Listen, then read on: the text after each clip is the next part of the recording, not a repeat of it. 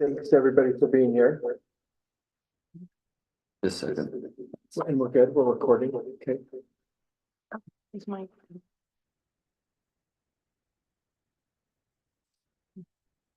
Test, test. There we go, okay.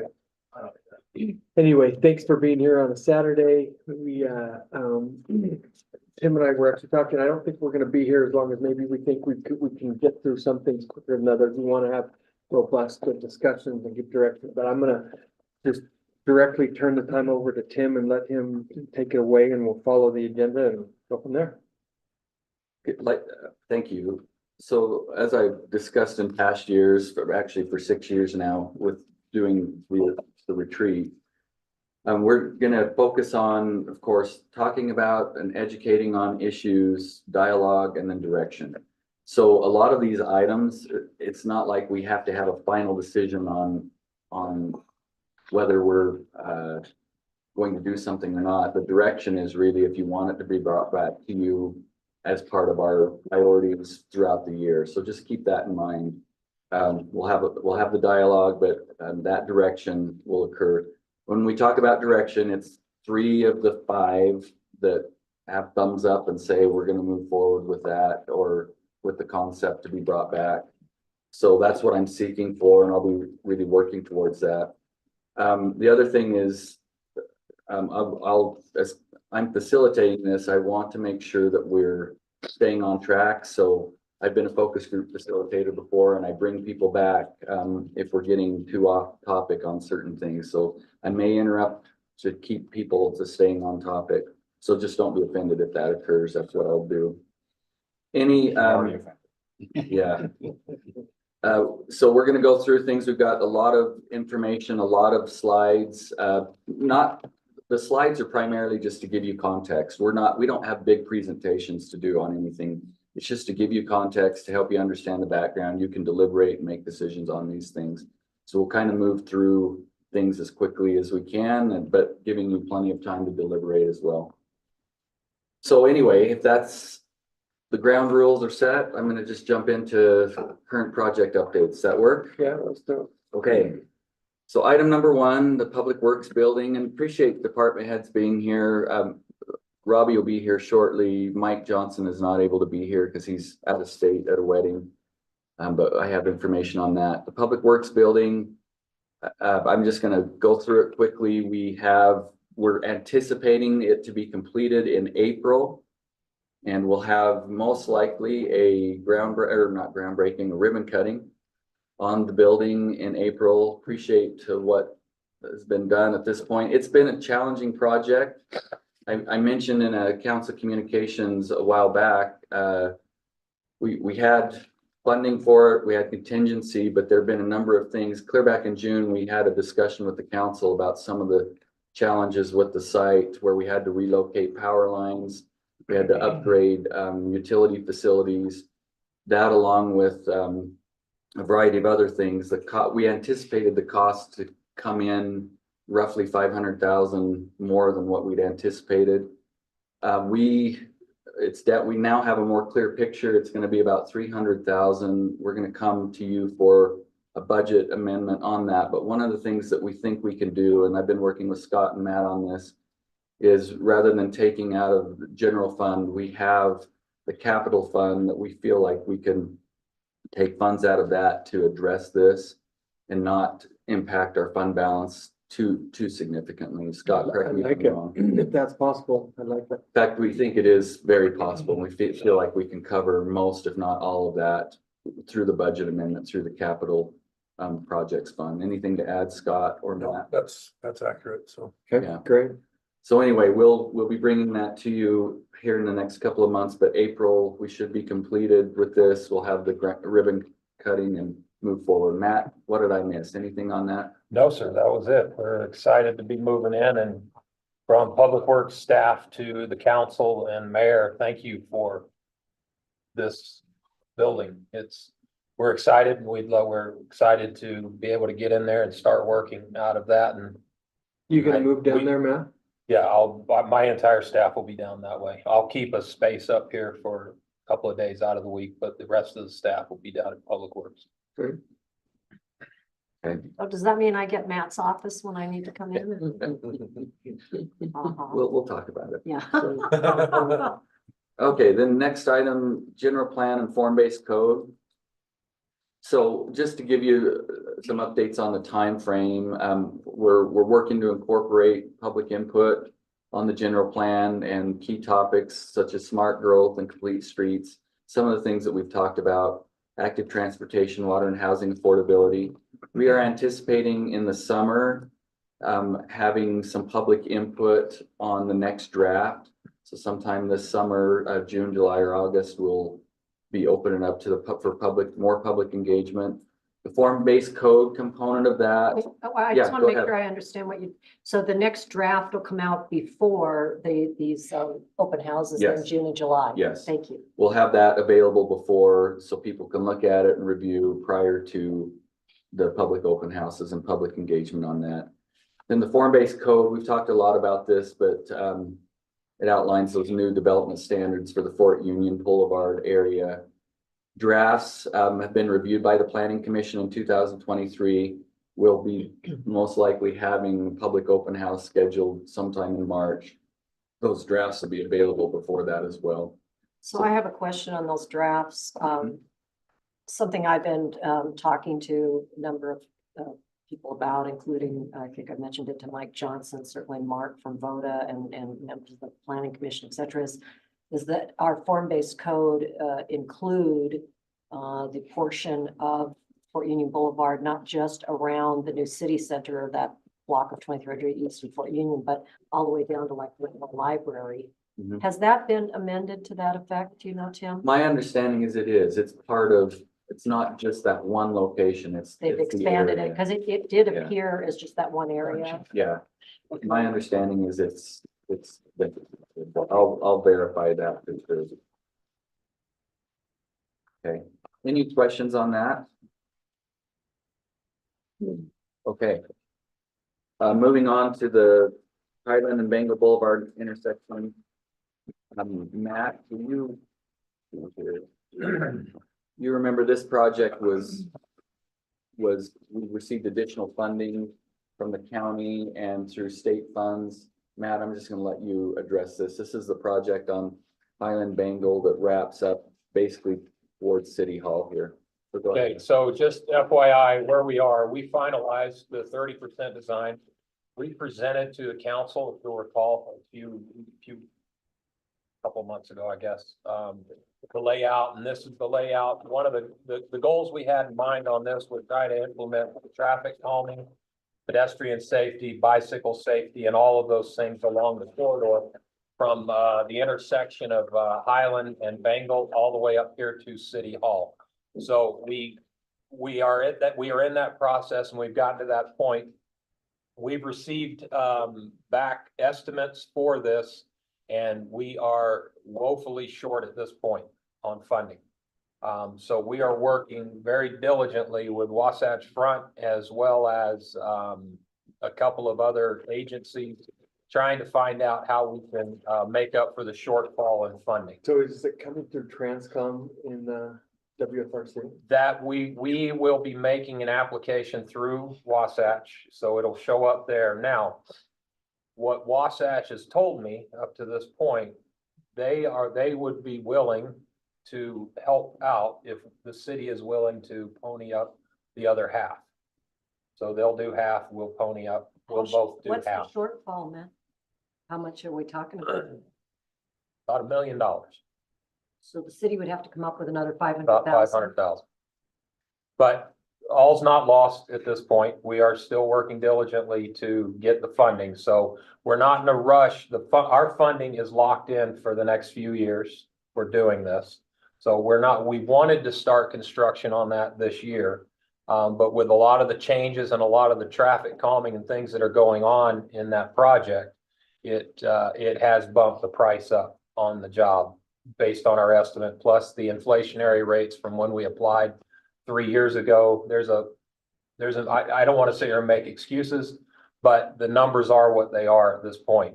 We cannot go out to any kind of a bid unless we either commit the $1 million or we find the money to make up for that. So we're working on that. So I'm involved in Transcom meetings monthly. For the benefit of everybody at the table, can you just describe Transcom for a second? It's made up of mayors that make transportation funding decisions for grants that come through the federal money that comes into the state. Is that organized by the state then? It's organized through COG, the Council Through of COG. Governments. Thank Yeah. you. Okay. So, but we see shortfalls all the time that we Yes. vote on to cover. That's great that they want 50% from us. I'd rather push back at a much lower number. Anyway, We tell me are- what you're thinking. We are pushing back on that. Okay. We are. We're gonna make the application for the full amount. The one of the things to push, Matt, is, all of these things that we're approving are all over the Wasatch Front.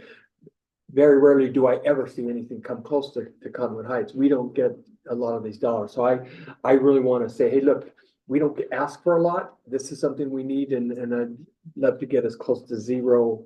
Well, that is our ultimate goal, Okay. getting as close to zero. Now, remember, if we get that other $1 million, let's just say they give us the $1 million, we have to still come up with the 7% match, which, we can go through whatever process that's the standard match regardless for federal funding. Right. We still have to come up with that, 6.77%. Which is, But as an engineer, Looking I at like to what? round up. and what is that? So $1 million, so $67,000 we'd have to add to what we've already, the council has already allocated our match for the original portion. Sure, okay, We've already what's that? How much was that? It was around, well, we had the two projects, I think it was around $70,000 is what we've already allocated. And the council also authorized the environmental and the 30% design, which that's already been done. That's what we're sitting on now. That was city funding. So we put quite a bit into this so far. So we're not walking away. We will make the application for the full funding. So, and that's great. If you've got some swing up there, that would be wonderful. It will go to the TAC, which I sit on the TAC, and the TAC will vote on it. And generally speaking, they will approve it to go through. And I the just TAC is the transport. The advisory committee, the technical Before it comes to advisory committee. Transcom, yeah. It's the one that advises the Transcom on projects that come through. So we will keep moving forward. There's two portions of this. There's also the county portion, which is the trails, if you will. Right. It's broken up into a couple of sections, trails and the bikeway. We are also short in that monies as well. I'm not so much worried about that right now. We're trying to do some quality control on that and some cutting things here and there to make that happen. But as soon as we have this package all wrapped up neatly, we'll be bringing it back to council to let you know where we're going and what's happening. So also we're working with the SS4A group as part of a funding mechanism to help us out because this meets all the requirements that we've talked about on that SS4A. So that's another thing we'll be discussing as we kind of get moving down the road. And the overall project, I'm just trying to remember, it is adding a bike, Can we go back? it's adding a sorry. bike lane. Right when I. So the overall project, I'm sorry, this is really, we kind of threw everything on here. This is the kitchen sink, if you will. So City Hall's here. So the county portion of it, there's a bike lane / trail through here. And then there's a bike lane / trail through here, down along around the corner. This piece right in here is part of the federal project, which is also part of this. So there's two federal projects and two county projects. The federal project's improving the intersection and some trails. The county project is the trails and the islands and medians. And the eventual goal is to connect. Yeah, like I said, you can kind of Eventual, see a right. backbone growing there as we go along. We've already received funding for the phase 2. We've received funding for the Highland Drive west side to design that. And we're going to talk a little bit later, I think, about the East Jordan section. So there's quite a few things happening here. We just kind of threw all this together. You can kind of see how things are all tying in as the backbone goes. All right. Okay. Great.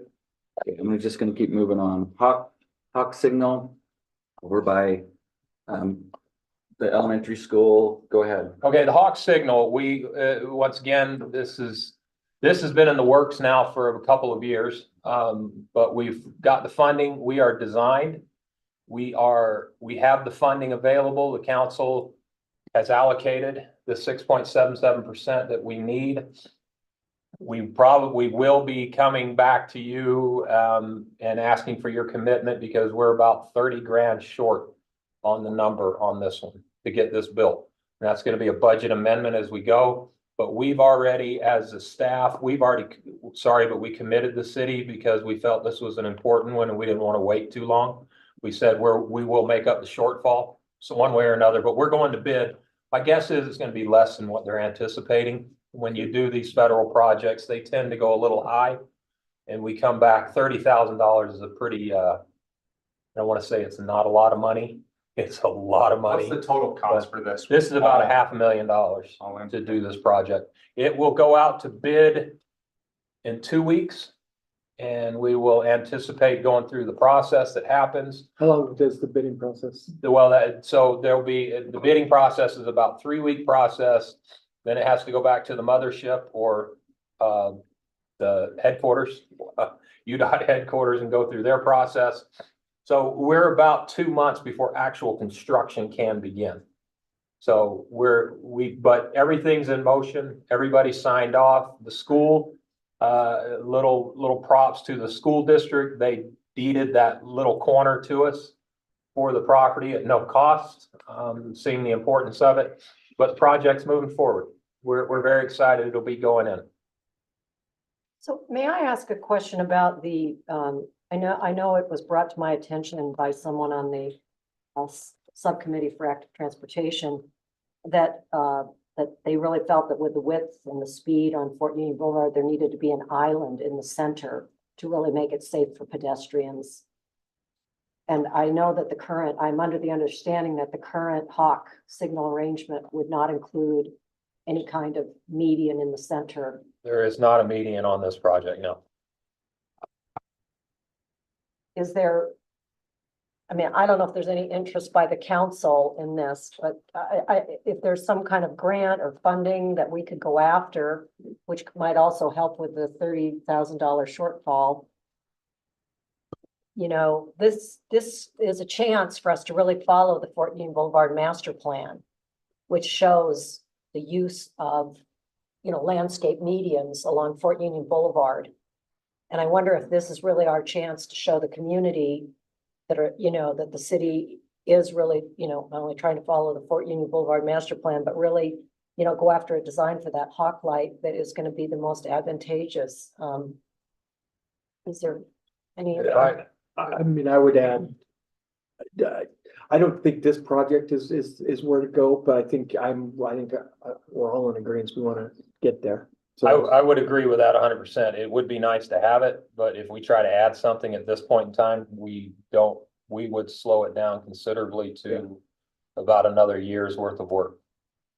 but Could it be a phased in idea that It we would can't be a afford? city phased in idea for Like maybe sure. if we could say that we're gonna try to get the funding, and I just would Let's love to start- I guess present it. different projects, right? It So let's sounds- start looking at grants. Check that now. box and then look at that as an additional project, separate from that, yeah. Yeah, I mean, it would ultimately be separate, but I guess, what I'm hoping is we have our strategy and we have already have our Fort Union Boulevard master plan, that we, make these deliberate strategic, announcements, so to speak, that, this is the first step. We've got the Hawk Light in, but we are advancing. This is kind of phase one in making this portion of Fort Union Boulevard safer, and we do plan to, include a landscape median. Is there a way to strategically? I don't I think it disagree with depends on that. how you deliver it to your, I think you can say that that's in the plans. and we're Let's, hoping to get let's that call done, it, but- let's call it create a phasing Yeah. and Hawk is phase one, and let's start working on phase two, which could be immediate. I'm fine with that. Let's start But creating that. It's still gonna have to balance with every other project we have in the city and decide, There's gonna be some prioritize. I mean, a roundabouts, lot of there these could be things, I think we have to thoroughfares, tell there could folks, be- they're on the list. And it's just a matter of when and prioritizing it as a council. I don't think any of us disagree, but we're trying to balance it all. Yeah, and I don't want to make promises we can't keep and things like that, but on the other hand, you know, looking for ways to frame this and strategically work toward it, and perhaps that'll come into play when we have our conversations.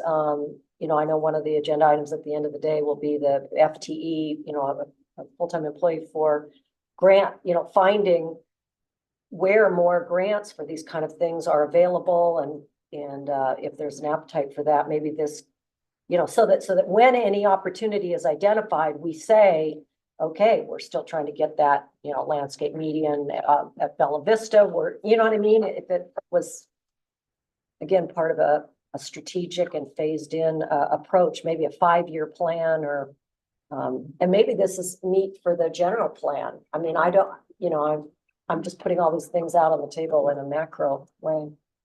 Okay, so we'll move on from 17, or from the Hawk to 1700 East Sidewalk. Matt, will you just highlight this? You have 17. Let me see here.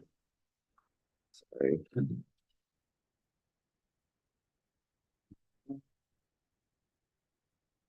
So 1700 East, this is connecting, I'll just get started while he's, I don't know where it is. Is the sidewalk the city council approved actually a couple of years ago. Came up with funding for it, and we've been working forward. We've designed the sidewalk. It goes from Fort Union up to 7200 on the west side of 1700 East. This is a connection that was asked for by the residents in the area, by the school. It's on a safe sidewalk route. It had a whole host of support. So we've started that design. We are actually purchasing property right now. As a matter of fact, yesterday, I think we closed on a couple of them. Getting the property together has been a real treat. When we started this project, we were under the impression from word we got from residents that everybody is so excited they'll donate the ground to us. And they are very happy to do so. And so far, we paid out about $40,000 and happy to do so, donating the ground, which is fine. That's private property. They can do that. And I support it 100%, but it hasn't been as easy as it sounded. Yeah. We do still have a couple of holdouts, and we are going to be coming back to talk to you on those probably in the next meeting, I guess. In a closed meeting. In a closed meeting, yeah. So I'm not going to get too This much property detail. acquisition. But we'll be coming back to have that discussion with you to see how you would like to proceed. But it's moving forward. We also have funding that we received from the state trails, if I recall, to supplement this project. We have a October this year deadline to complete it. So to spend that money. So we are pushing very hard to get that under construction this year. So hopefully this summer we will be breaking ground and building that sidewalk. The only holdup right now, like I said, is a couple of properties, and we'll get through that. So by fall. By fall, it probably- will be complete. Yeah, we have a budget deadline on this project. It's not Hopefully one by we can. school starting, right? Yeah, we're pushing in the summer to get it built. It can be easily done in the summer, but we have to get through a couple of those. Just want to Oh, ask, so hi. from right there, That scared me. it's going all the way, Go up to 72. all the way to 72, and that then it whole comes- thing. Then it What's comes that? around the corner and goes roughly right in here where there's no sidewalk. First, I mean- It connects this piece Well, all the way we've through. had the Cool. real estate person negotiate with them. And we've had the real estate person negotiating. Need a water? brother? Yes, we've had the real estate, I'll take it. We've had the real estate, we've had someone out negotiating and visiting with the residents. And like I said, 90% of them were very great. We own quite a bit of the property. We only had like 8 properties we had to purchase. One of them was very large. One was deeded because the person that owned it passed away, sadly, but I think she was around 90, so good life, but she passed away and passed it on to her family. They're subdividing, so during their subdivision, they're unfortunately for them, but good for us, we got property. When you talk about the property, you're just talking about the area necessary to build the sidewalk. Correct. You're not talking about buying full. No. just the areas. Just those little areas. Yeah. What is the dollar amount for the whole project? Around 650,000. And we were able to get some from, Yeah, the state trails, I forget the exact name. We of applied for a the- bunch of grants and kept not getting them. Yeah, we kept, no, Was it one and region? then council, the council So we're decided covering a to- big portion of it. Yeah, council, I believe you allotted 395,000 of it. We picked up another 350,000, which has been very helpful. Was that from the state trails? I don't know the name of What's that? the grant itself. I Doug, just know Doug the state. played a big part in this Yeah, for sure. project. What's that? Doug played a big part. in Oh, this yeah, project. this was, This was his. Councilmember Peterson really, this was his baby. He pushed it pretty hard to get it going and that's where it came from. the manhole raising and inspection, this is Oh. brief, but we're, Yeah, this is really brief. We've raised up close to 200 of the 250. A lot of the manholes are in backyards, side yards. We can't get to them. Some are buried under retaining walls. There's a whole bunch of things happening, but those are raised up. We have a couple more we'll finish up as soon as, we should be starting again here in a couple of weeks. But that's going very well.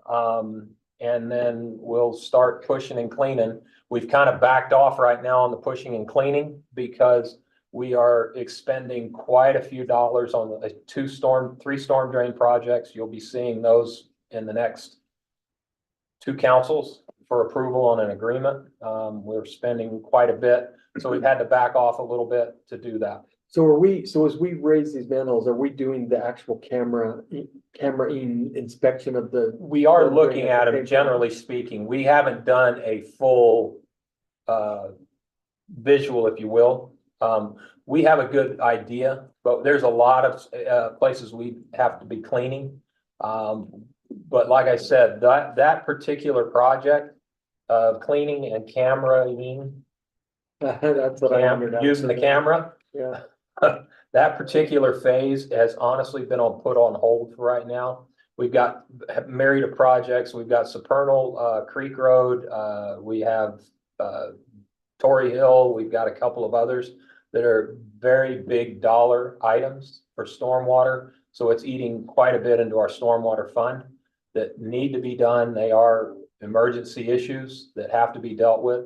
So once we get those taken care of and we're able to rebuild the fund, if you will, we'll start working on that. In the interim, we're using our smaller camera to go around and make shots and make sure things are functioning. So we're doing it, but we're doing it internal. We don't have a giant program going for it right now. okay. okay, community renewal, energy program participation. This just highlights, you're all aware that we're one of 18 communities involved in this analysis of the community renewal energy program. And the current phase involves the preparation of the program application for submittal to the Utah Public Service Commission. And it'll be brought back to the council once that plan is together to determine, and the council will have to determine if we're going to participate in the rates that would be charged for residents in the area. So that's being worked on, and then we'll be bringing that back to you, and then you'll have to make a decision. Can I say something on this real Sure. quick? Go ahead. I remember when this passed, I was sitting in the committee of the legislation when they worked on this, and so I've had some issues with just the premise of they wanted to create this clean cities, green cities initiative, which I think is a great thing.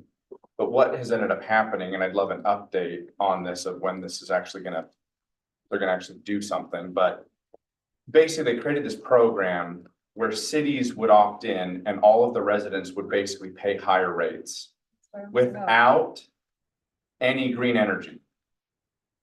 You're putting money into a fund with the hopes that you're basically creating a fund that they're going to build this stuff eventually. And they had this debate in committee of should there be an opt-in or an opt-out? And it's currently an opt-out, and I don't think any of our residents know that they could even have opted out of it. And they had a very small window to do so.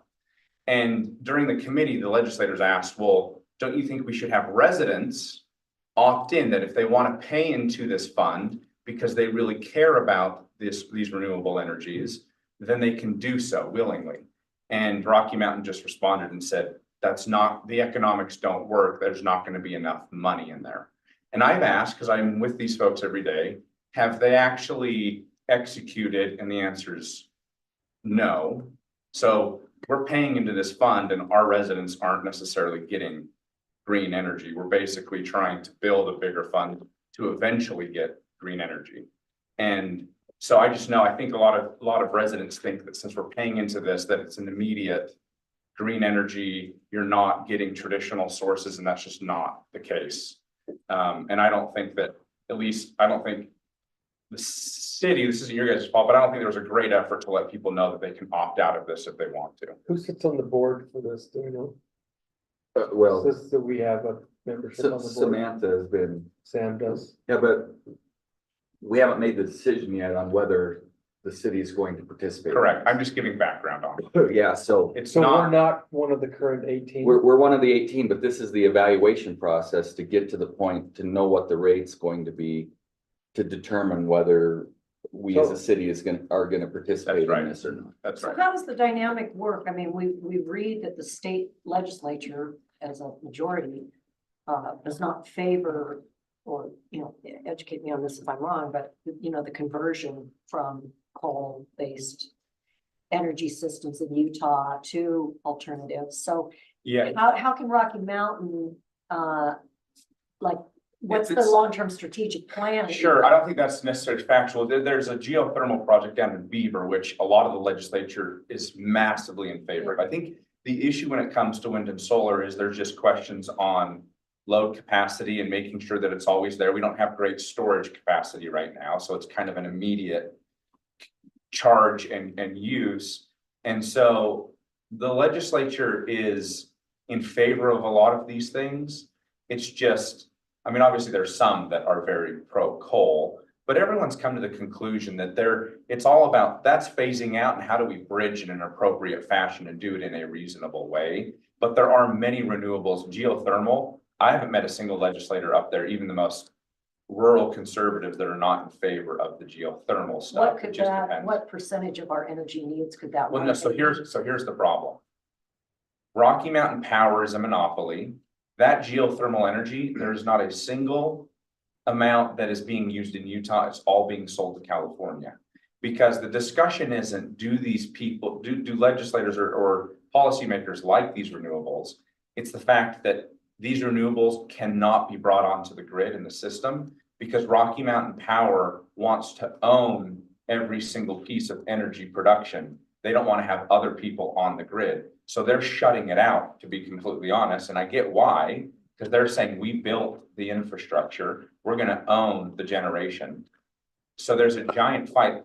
There's enough renewables in the state that could come online, but Rocky does not allow them to come online. My point of all this is they want to own it all. And so us paying into this fund is just creating a fund for them to eventually build it. Be a monopoly. It's correct. That's To sell it exactly. to whomever they That's want. exactly not right. to So what, That's what exactly could be right. the alternative? The I mean, like- alternative is the legislature would have to pass laws that would break up that monopoly and say you have to allow this stuff on the grid. Rocky Mountain would say, we built the grid, we own the grid. We're not just gonna let people use it for free. The other argument is, sure, but the ratepayers paid for it. We all paid for it. So you might own it. We paid for it. You need to let this stuff. That's a massive fight. Is there a time frame to opt in? Yeah, once the plan is together and knowing what the rates will be, that timeline will be set and then we'll bring it to you for Do we have consideration. any idea when that's? I don't know at this point. And I think my biggest question would be, what's that rate?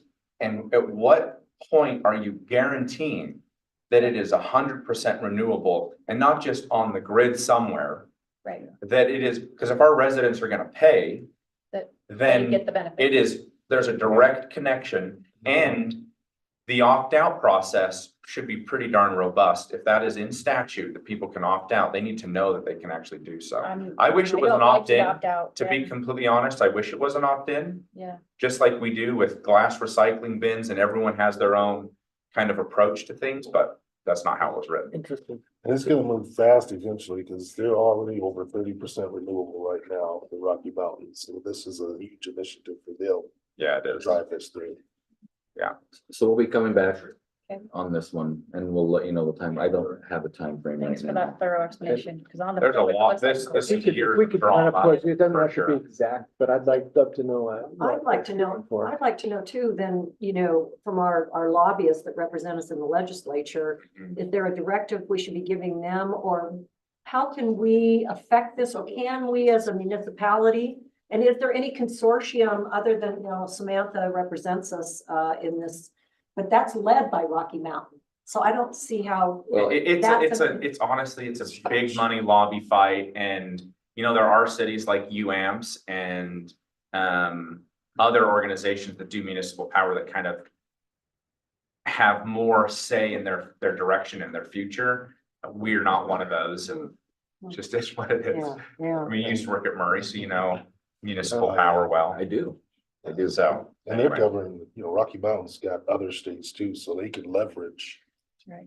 everything, in their favor. Yeah, frankly, in certain states, they're having to play ball Mm-hmm, and they're kind of conceding here, protecting here. exactly. And it's a matter of time. Every issue in public policy has a window where it's just the iron's hot and it'll change, but we're not there yet.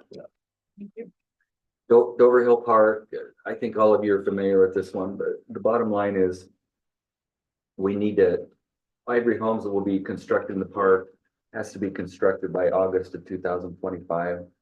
We went through the design process. This is the park that will be in place once we get to that point. This is up off of Wasatch Boulevard. Okay. And What are the major elements I can't like a there's- playground, You said September. August 2025 is what they're required to have that built by then.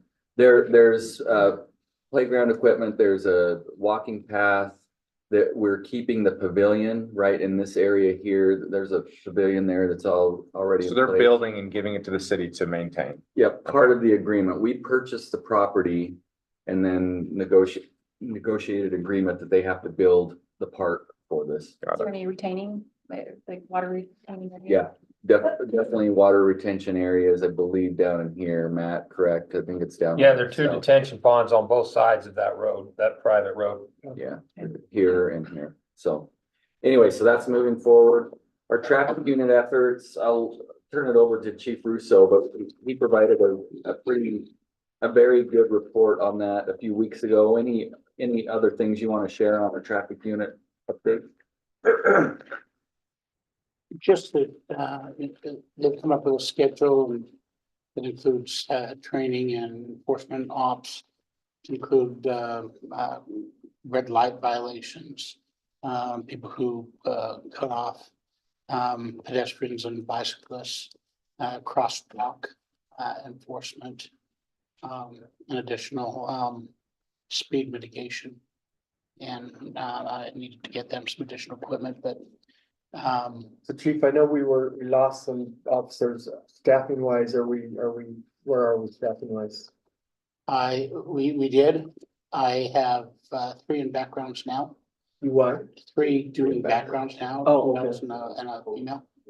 And, they should be completed by Monday, Tuesday. Are these laterals or newbies? These are laterals. We do have a new list. First of all, on the laterals, the background should be done and then they'll be scheduled for interviews with Tim and myself and we'll make job offers next week and get them on the road. So, but these are not 3 officers related to the traffic unit. No, Or- no. that's not related to No, that. these are just general staff. But the problem is, you're down to general staffing, then you've got those calls holding, and then you have to divert traffic guys to handle those priority calls sometimes, so you want to be fully staffed. As far as the academy positions, new hires, we had 40-something applicants. That got reduced to 30-something.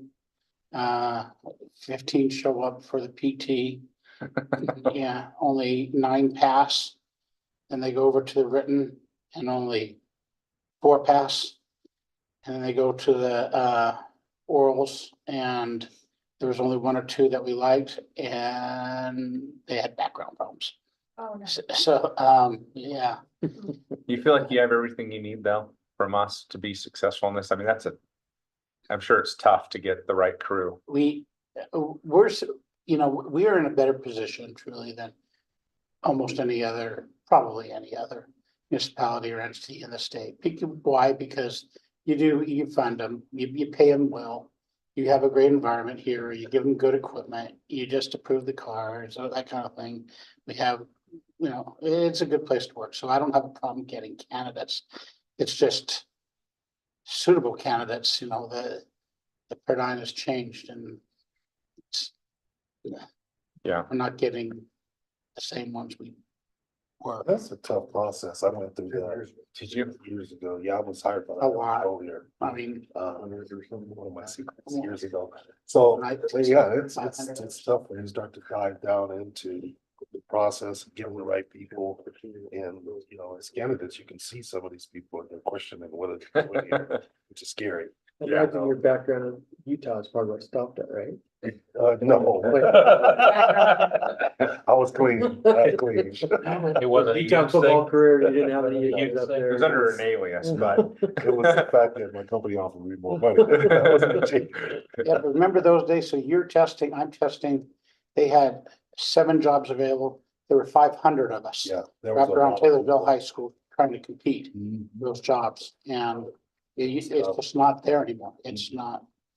There were a lot of- I think things like 2020 really hurt us, and Well, our time is tight, but, so I would like to say on behalf of District 4 constituents, we appreciate the new traffic officers that have come online and your efforts, related to the traffic that particularly affects, districts 2 and 4, related to snow mornings. And, I just would like to give the feedback to all the council, that's been, super in many ways. I think that the mouth of Big Cottonwood Canyon, has improved in terms of traffic challenges.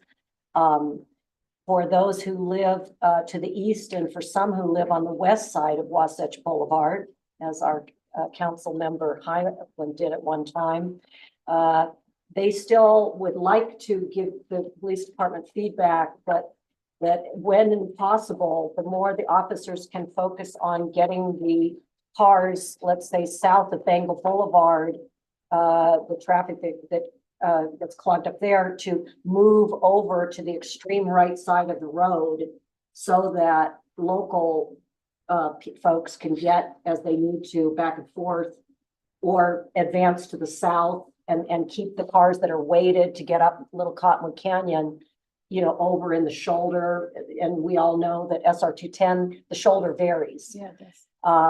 But I continue to get that feedback, and I'm also getting the feedback that those who chose to buy homes in that area, many of them did, so that they could be near the mouth of Little Cottonwood Canyon, and the chief and I have interacted on this. I'd like the council to consider possibly an inexpensive, some kind of decal program or some mechanism that would allow those who live, if they have the decal, which they can only get through the CHPD or however we do it, so that officers can differentiate between those who are cutting through our neighborhoods and those who live in those neighborhoods, no matter what it is they're trying to accomplish. I think that the residents should be able to move about on those Wouldn't snow ID mornings. accomplish that? Showing their ID with their address? it does, but what she's talking about is not a bad idea. We're talking about, so 2 different things. One, if they're on Wasatch and they live east of Wasatch and they're trying to get home, we've come to the point where we block those streets now because ski traffic was cutting through the neighborhoods trying to get, over to Big Cottonwood or whatever, and causing quite a havoc. So we blocked them off, and the people that really appreciate it. Now, if they come up and they show their ID, then, we'll wave them on. What she's talking about is just a decal so that we already know that they live there. So Like that- instead of actually having to stop them and then they have Yes. to get out their ID, Right. if his officers can just see, oh, they have a decal, okay, you get to go. That's right, and we can wave them through, and we don't have any objection to that. On getting onto Wasatch, it's true, Sandy's side is a little wider than our side, so there isn't a lot of shoulder room to move those cars there and get them. They do the best they can, and people come out of there, and a couple of people who talked to you complained, they left out a little piece of that, and that is that they didn't just want, we were gonna waive them get them through Lakai, we can get them south, a different direction. They wanted to turn and go on Wasatch. Not, I don't think it was really just to travel south there, because they were fully dressed and outfitted in ski equipment. And so, Yeah, but I think the point is, Chief, that the people that bought homes deliberately are not going to drive they don't want to drive in the opposite direction, and they feel that they should be able to move about. And if they want to go toward the mouth of Little Cottonwood Canyon as a resident of Cottonwood Heights, that they should be able to. There's also consideration for, I can tell you just anecdotally, right on my street, as they come down out of Golden Hills, if their children go to the private school on 9400 South Waterford, they need to go to the left, which is in the direction of, so I just think that they're asking not to be questioned. If they live here, they feel that they should be able to move about. And if, on the other hand, if an officer is trying to keep the cut through throughout, that's a different story. So But if I struggle if they're trying to cut in line, even living here, trying to cut in line. but it's not a cut if that's If where they're you going to live. ski, if they're going to ski and they're trying to cut in front of people that have sat there for a while, that's. to Yeah, me but a they little bit- live I think I there. get I- Councilor Burrell's point, though. I would rather cater to our people that live in Conwood Heights. And let them, they do live there, to make them say, hey, you gotta go down to Fort Union to get chewed up into the line, even though I'd rather. How do you not- I mean, I will tell, What's How that? do you do that? What you do you do that, mean? but with a decal. You do that with a decal that shows that they are local residents, because it's not just anyone, I don't want to take a lot of time on this, but it's something we haven't talked about, and it's very sensitive. I've lost friends in my neighborhood who have said, Ellen, you're trying to make us all ride buses every time we ever want to go skiing. I mean, there's a lot of there any upset chance, though, residents where, in my Grandma lives in district. Cottonwood Heights and you end up just giving your decals to people? For the Just few, I because? think, I learned this in sales and marketing. You don't set things up for the 2% of people that are nefarious. I'm You just set saying, this up for the 98% of honest people that are trying to do the right thing, just like business licenses for short-term rentals. I don't disagree, So- but I Yes, think it it'd be happened in Logan I think with it'd the be- parking I think it would be restrictions, very yes. easy to They would sell manipulate them, that actually, they system. would sell their That'd be permit. pretty easy. Well, I think if we ever discovered that there were people manipulating it, we would do something. But just as it's, we all go and get our driver's license. And if I want to give mine to Suzanne because she has blonde hair and thinks she can get away being Right, L4L, yes. I mean, that's a bad on me. I think we have to be careful that we don't set things up to serve, to be punitive to the 1 or 2% who are going to be dishonest. This has been something that in District 4 has been prevalent for a long time. We don't talk about it really at our work sessions, but it is prevalent to this new traffic unit that was hired to make things better on snow mornings. And Look, I'll back her up. I lived up there. You wouldn't believe what we had to do Oh, just to sure. get back to our homes. whether it's to go groceries, whether it's to get your Yeah, kids to to take my school, kids to you school, to haven't get to an lived it. appointment. Those of us that have lived over there, It was- it is a prevalent challenge. I'm not questioning it, I'm questioning just implementation, Sure. how that would work, that's all. Yeah. Let's move on. Canyon Center, or excuse me, Safe Systems for All. I included information in the council communication yesterday. There was a meeting this week. Councilmember Burrell was there, Matt Shipp, Assistant Chief Brenneman. That information was provided to you. They had the meeting. They're finalizing the plan. And that includes the streets that will be in that plan, and then we'll be bringing that to you. It's in March or April, correct? They are shooting for April, first part of May, to get the final draft that we can use for making applications for the SS4A grants. And they'll be we will be able to see. that Well, and have a discussion. we can all have that. We do need to start some point. Today's not the day because we haven't prepped for it, but having a discussion on what kind of projects we want to look at applying for. Because the application process is a long process and an expensive process, but we need to have that discussion, the direct staff on how you would like to see that. In We'll this, be is bringing- this agenda item, or do we have something later? We're gonna have to bring something later. We don't have anything here. Okay. This is just to update you. Okay. Once the plan is finalized, we'll bring that to So- you and have the So conversation. if I may, Go this ahead. is a really important distinction. So SS4A has two different types of grants you can apply for. I believe they both range in the financial spectrum from as little as 5 million to as much as 25 million. But here, and that is whether you're going for what's called a planning, design and planning, Planning and demo. thank you, planning and demo, or whether you're going for an implementation grant. And what I learned only this week that is super significant is that if we want an implementation grant, which is, I think, this is a really important strategic thing. If we want to actually, like, for instance, say we want Bengal Boulevard to be safe, made safe, or Fort Union to be made safe, and really go upwards against that $25 million threshold, that is due May 16th. The deadline is different for implementation than it is for design and demos or whatever. And even though design and demos have some attractive things, so this is different. You know, last year it was early July. This year it is May 16th. And when I talked to Wayne Benyon and Brent Cruther on this, they said that the initial draft of the safety action plan will come out in March. We're talking a few weeks from now. And in my opinion, and I really need to understand this through Matt Shep, his eyes, we, the council, need to be making the decision on whether we're going for the planning and demo or if we're going for implementation. Planning and demo gives us more months. I think the final deadline on that is, Planning and demo? no, you do not. You can, we have a couple of options. I would recommend that we do have the discussion in council on what kind of projects you want.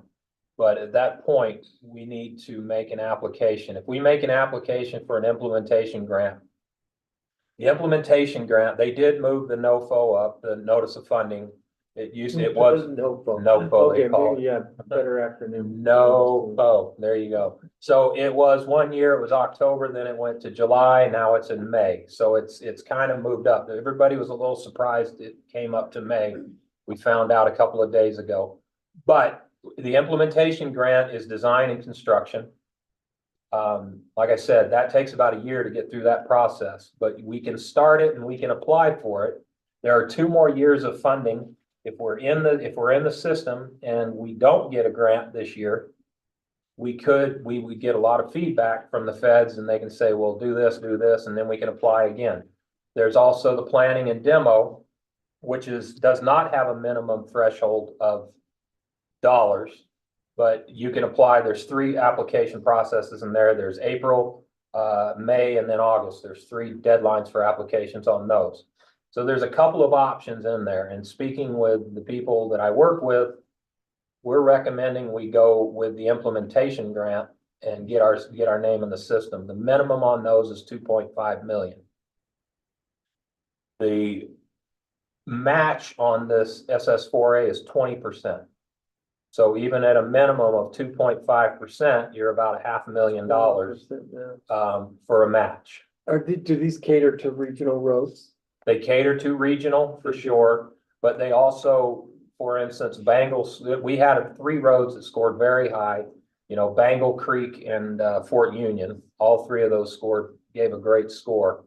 I started discussions on the Bangle because of our shortfall we have here. They are looking into whether we can use part of SS4A as a makeup. I'll find that out next week in my meeting with them. But we're pushing forward. I don't have anything at this point to present and put on the table. So let's get this on a council agenda sooner than later, Okay. especially with the grant process coming up quickly. We'll do that. And it's officially called a NOFO. NOFO. Okay. Well, you're a mofo, no. Yeah, because Wayne, just one last thing. Wayne Benyon did say. These acronyms. Out I of just say anything. order.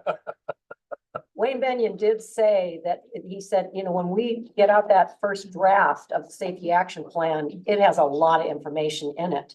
So again, I'm glad to hear that we're gonna get on this right away because, as you know, for the benefit of Matt's staff, they will have a lot of work to do from the time they look at the draft action plan to not only build and customize the safety action plan to Cottonwood Heights, but also the grant application of the actual project we want to do.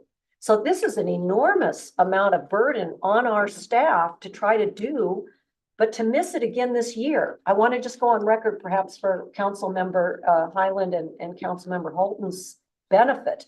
A year ago at this time, I still had high hopes that we might build our own safety action plan, just like Salt Lake City has done, and move this ahead and do an application a year ago.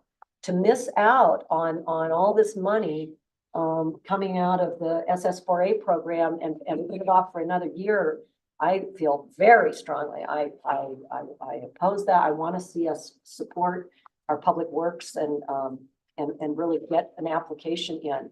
Although it's important to remember that 20% match. So we'd have to be scrambling for funds to help. Yeah, pay that's gonna be a key part of this, Yeah. is there's a lot of money associated with our commitment on that, so. Yeah. So let's move forward. Yeah, Okay. Okay, let's go to- Canyon Center Park design, staff's working on the design consultant right now to prepare a concept plan for the Canyon Center Park. This is up the Canyon Center right off of Wasatch and Fort Union. We have some funding in there to do the design. This is funding in the community reinvestment area. So that's where we're utilizing the funds to do that. We'll be taking that concept plan to the PTOS committee in summer.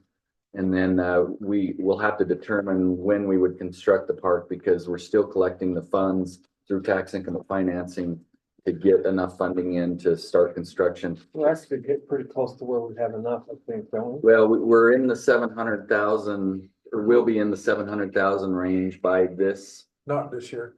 Oh, it's next Yeah, year. we'll have about 450,000 by May of this year. And then the max that we'll get is about 770,000.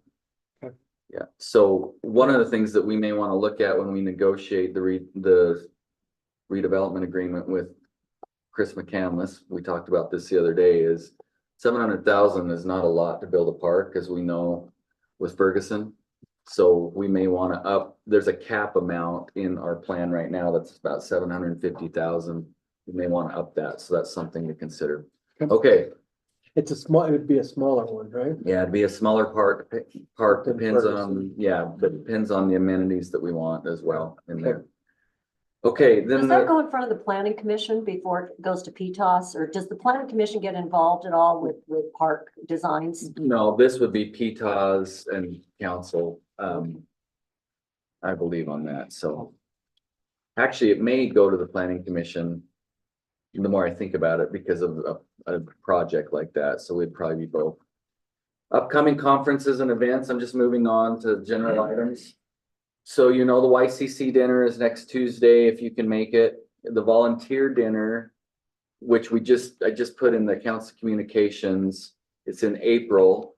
Mark your calendars for that. Tiffany, find that date. I don't have that Okay. date off the top of my head. Okay. We just established that. I think it's April 23rd. That's our annual volunteer dinner. When is the St. George Conference? That is the April. week before. The week before? Yeah, the Okay. week before. Then we have the Congressional City Conference. Just to make you all aware, you received an email on registering for events. We've got you registered for the 2 meals with Utah League of Cities and Towns, and also the tour with John Curtis. Yeah, so there's that brunch on Sunday, Mhm. and then there's the tour on Monday night, and then there's the dinner on Tuesday night. Can I add 2 things, Tim? Mhm. Okay, so I know that the mayor and Tim went with me when I was working back there, but there's something called the Senate Dining Room. I don't know if the rest of you have been, but it's a specific dining room that's only for senators and their guests. And so when you go, you see a ton of the senators that are eating breakfast with their chiefs, talking strategy, whatever. It's a very historic place. There's a napkin out front where during World War II, there was a bunch of senators' names and they placed bets on when the US would join World War II. I mean, it's just a very interesting, fascinating place. So Tuesday morning, I've scheduled for us to go to breakfast there. If anyone that's interested, if you're not interested, I'd like to know, because I'd like to reduce that number. Well, I think if you're not interested, you got no.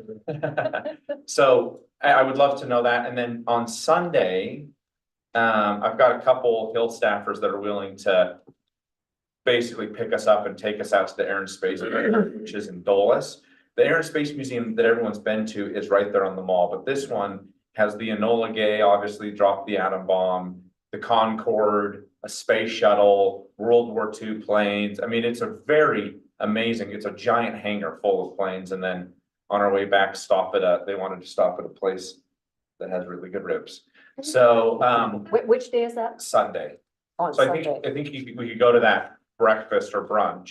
And then the rest of the day is free for whatever people want to do. Sunday is check-in, right? And then the Sunday evening is welcome. Yeah, so, well, I think Sunday.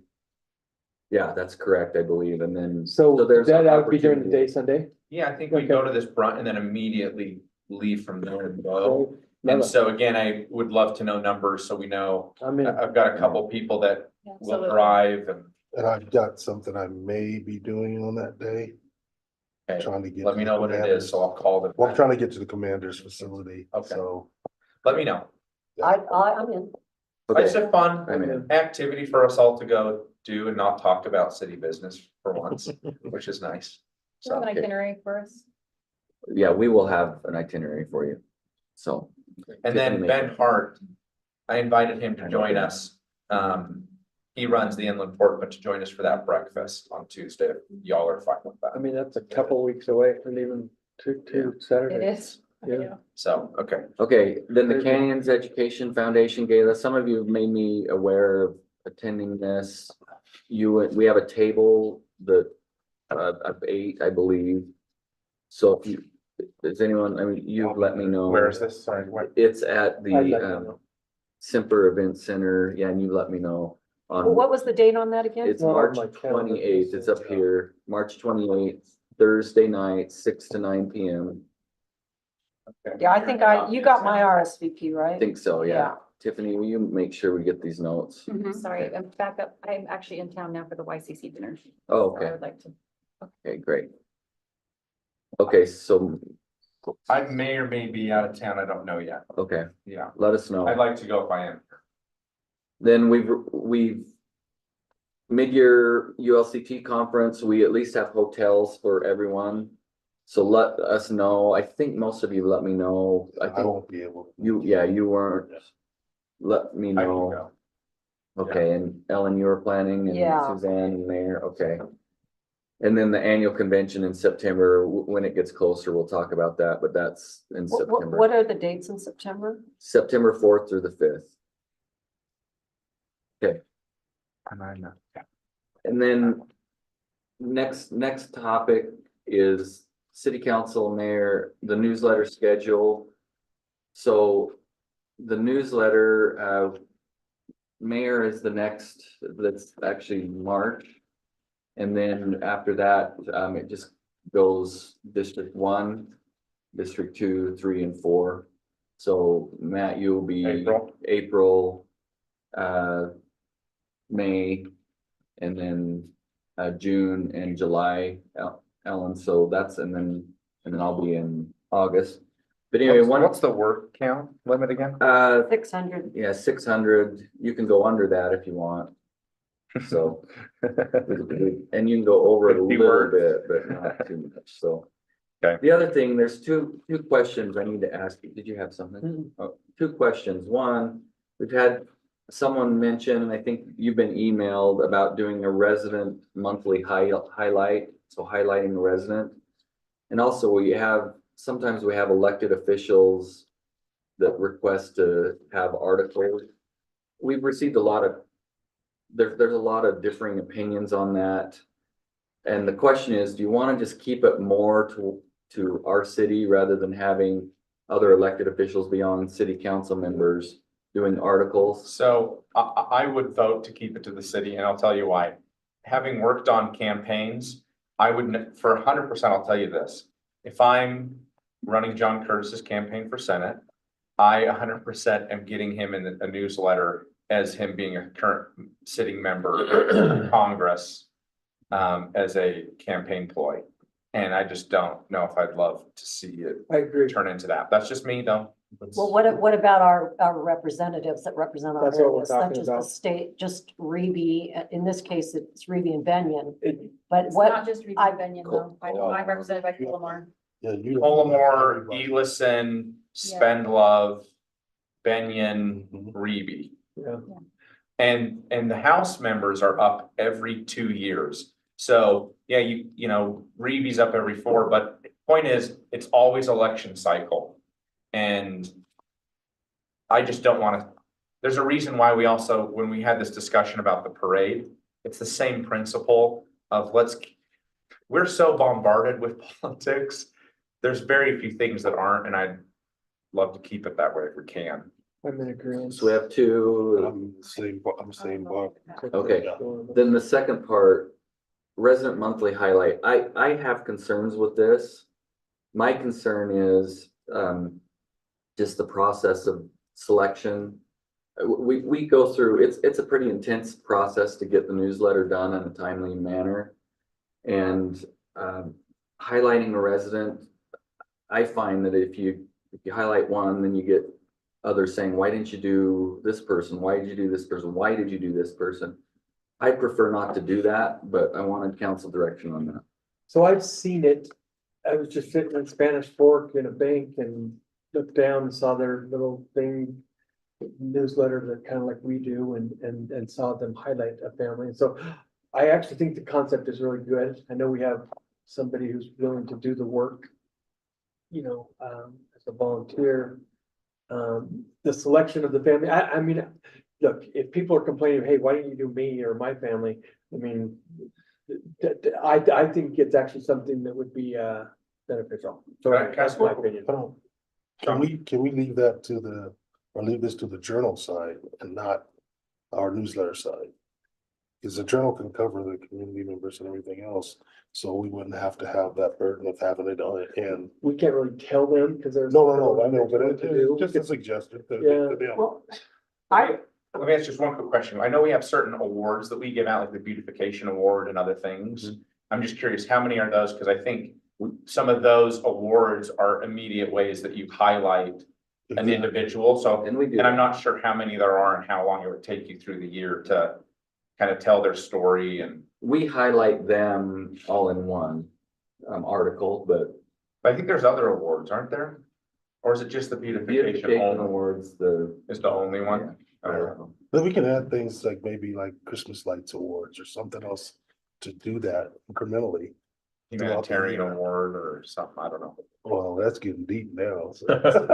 Best book award. Well, yeah, barbecue. So let me know, I need to know if there's, Parks, volunteer in the park Yeah. highlights. I mean, there's Mhm. And those are ways to add. people. artists. I mean, I love that we do have the business highlights at the back. well, and This I, What would are the be, this criteria? would be separate to just to fit, you know, a household, but, and I'd be in favor, so we need to know. so if I may add to this conversation, so, you know, we already feature businesses, which I think is okay.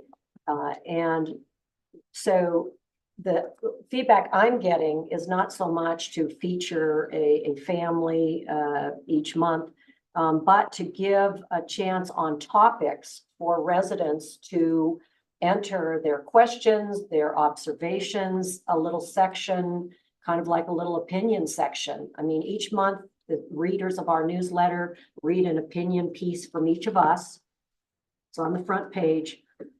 And then the rest of the copy is, you know, some of it is news, some of it is, you know, events coming up.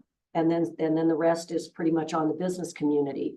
So I would be in favor of us considering letting residents who want to state brief observations or some kind of, you know, get their 2 cents in. And I know that that would not be effortless to decide which ones to print. But on the other hand, we judiciously decide which businesses to feature. And, you know, there's a lot of decisions that have to be made with a I newsletter. would not be in favor of that, Mhm. but I think it's a little Pandora's box. showcasing the family, you know, who our residents are, I think is different to me, but it doesn't sound, I don't know if we have 3 different ones. I'm a little indifferent, so either way. Yeah. I don't want think- to create an administrative burden. I mean, I see the value, I just, the implementation is. Who do you choose? Who do you highlight? You open that box to all It sorts of drives me stuff. crazy that our news media will take one story, human story, and make it sound like it's every human story. And then, but you don't have any data to support that that's every human story, but that's the perception. Mayor, to your premise, I think we have amazing residents here that do amazing things. I think we are an exceptional city with amazing people. And how do we, I think you're probably getting to the point of, how do we help tell some of those amazing stories? Well, we That have, is the we fabric. have a historic committee Right. that tells a lot of stories and does oral history and we feature, I think, a lot of the great citizens in our community who volunteer on these various committees. So I think, you know, in that way, continuing to cover what the committees are doing and mention by name the Ken Verdoyas and all these amazing people that we have. I So mean, that it I mean, probably looks like it's up to you. You need to, they may say yes or no. different. Because it looks like we're Yeah, going to, are you'd be for Councilmember Brown, right? For Highlighting, highlighting. highlighting someone each. You know, I think that it does open the box of who do you highlight.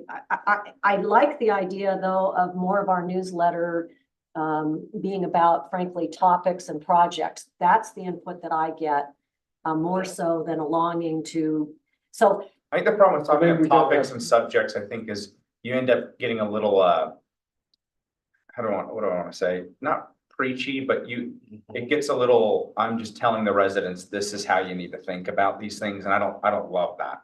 I like the idea of highlighting the committees and their work and the amazing volunteers we have. And Yeah. then that inspires other people to get involved. That I'm totally in favor of. So we Doesn't look move, like we have. okay, so we'll move forward with that. Let's jump into the review of the 5-year financial projection. We presented this to What was you. the vote on that? We're not. We're not gonna move forward, yeah. I was just trying to. You're in charge every month. We get to pick them out So too. Scott's gonna hand out, we sent the 5-year projections to you. He's gonna go through this. We presented this to you a few months ago. And so this helps kind of help set you up or understand what the financing and funding is gonna be for the next 5 years to help as we go into the revenue and project discussions. So Scott's gonna go ahead. I've just gotta use the restroom. Okay. Do we need a, This tells us we. 5-minute break? Yeah, a 5-minute break. or we've got one scheduled I've got after? one scheduled. I've just been drinking All water, right. so. well, then let's go. All right, Doesn't count. so what you have in front of you is a copy of this that I'm showing on the screen.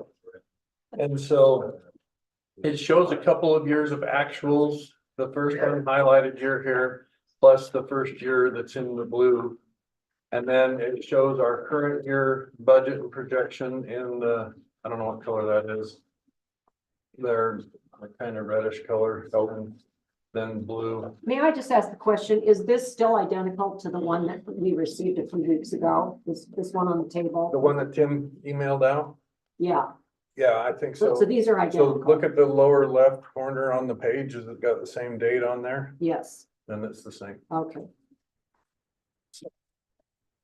And then, so our current year that we're in, the lower blue, it shows our projections. So you've got our beginning fund balance of 9,474,000. This is the general fund. Our revenues coming in of 25,303,000. Then our expenditures out, and the expenditures are just the expenditure portion that goes through the general fund of 21,960,000. Then there's transfers out of 5,945,000, and that's the transfers that go to like the capital projects fund, to the debt service fund, et cetera, that make that all be able to happen. And then our budgeted ending fund balance is 6,871,000. But we typically see under expend, and I think we've talked about it before. So in governmental budgeting, if you're given $100 that you can spend, you can't spend $101. You have to spend, 100 or less. So it's usually 99, 98, 97, something like that you actually spend. So we do see some actual under expend each year. And we can also see some revenues that exceed what our budget is occasionally here too. That under expend percentage is usually in the 3.5% range. And so that would put our projected ending fund balance at $7,671,000. So. With And the you would underspent, Yeah, with calculated in. underspend. So the budgeted would be 6,871,000, and then with underexpend, it would be 7,671,000. Okay.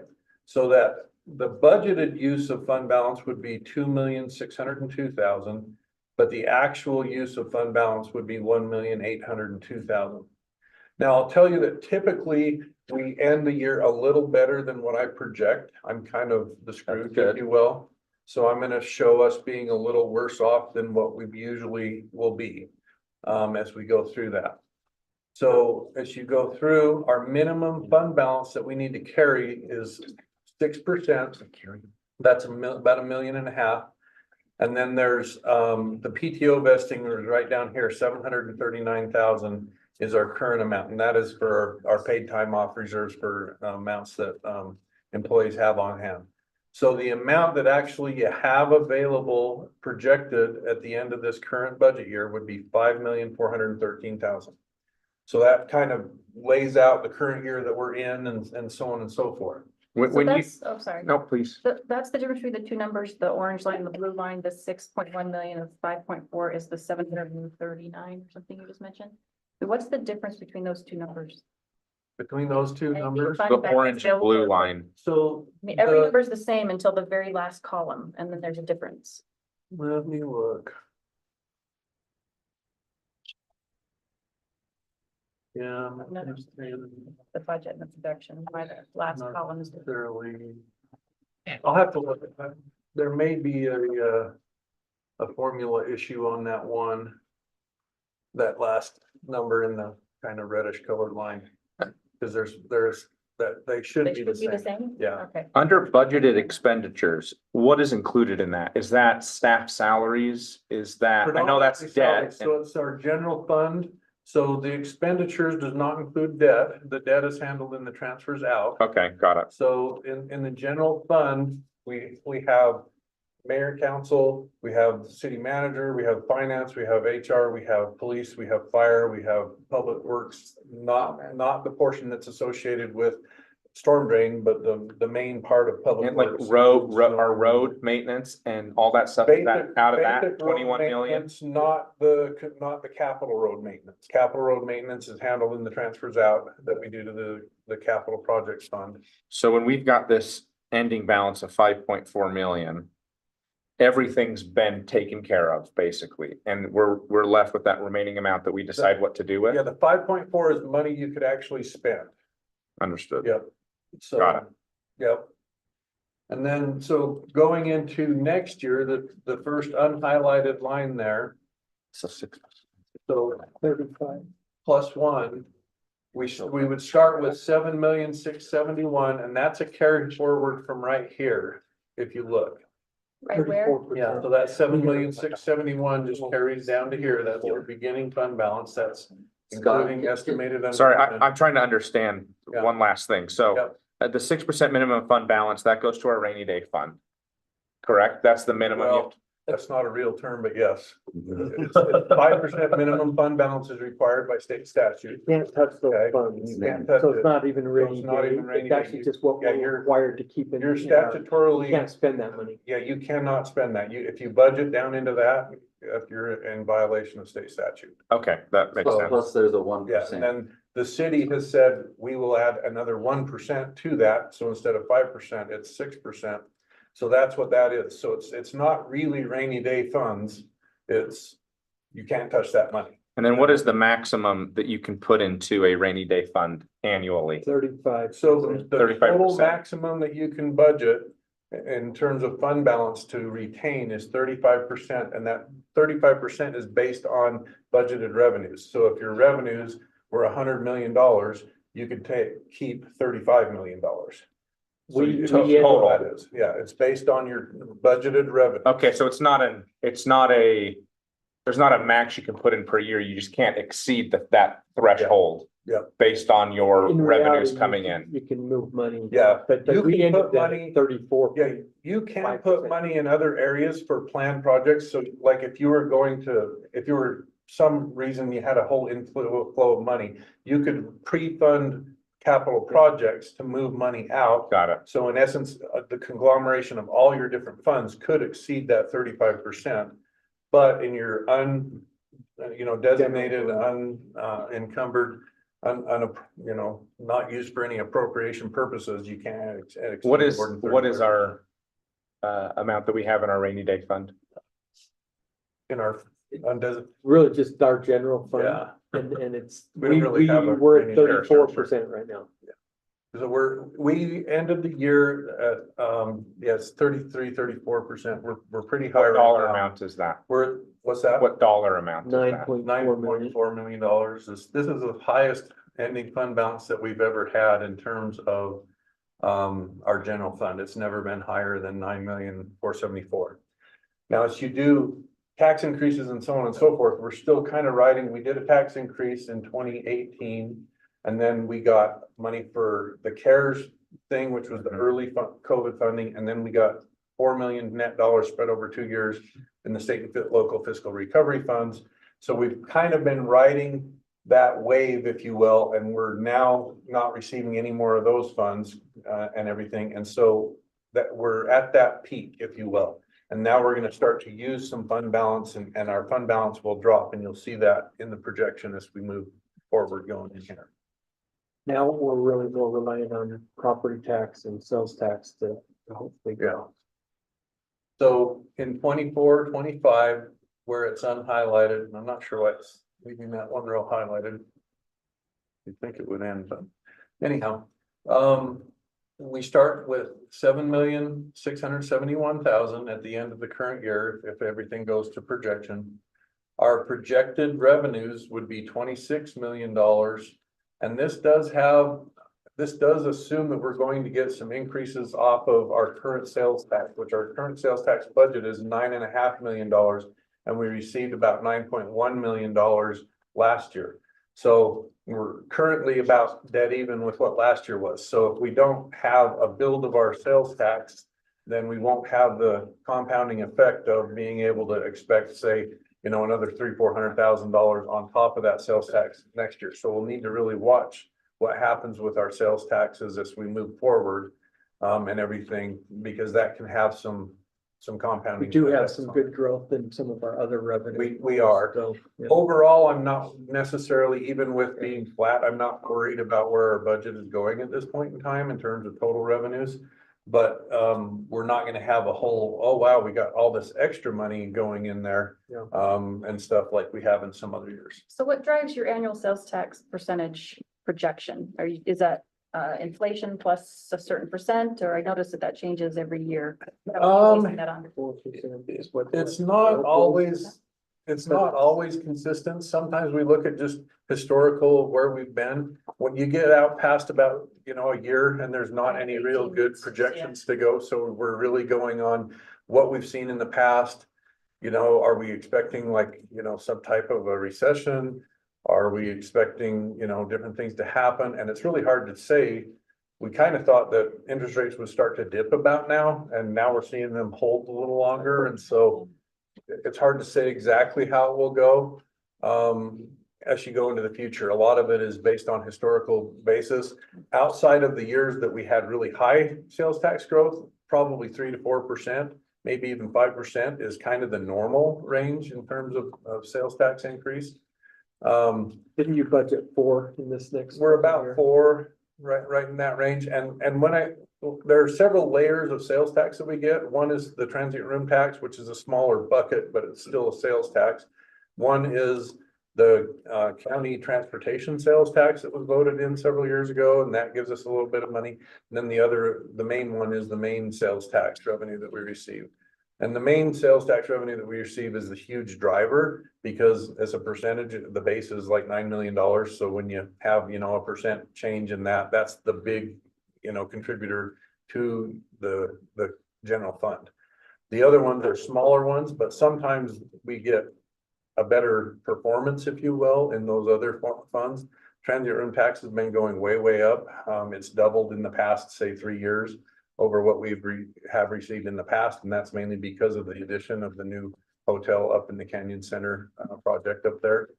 So if you saw in the council communication, Yes, December collections were poor. And, it sounds like everywhere, it might be a reporting It could. issue. I'm hoping because, Yeah. October was poor, in November ended up being great. I'm hoping that something like that might be the cases again.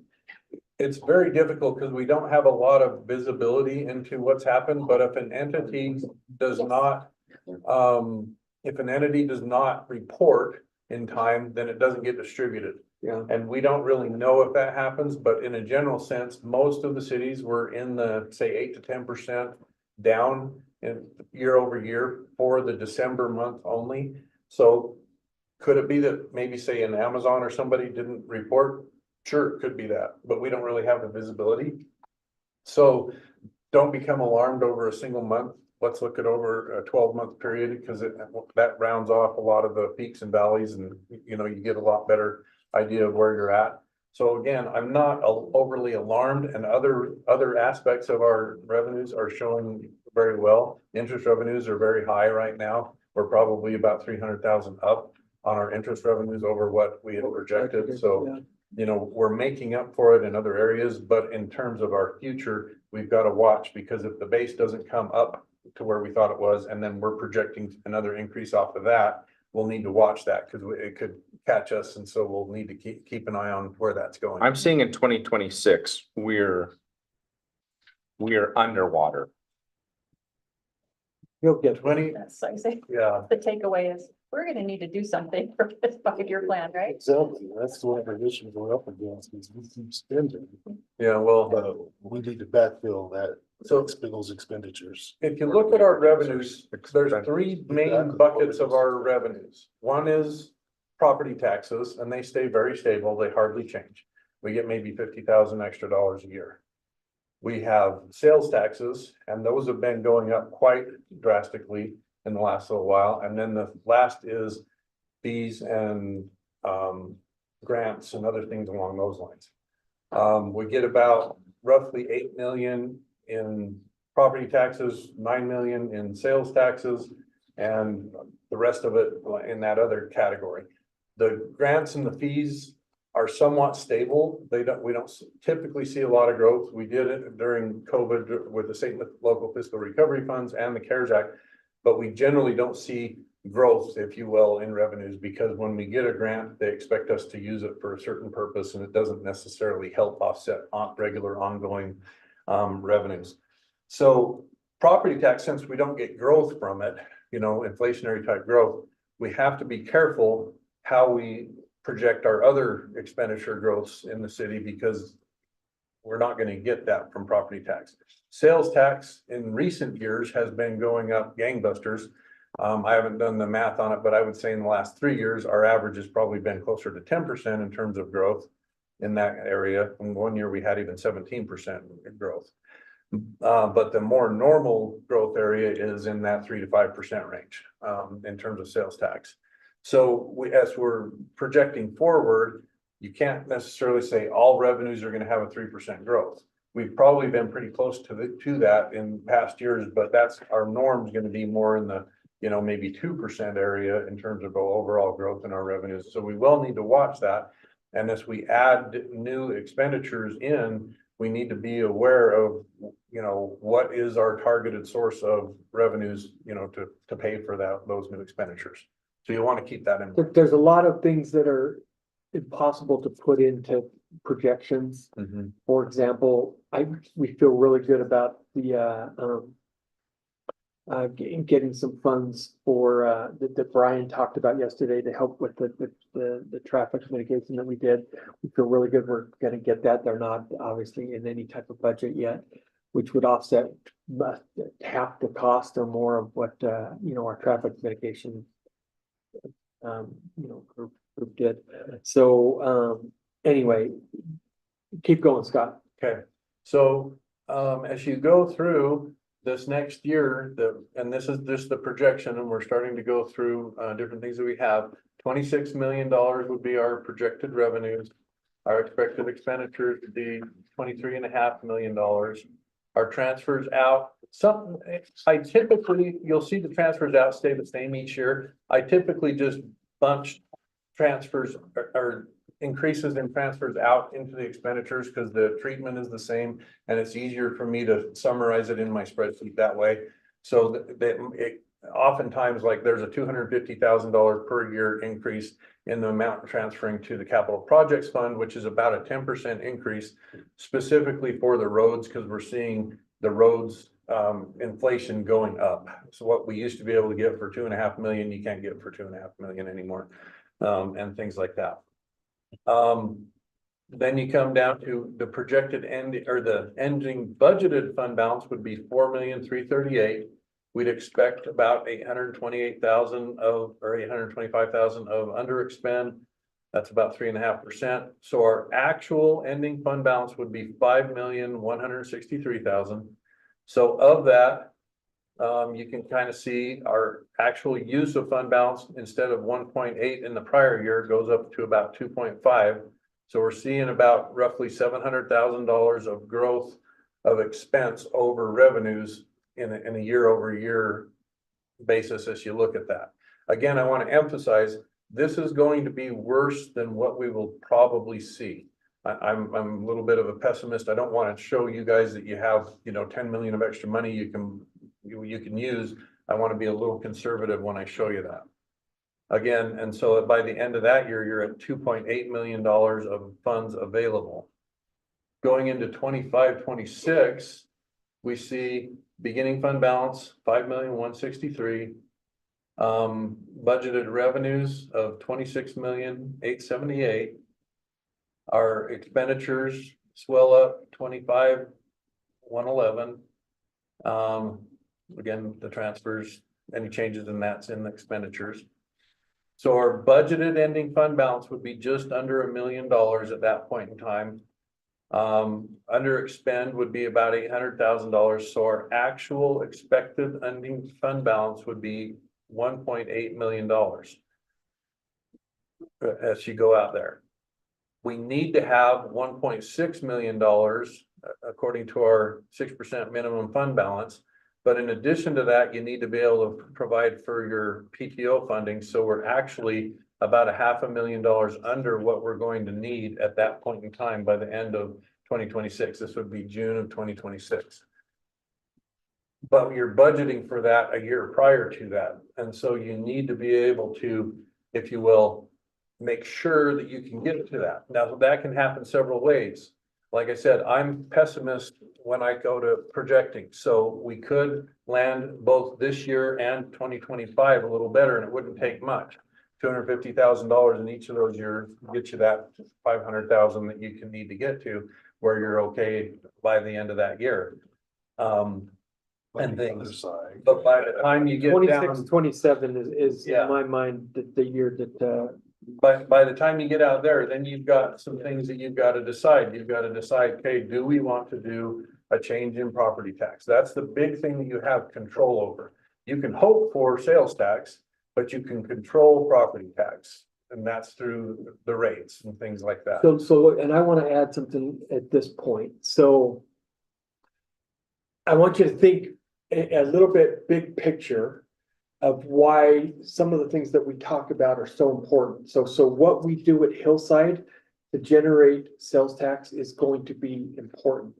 The 7 phases of the 20 acres of the north end gravel pit that are going to bring a hotel and some more property tax with an apartment building and a condominium building and commercial, big. The development at the southern gravel pit has the potential to add a ton of revenue, both on the sales tax and property tax side. When I talk about Tavachi, $150,000 a year in property tax in the big picture can push us out, a year in having to raise mill rate. But the bigger thing I want you to think about is, I mentioned in my state of the city, we're one of 2 cities that haven't raised this mill rate in the last 5 years in Salt Lake County. Us and Draper, that's it. Everybody else has done it. think about the inflationary pressures of the last 2 years, and we're still at a pretty good point. We've been fiscally responsible but we're also under pressure to do things to move our city forward and to make it where we all want to live.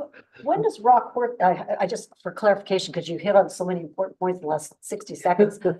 When does Rockworth, They will start- project their hotel being completed or, ribbon cutting, so to speak? There's no projections on hotel. They're projected to start digging very, very soon in phase 1, which is the apartment building, which will add some good revenue to us.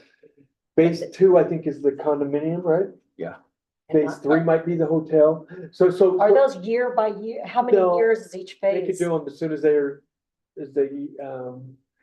have funding, and we're not in a great funding environment for development. With interest rates where they are, Right, of course. that's one of the reasons. So we could still be several years away from a hotel, bringing some We TRT. could be, It could be Yeah, out I in imagine 2030. 2 to 4 years where it's up and going, yeah, but it's Oh. a ways. Oh, That's that's what I was 2 gonna to ask, 4 you, years. how does that parallel with this schedule, Yeah, with their schedule? that's what I'm trying to get That's to. what's gonna, that's So- what's gonna. And this one just assumes everything is like it is today. Yeah, exactly. That there's not any large Status growth, quo. that there's not any large changes to the dynamics of either the budget or the revenue. Does it take into consideration, it does take into consideration though, our obligation to our $14 million bond for the Hillside Plaza.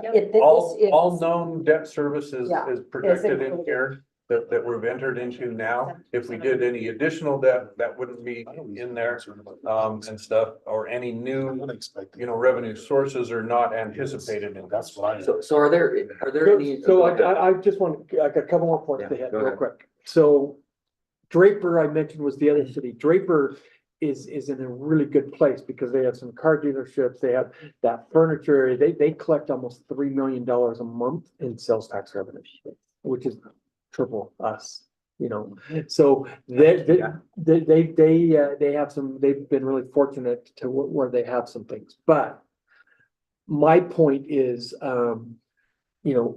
we've raised that mill rate one time in our city's existence in 2018. In 26, 27, we're gonna be at about an 8-9 year period since our last tax increase. And which, as bad as we don't want to, that's the projection of having to do something is actually not uncommon. And as a matter of fact, we obviously are doing it less than a lot of other municipalities in Salt Lake County. So anyway, hopefully that's all I wanted to add. Anything you want to add, Tim, Scott, to that? No, and then on this projection, you get out into year 4 and 5, and it's pretty much pipe dreams. You Yeah, just so- can't really rely on it at that point in time. You got so many assumptions in there that aren't gonna track how you've assumed them. It's there for paper really only, so. So are there any other questions about this aspect? It's okay, we can take a break for 10 minutes? Yeah. Does that work? The moving parts, yeah. Okay, as we take that break, I gotta tell you really quickly about these eclairs, okay? A guy by, 2 brothers, Bob and Al, came back from the Korean War. They lived in the Olympus area. And they opened up a bakery. Their dad immigrated from Germany much, much earlier, but they opened up a bakery following their dad's footsteps.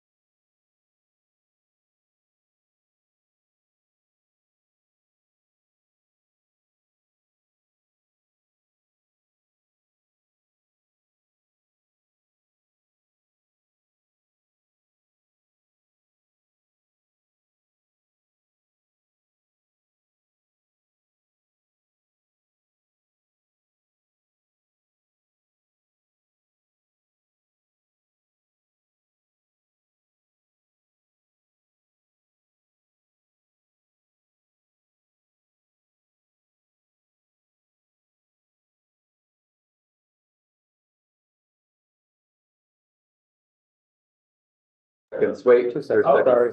wait for just.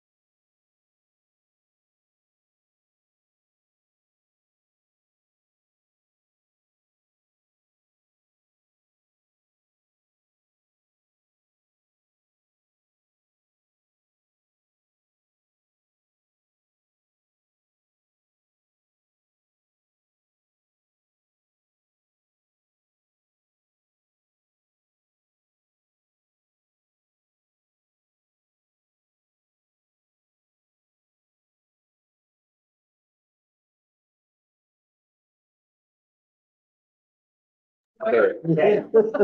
That's what you're gonna. Okay, so let's move into, okay, so the remaining portion, at least on the next hour and a half or so, we're gonna be talking about budgetary items. Now, keep in mind, we'll go through the budget process, but we need general direction on what to include. That doesn't mean if, for example, you say we're going to move forward with, for example, a telecom tax, that means that that's the decision. It means that we start plugging that into the budget process, but ultimately the decision will be during the budget process, okay? So we'll first start talk about revenues, then core funding proposals, and we just want some general direction. Once again, if you haven't made up your mind on certain things, we'll move forward through the budget process and have committees evaluate it as well. So we'll start revenue. There's a number of options. I'm just gonna group these all together. We've talked about telecom tax before and what the amount of dollars that would be. We'd also, go ahead. Well, I was just gonna say, just for those of you who are new, Councilmember Brown will know this, we got all the way through the process to where we could vote. We had a public hearing. We didn't have one was there, I single remember. person, you were there, okay, we didn't have one single person come and comment I negatively, observed, yeah. and you observed.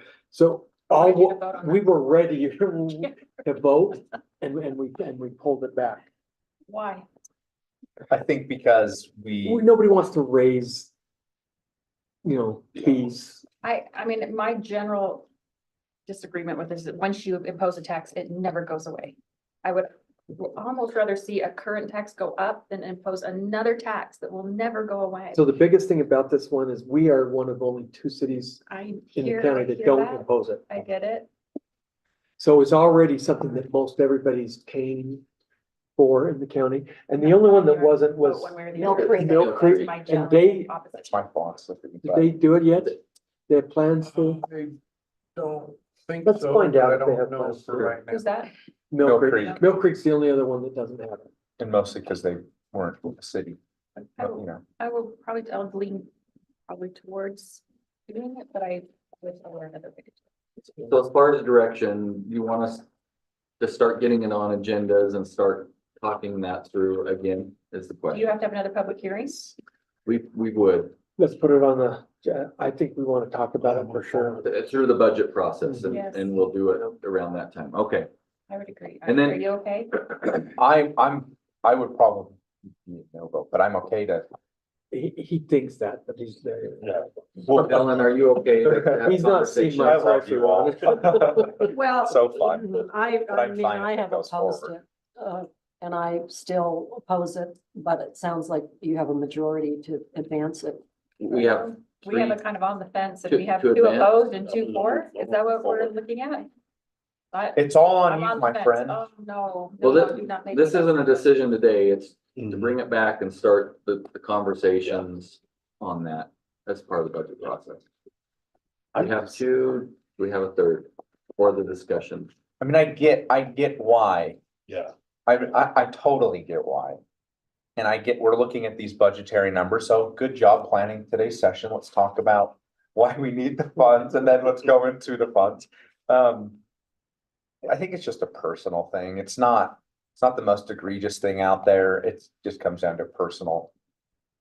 Philosophy for me, yeah. That's all. Don't start new tax because it never goes away. But I get why additional revenue helps offset these other taxes that are going to ding others probably in a more substantial way, And 100%.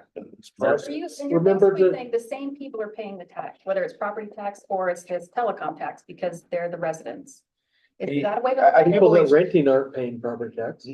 I mean, they are maybe through their rent. Well, they are but, through their, yeah, you they are know, through their expenses. But, the other thing to just remember, we're looking at 70 cents a line. The average household is 2 point what in Conroe Heights? 2.4. I Telecom. don't know that.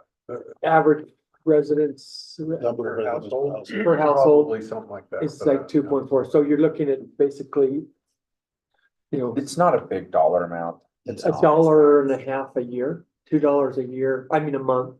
$24 a year is what we're talking about per household. And I know that I'm not super helpful because I'll just be fully transparent. My philosophy when it comes to these things are, we already have mechanisms to gain revenue. Obviously, the state has allowed municipalities to go after additional sources of revenue. There's no question about it. We have the authority to do this. My thought just is, instead of creating these new taxes, if you really need new revenue, just be transparent and say, we're doing truth in taxation. You don't have to do truth in taxation for these things, which is why municipalities like it. Because it is a very straightforward process and people don't get as riled up about it. And If they compare our property taxes to another, and they're, I see both for and against. yeah, for sure. It's, there's not a, I don't think it's not good or bad, black or white, right or wrong. I think it's just a personal thing. That's all. So are we in or out? You can go ahead and say you have. This is just, this isn't, this isn't. I know, this is- This is just to include it on a session so we can explore it more. Yeah, I just What want, I kind of- really want to do the projects across the city that we want to be able to fund and get it done and not have to wait, umpteen years to complete things, and we need funding to do those things. And it's gonna cost of things are gonna continue to go up. And we have to I stay, know, and our property tax is capped until we raise it. yeah. I know, the way I look at taxes, and I don't disagree, I think all the points that have been made at this table are very valid. But the way I look at it is, for those who are our most vulnerable citizens, what things must they have to survive? And electronics has become, this particular tax is like groceries and other things are necessary to survive in our modern society. So my preference is always to look for funding that doesn't hit our most vulnerable citizens so hard in the pocketbook. And I know this is only, as you pointed out, $24 a year. I mean, I agree with Councilman Newell and all the comments that have been made. We need more funding to do the things. So it's a dilemma, but that's my one part of this telecom tax. It's not like it's not like it's a luxury. If it was a luxury tax, I'd be in there. Tax on cigarettes, but we don't have access to some of these things. So I understand it's a mechanism that we see as a possibility.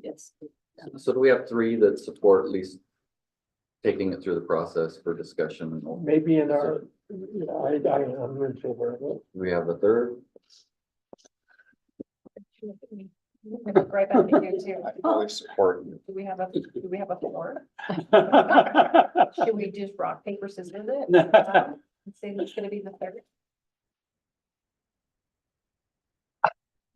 I have no problem taking this forward. I have no problem taking this forward. I don't think I would support it, but I have no problem going through the process and voting yes or no. I'm not opposed to these things. So Matt, we have three. Yeah.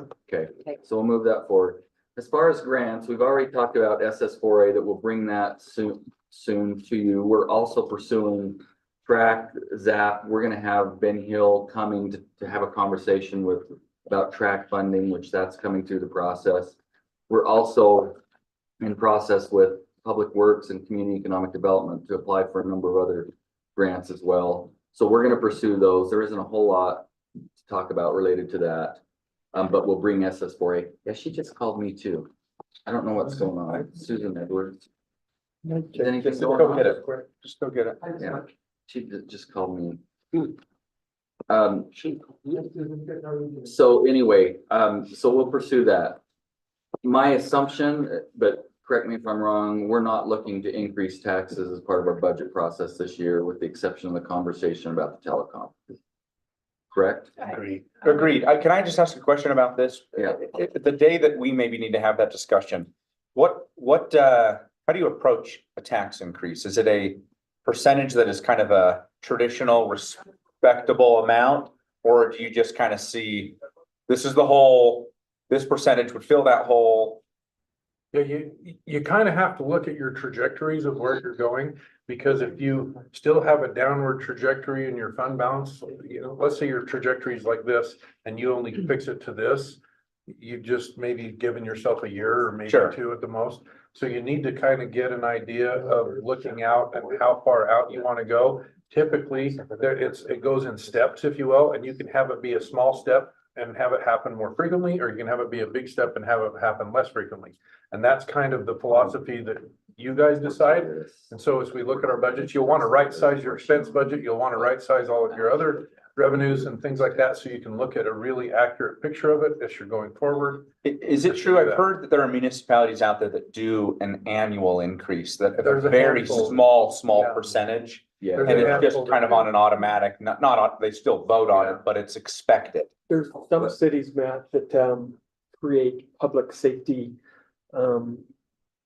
For example, Harriman has a Public safety and. what do they call it? Yeah, district service station. So they basically have whatever increase, whatever the police need every year. Yeah, I know South Jordan, they just built a new fire station and they pulled it out of that additional fund. Riverton has a police Yeah. fund as well. Herman does too, yeah. Harriman, yeah. So they know exactly where the money's going. I mean, is there an opposition to?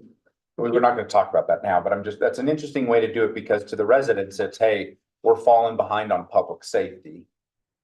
You know, that's an easier kind of thing to grasp.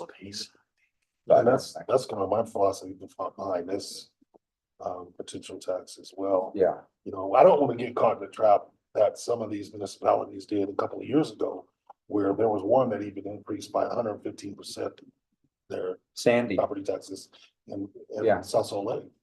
And Yeah. you don't want to get there, and we don't want to get to that point where we're saying, Because okay, there's no we have to have. for sure, and I would just throw this out there, it'd be an interesting discussion to have. Of looking at what these other municipalities have done, and there's a lot of the reasons why I think they've moved them to these other funds. It might be decent financial reasons, but more than anything, it's probably good It's politics. still raising taxes. 100%. I understand that, but residents, when it comes to certain things like teacher salaries, police and fire, those discussions are a lot easier to have with residents. And when you're just explaining, hey, you know, we have increased this because we've had these traffic issues, we've had to hire more police traffic officers. Those discussions are much easier to have with residents, and they're more willing to do it. That's my personal And to opinion. your point, it's hard to raise taxes when you're in a recession and you can't forecast a recession. It's easier to raise taxes in expansion. And we don't know in 2 years if that's where we're going to be or not. Because frankly, they're gonna say, I mean, residents, you know, they're gonna say, well, look at that huge building that you guys have up there, and there's so much waste in government. It happens everywhere across the state, constantly. And so maybe breaking some of these things out and trying to approach it that way would just be an interesting discussion, that's all. Can I ask also, what was the percentage of increase in 2018 when we did do a property tax increase? 9 point something, I can't remember the exact nine. Nine. It's around 9%? 9%, 9.5, something like that, yeah, right. now. which is fairly, What year?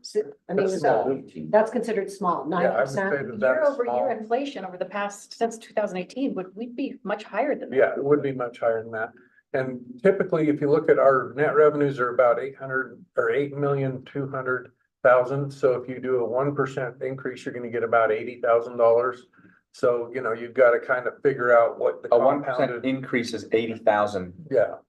net For property tax. As of today. So you, if you're looking to figure out how much you need and so on and so forth, you've got to take into account, you know, where your needs are and so on and so forth. Especially with roads and. So- Yeah. Okay, so increase in taxes, we're not gonna pursue anything with that. State legislature road funding, so Mayor had brought this up and we talked about it on Thursday with some different options with funding that are being looked at. There's also something that is more relevant this year than ever because there's a Supreme Court decision on a transportation utility fee that Provo was implemented, Pleasant Grove, Highland. And so that's another thing that we have not talked about before, but it's something we could pursue. That fund, Is that for right of ways or what is it's that? for road, it's for road. Road maintenance, Road it's a user maintenance. fee, So you- road user fee. Oh, got it. And so if you want us to bring that forward, Can you tell me, so, sorry, when you say bring it forward, just to, do you want that to be considered as How much revenue would that? in our, we'd have to calculate. I'd have what some of the other cities have done. Oh, can you just what? Yeah, I'd be I interested. need to find it. It was in a, How do they measure it? Use. they establish it similar to our stormwater fee where it's a certain amount that's designated after you do a study for residents and a certain amount for commercial. Is that kind of a one-time, but is that an ongoing in Ongoing, Yeah, perpetuity? it's ongoing. You're just who's it paying, collected by? So we collect it through Rocky Mountain Power like we do with our Same. stormwater utility fee. and what kind of utilities are you talking about? Are you talking about cable? You're talking about, or what? This is, No, this is all roads. all road, I understand. but you collect it from the residents. Okay, got it. Fee amount, yeah. Is it the same, is it based on truly any kind of usage, actual vehicle miles traveled or? Yeah. Well, No, it- not it's individual. based on that, but it's not like I traveled 1,000 miles times the rate and here's the amount I owe. It's like the stormwater fee where, you know, you figure your house might be totally different in terms of the stormwater that it generates, but it's the same fee. You come up with a generic. And so is it based on the amount literally of usage on our roads? So we can say We took out. the these 3 roads had miles, 14,000 average roads, daily that's- trips and now we have 16,000 average daily trips. I mean, do you explain it in that way or? You base it on basically your needs, your maintenance needs and your construction needs, and you project that out, and then you have a residential, we call it ERU, equivalent residential unit, which is the same. We have it similar to the storm drain. That gives you a flat number, like a home might be 1 ERU, and then a business might be 6 ERUs, depending on the size of it and the traffic. So it's like the stormwater fee, it's a user fee. The stormwater is generating how much per year for us? It's about 1.4 million, And it's at 750 a month. $750 a month, and that's scheduled to go up though, right? Well, we had initially planned that to go up 3-ish% every year, but we haven't ever changed it. It's been at that 7.5. Oh, Why is mine double? Are there certain? Your ERU, your property is greater than. Have a larger the property. half acre. Congratulations. Yeah. See, That's what happens when you start businesses in your community and create jobs. Exactly right. So do you want us to bring forward more Yes, that's information? I would more be in about it. favor of talking about it, and if it was specifically earmarked for road projects, That's what it's for. I think my residents, honestly, they would be in favor of it. And remember now. Roads are huge. Remember, we were talking about telecom, it's if we earmark it, it was more palatable. Remember that coming up? That just reminded me. We said if we earmark at least half that of is it. something we talked about. But there's, it's hard, I mean, yeah, thing with these roads, though, there's a direct connection Yeah. between, I am in favor, I would be in favor of a road user fee tax. I'd like to see us explore that. People need to understand that these wide roads we have throughout our city, it costs a lot to maintain them and Even neighborhood roads. reconstruct them. well, it's all city roads. Some of our local roads. are That's super wide. 100%. Plus, yeah. Move forward and. Okay, so we'll bring that forward to you. Okay, and then moving on, now we're gonna move on to base funding proposals. So funding elements, once again, this will go through the budget process, but these are things that we funded yearly through the budget process, but some of the things that we're looking at. As far as the road projects, we have the main road construction, the that's scheduled for year 2 of the 5-year maintenance plan. Includes Highland Drive, Bengal to Fort Union, and the Pine View area. Correct me if I'm wrong, Matt, correct? Yes, sure. And then the main road maintenance, Fort Union Boulevard, Union Park to 3900. And then also other maintenance projects as part of the 5-year road plan that we've already adopted and designated. Any questions on that? We're gonna continue to move that forward. Any questions? Yeah. Matt, how are we doing roads overall? And are you feeling like we're approaching your projects and fun? Because this is my personal philosophy. I think that there are a lot of have to haves, and then there are a lot of wants that we discuss. And I feel like basic infrastructure a lot of the times gets forgotten. The philosophy of the 5-year maintenance, road maintenance plan. I mean, Matt would be able to tell you more specifically, but it has been to put a grade on every single road within our Yeah. city and determine life. And if it, as long as it's can be, the life can be pushed out, that's what we do slurry seals for and all of the things to prolong the life of the But I road. think there's no question that we're not probably doing all that we need to do just because of funding. I mean, Matt would do double if he could. Yeah, But- yeah. Yeah, whatever you put in, but here's. I'd love to ask for a lot of money here, but I'm not. But we're doing reconstruction this year on one neighborhood. And that one neighborhood is taking over half of our maintenance budget to do that, just FYI. And so, like I said, if we had the funds, we have the need. It's a matter of balancing, y'all balancing the other needs in the city and the other wants with that. So we presented a basic fee of like 2.8 million, not a fee, a budget of 2.8 million per year with an escalation. I can't remember what the escalation is, but you've approved an escalation each year, but we started with the base of 2.8. So that's where we are right now. I just know that road conditions for sure is the number one thing that I hear. Holiday a couple years ago did a sales tax bond just for roads. Yeah. It was discussed a few years back Yeah, to do a sales tax bond, and it never went anywhere. The older council, the previous councils, but yes, so So transportation utility fee could help augment Yeah, what we're doing. the road utility, yeah. I guess what I'm saying is I want to get you more because our roads, some of our roads are in bad shape. Yeah. You do a great job with what you have. I actually think we're doing, I drive around other cities, Holiday is awful. If you, I mean, and I know I don't they're, want to compare ourselves to crappy cities. but I'm just saying our roads That are, might be long. we have, I thought you said I'm gonna Salt tell Mayor Dolly. you said that. we have to stay on top of it, but Yeah. I think we do a pretty dang good job. Well, and two, as we talk about making our city walkable, the O&M on, for walkability is not just painting the lines on the road and all that, but it's keeping those sidewalks cleared 12 months out of the year, whether it's snow or, we try to put that on the adjoining property owner. But in the end, that operation and maintenance is something that I know that we're talking about always capital, often our focus is capital, but what are we gonna build next, reconstruct a road? But I always want to interject that O&M on not only for the cars, but for all who walk and roll, it's only gonna work if we also really keep that in our mind, that we have to have strong operation and maintenance to funding, yeah. Okay, so we'll move on that. Just moving down the list, vet fee increase, we know what that is now. Going to be, it's 18,655. The reason we know, we're going through the budget process on that. Chief Russo and I have been involved. We did have an increase. A good part of the increase was because we added 3 officers, because it's based on the number of officers as well as the calls. So those combinations is what we're looking at. Still not substantial compared to what we saw a few years ago on that.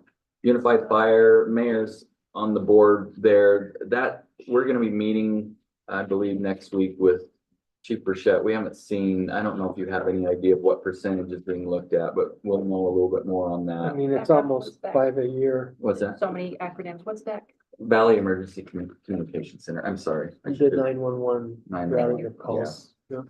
So we'll know a little bit more through that in the process. The staff, oh, go ahead. I was just gonna say, but you can just almost plan on 200 to 300, somewhere in that range. Okay. We For put fire. 200 in our projection. 200. So Yeah. That's 5%. Yeah. Then on staff compensation, we are gonna be going through the committee processes with compensation as well as the budget committees. And I do want to kind of start coordinating some times during our breaks today. What we've seen, just the consumer price index amount roughly is 3.4%. This is something completely up to the council on this. We have run projections in the 5-year plan. Scott, it's 2%, right? On 2% the on projections with COLA, then we have the merit amounts. In every projected year. Yeah. So this is what we have. We also are looking at health and dental projected increases a little bit more this year. And then workers' compensation. Anything you want to add, Scott, on any of these? No, we have a very slight reduction in URS rates on the 1% reduction on civilians and a 0.3% increase on police officers.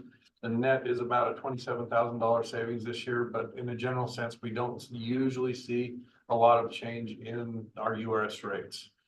We could, but the return on investment is high now, so that's kind of what's driving some of those changes, but. Is there anything you want to talk about on the staff compensation side before we move on? We'll go through the committee process. This merit projection, Mhm. what, can't remember. Do we vote on a percentage on merit? or how- Merit is in their compensation plan, just 10-year step process where they get a certain percent increase. Yeah, so As long merit, as so they're we meeting don't, so merit's an expectations. automatic. We don't vote on that. Okay. Well, you do vote in the budget process on that, whether you fund the merit. Understood. Okay, thanks. So, Thanks. okay. Any other questions on compensation?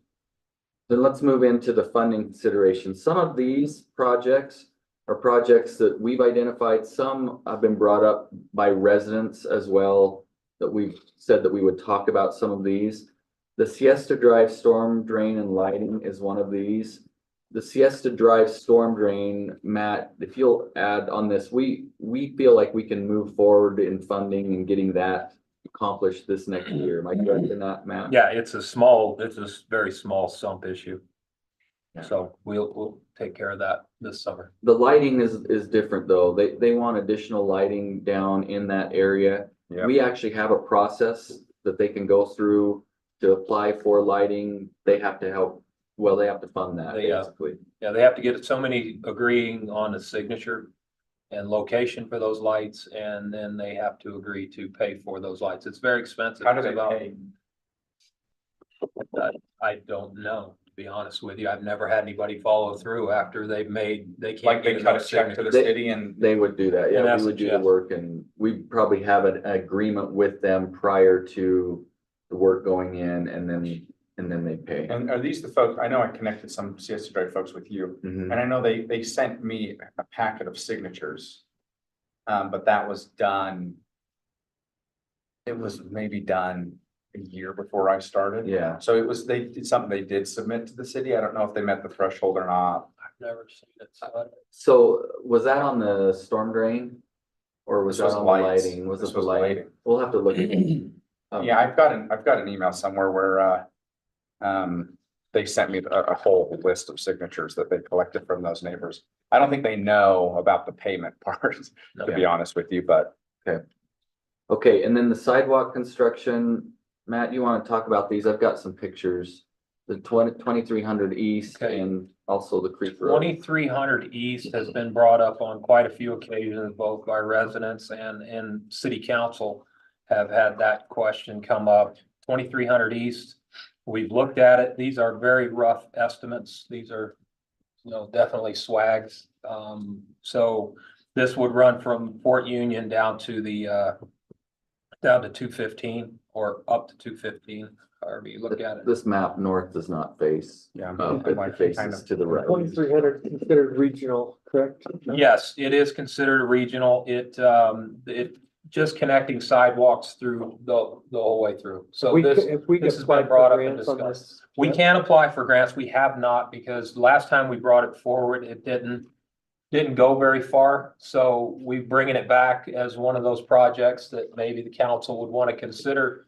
And if it comes up, you want us to chase a grant on this one, we certainly will. So that's kind of open for consideration. I don't know how Tim wants to address it right now, but this is one of those projects. Especially with what we're This doing at was- 2300 East, I would be This in was me. favor of pursuing a Yeah, I grant. was trying This to is use the one I names. wanna, you can use my name. Because this, I mean, I see what we're doing at Hillside and having that sidewalk, because I walk my dog along there and I see the dangers that are along The that post way. office side, right? Yeah, this is the From post office side, it's just the west side, the east side has a sidewalk. I think there's some That'll be gaps too down. south of. Yeah, there are. Yeah. That people at the Hillside Plaza, town, meetings mentioned. Yeah. So, So you want us to chase grants on this one? Yes. Okay, so we'll, With the smallest matching as possible. do we have consensus on that or Yes. agree? Whatever Sean says. Sometimes you do have to pay as for long it. as you don't give me the Creek Road sidewalk project that's down. Then the road. Creek Road, go ahead, Matt. Okay, Creek Road, on our portion, okay, Creek Road's very interesting, not very, but on our portion of Creek Road, we have a majority of the sidewalk built. We're on the north side of Creek Road. We share Creek Road on the south with Sandy and the county. So there's like 3 entities that are all in that one area.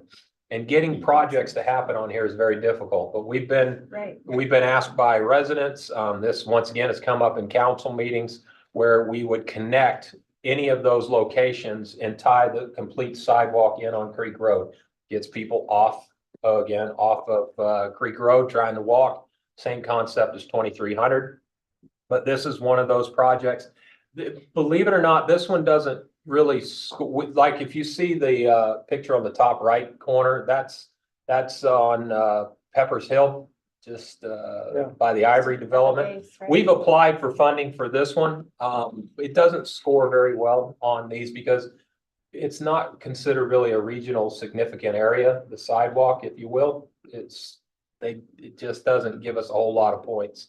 But we have applied for things and we will continue to apply if you would like us to, or we can bring back projects individually and build these things as budgets become available, whichever route you would go. I do recommend we complete the sidewalk on Creek Road. It is important that we do that. We have worked with Sandy on some pedestrian crossings along Creek Road. We have a couple of them installed. We have many illegal crossings on Creek Road that we need to take care of. But this is one of those projects for sidewalks. Surprised, it's heavily used as far as walking and biking, and it's probably one of the Gets a reasons I lot ran of- like, hello, lot we're of down traffic. here. Yeah. Been doing a lot on Bengal and Fort Union, and that Creek is a through. Yes, it gets a lot of traffic, all sorts of traffic on that. Well, Modes of traffic, I should say. Yes. Well, and to me, the importance of continuous sidewalks, but also the importance of the council considering how we prioritize these projects. Do we prioritize the projects that make safe routes to schools? And believe me, if I was being selfish on this, I ride my bicycle along Creek Road to get to my grandchildren. So I'm on that all the time and I want it to be safe for all users. But this portion of Creek Road is not considered a safe route to school. Can I So, bring up one thing yes, to please that do. point? Yeah. This isn't listed here, but Chris Lane right close to my home, there's, it leads right up to Crestwood Park, but it also, if you go this way, it's just around the corner from the elementary school. And it is super sad because you see all these kids walking in the little gutter as they're going down that road, and it's just unbelievably unsafe, but Yeah, I mean, you know, the infrastructure was built that way. well, and in a similar way, one that actually falls in your district, too, is along Bengal Boulevard. If you're traveling westbound on Bengal Boulevard, right before you get to the intersection of 2700, it's actually 2800, I believe, or anyways, it's where 2700 East meets Bengal Boulevard. There's a gas station with a convenience store there, of course, and restaurants. And then east of. And there's I drive also- that all the time, and there's children and adults that walk along that shoulder. It's a blind curve.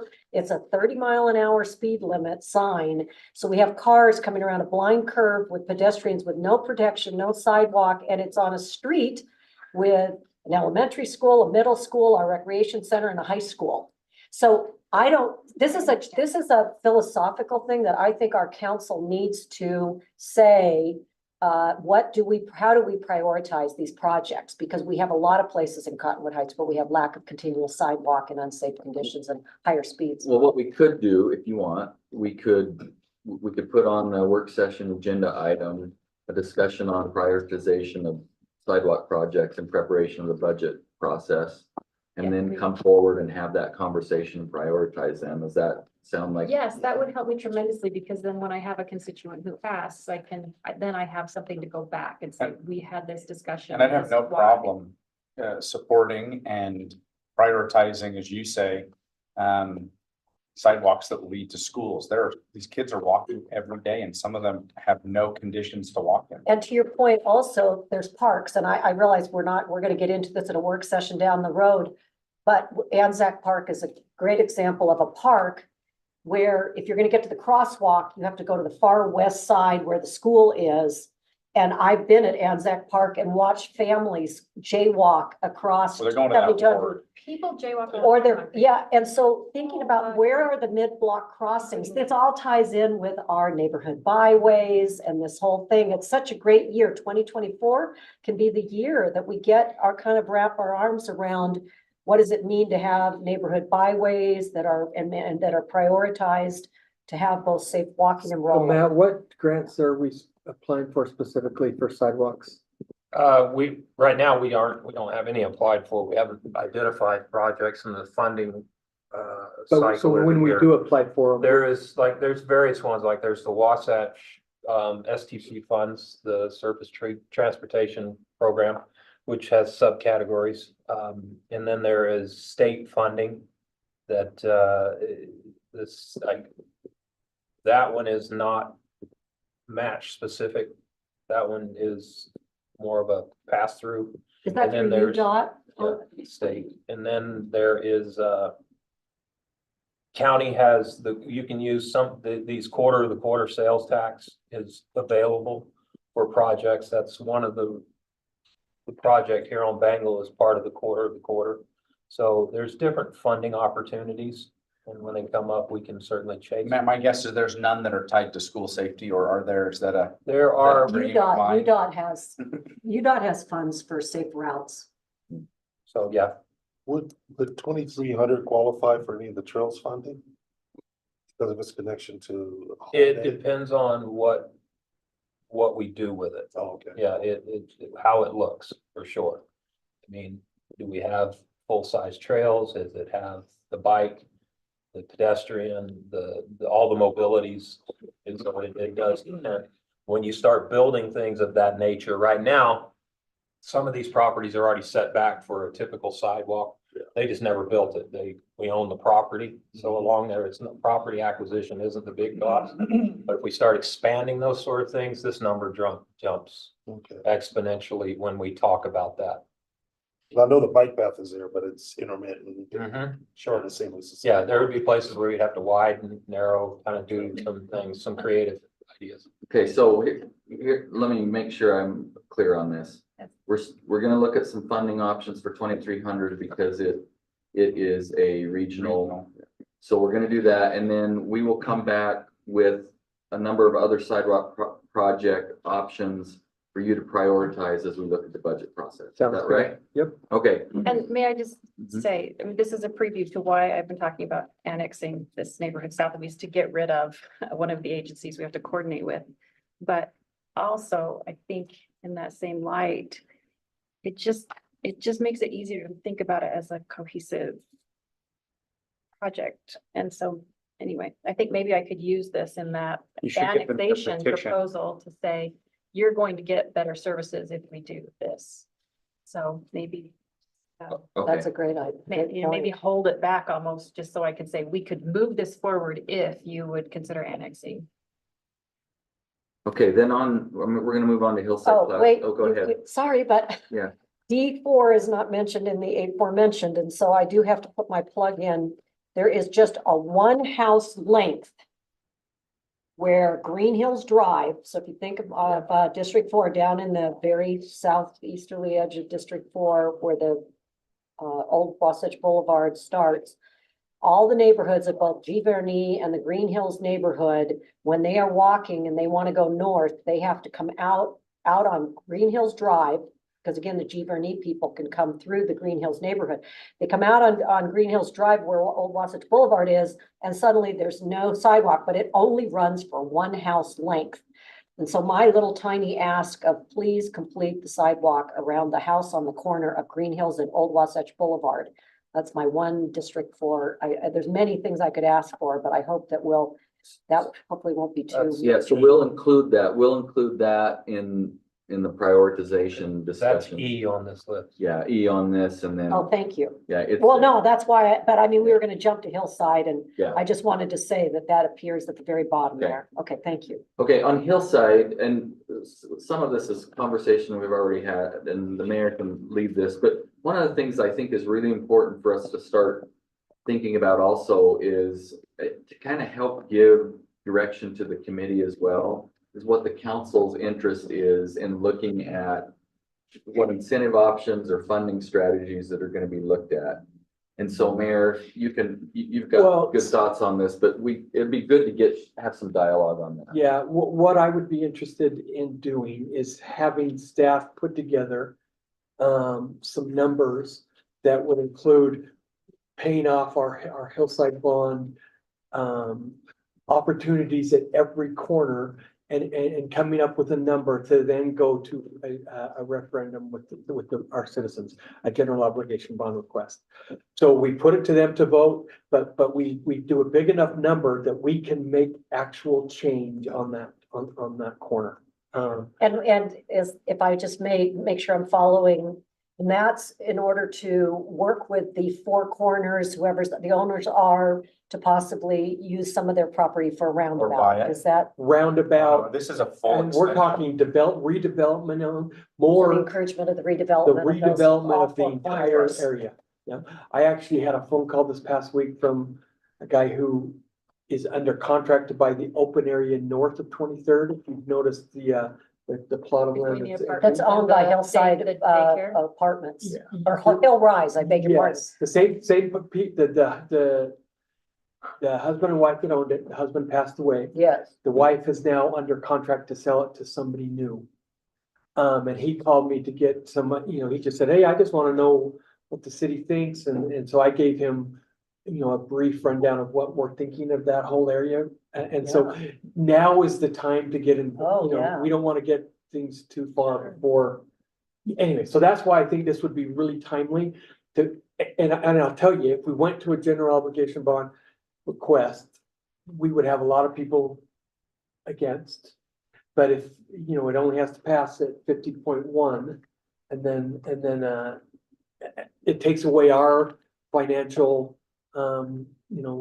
hit into our budget, and it would all be funded through this new bond. and so you're asking that the staff come up with projections of what kind of cost we're asking for, a descriptive that could possibly appear on the ballot in 2024. Exactly. Got it. So there'd be some expediency to it because we would want to get it on the ballot by November. Yeah, so we'll evaluate the timeline on a ballot issue and then we'll try to get back either to CDRA meeting here soon or a council meeting to have that conversation after some research. Any other, because when we go through this process, the other thing that's gonna be development groups, at least from my experience, are they'll want to see what incentives we're looking at as well. TIF could be looked at as we move. We're gonna talk about that shortly too. 100%. That'll be a big part of it, but that'll be a question too. So I've got good direction on that. Is there anything else? I would only Yeah. mention, then, and perhaps we'll be getting to it, but I want to make sure, so form-based code that can direct the process. Do we see this dovetailing in a way that those developers that it'll be within the form-based code to help with Yes. those incentives? Absolutely. Okay. Well, and yeah, I'm not concerned about use for this corner. I'm concerned about look and feel and everything that form-based code provides. okay. Any other comments on that? Okay, additional funding considerations. We'll move into that now. The Bonneville Shoreline Trail and Trailhead. So the PTOS committee, and they provided this as one of their recommendations to you to pursue grant funding to create a plan and construct the Bonneville Shoreline Trailhead improvements. You remember we had a conversation with the council about this, and you provided direction to have two ingress egress points with parking. This is the trailhead concept plan that's been identified. Question is, do you want us to pursue grants and start really looking at that right now or not, is the question. Wait, I don't think I don't recall two ingress points to this 26-acre lot. Right there. Picture.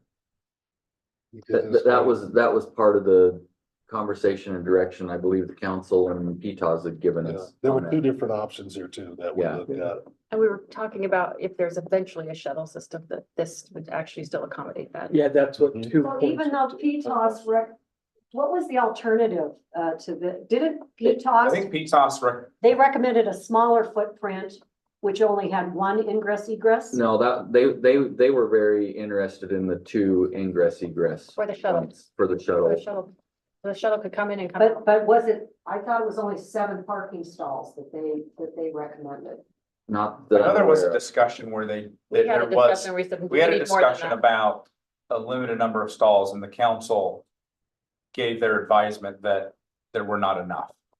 There were not enough So parking. this is, we're not looking at the I don't slide know. that PTOS advanced, we're looking at a slide that's the alternative that I don't know. Well, No, I our thought city this, manager I think knows. this was this is This what was they, one of the two. This is one of the two. this is one of the two, and this is what my understanding, their direction was to have the two access points, ingress egress. Yeah, but I'm asking about the number of stalls. No, this was the concept that was developed. I don't have any other I'm context. recalling on what it. Matt did was that. We did have the discussion. I don't know if council it said, We need reflected- more. Well, I thought it was gonna go back to PTOS, but No. we're not.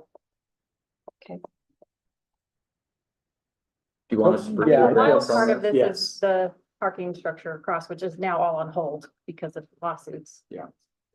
Could be Right. 15, 20 years away, plus Right. then you're talking about. But yes, we should crossing get the grants. road, Yeah. We'll work on grants. Ellen, we can get clarification maybe at the next PTOS committee on this. Well, I That would would- say that when this was all introduced, the goal, according to Mike Johnson, was to have a plan that could be shown to UDOT so that as UDOT prepares to plan for their ROD, their Lookout Canyon ROD, that instead of just a multi-use path that goes as far south as the High T intersection, we would say, look, it appears in our plan that your multi-use path can go along the edge of our property that we own as the city of Cottonwood Heights. And that's why we're doing the master plan at this point, because the Bonneville Shoreline Trail was still a hope to be completed one day. So I would like to share with the council that, this is my district. I highly recommend that we keep it as a master plan and keep our focus on prioritizing what are the things in the city that we really need, such as the safe routes to school in conjunction with neighborhood byways, and not overextend ourselves with trying to get grants for an open space that arguably we might be years away from really needing to develop that in conjunction with the Bonneville Shoreline Trail. That's a good point too. I'm in favor of looking for funding immediately on it. I'm fine with that. Is there other? I'll do it too. Okay, You want the funding right away Yeah, because you want it to be constructed right away? want to make sure that we have that funding, and I'd like to see it done so that we can, and at least be able like to connect with UDOT and their plans to say, this is what we're. Yeah, but according to Mike Johnson, we didn't have to build it. It just needs to appear in plans. The movement I see on the Bonneville Shoreline Trail, especially with the urgency from the state. The movement that we've seen in acquiring property on our end. I can see the trail being ready to be constructed, and if we have a grant ready to go within a couple of years to build the trailhead, the sooner people can start. Enjoying it, so I'm all in favor And of it's that. happening all the way across the Wasatch Yeah. Front, so. And it's a hypothetical, if we get funding for any of this stuff, we can Yeah. cross that bridge when we get there. I'm for access. Well, I'm opposed. Okay, we've got 3 on that, 4, okay, hold on a second, I just had okay, next thing is East Jordan Canal Trail, we just had the open house on Wednesday How'd that go? or Thursday, there were about 60 to 70 people that were in attendance, a lot were adjacent property owners. There was a lot of support, overwhelming support, obviously, for this. The one thing, I have a picture here, just a second. The one thing that is of concern is I did have Laura Briefer call me, and they want to have some pretty significant conversations about this because now we're moving into the open canal area rather than the closed and so they have a lot more concerns with that. So we're gonna have to work a little bit more, or well, not a little bit more, but we're just gonna have to really work with them. We're gonna be having meetings with them about that, but hold on just a second Did they here. ever fix that gate there? You know? Matt, you know, They fix it every time it gets. Yeah, I torn know. down. So when did Have they? the conversation with Laura? It's been torn down twice This week? now. So She she called reached out to us. The neighbors she, keep yeah, ripping she it called down. me. She's, by the way, I'll tell you why. Okay. But anyway, she just said we need to have some more I don't know, conversations. I haven't been out there. If we're gonna be doing I this, usually there's hear some about more it. things that they're gonna wanna look at as far as maintenance, because it's an open area, so it could be On the gate. an issue that we talk about. So here's my question, so on the, do you wanna continue to pursue this project as well with grants, or do you wanna wait on this after the feasibility study? The feasibility study is not done yet. This is part of the process. Once we get the feasibility study, are you comfortable with us bringing it to you at that time and then talking about whether you want to pursue this now or not? Yes. Is that what you recommend? That's what I recommend. Yeah. I Fine think with that, the study is done. I hope it happens, Okay, but okay. And then, I have 2. Do we have 3 So on? you're saying Sean advance, was okay. advance pursuing grants at this time? Well, no, we'll bring the it's like a whole. feasibility study and then have that conversation with the council after study's completed, whether we So pursue. you're grants. asking if we want to continue this feasibility study? No, we Okay. are continuing that because we have the. So I'm not sure what what Just were we, whether we want after that feasibility study is done to then come to us to pursue grants. That's all we're asking about. Yeah, yeah, I mean, why would we go as far as we have without proceeding? I think we're all agreeing. Okay, then yeah, We're all yeah, agreeing. yeah. next is the community room floor replacement. This is something we talked about last year. Chief Russo had got some quotes of around 17,000 to put in LVT flooring, which is more low maintenance. I know last year there were concerns about the Noise, noise. I the was gonna use a very scientific term and it wasn't coming to mind. acoustics, but Acoustic, noise. there we go. And so we wanna see if you have. Is there an interest issue in- with the floor right now? I haven't noticed. Just that it's hard to maintain. We have to do carpet cleaning fairly often when we have events and they spill It's spaghetti. extremely dirty and there's pieces peeling up. Well, there's a reason, okay, I came from the convention industry, and if Doug Peterson were still at the table, he also worked in the convention industry. And there's a reason why you have carpeting in places where people gather and you have acoustical needs. It's very important, in my opinion, that this remain carpeted, whether it's difficult to clean the carpeting or not. A room that is not acoustically pleasant, we've all sat in them, think about the time. So to me, we voted against it last year. I'm not sure why it's come back in front of us. I understand it's a maintenance issue, but you can do a lot of carpet cleaning for $17,000. And to me, I feel very strongly on this. We need that for acoustical reasons. I think my opinion is you're all, I'd go with what the city staff's recommending. I'm not an expert on our meeting room carpet, so I'll follow whatever the recommendation is of the Well, I staff. on actually this could one. back Ellen up. I did events for 50 to 60,000 people. And when you add carpet onto a convention center floor, it's a dramatically different experience than when it's just left as concrete. So as far as user experience and our customers are our constituents, what do they get when they get carpet versus plank? Yeah, It is easier. So, We put it so in our maybe the carpet. conversation changes to, would it be more feasible to replacing with a more cleanable carpet? Are they carpet squares in there? Yeah, They're the same as, yeah. So you take a piece up and can replace it kind of thing? Yeah, that's what they do in the hotel That's the community. theory. You replace the squares that need to be replaced. I mean, that's a doable thing, but to rip up the floor and put in, So, whatever. So we've got a couple, I'll back Ellen up on this one. So okay, do we have a third on this? Yeah, go with it too. To not pursue it, okay. I just always imagine, you know, when you go to the Capitol and you're down there on the floor and the echo you just get, and when we get the same thing in our community room.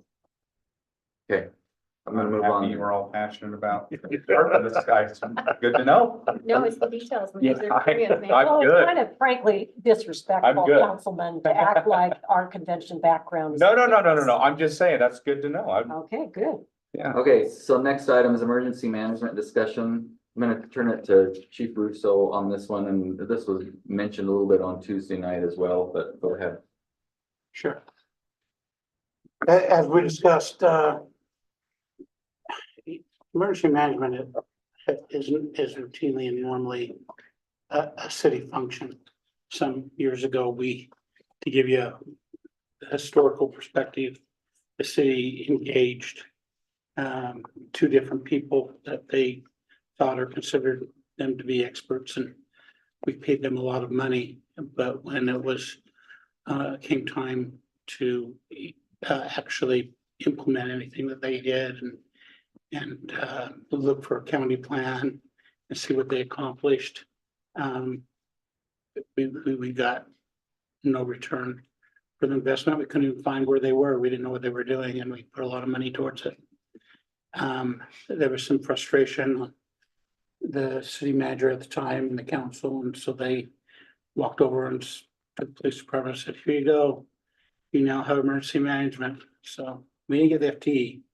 It came with it. We got the responsibility, and there was no one there to do it except Paul Burnman.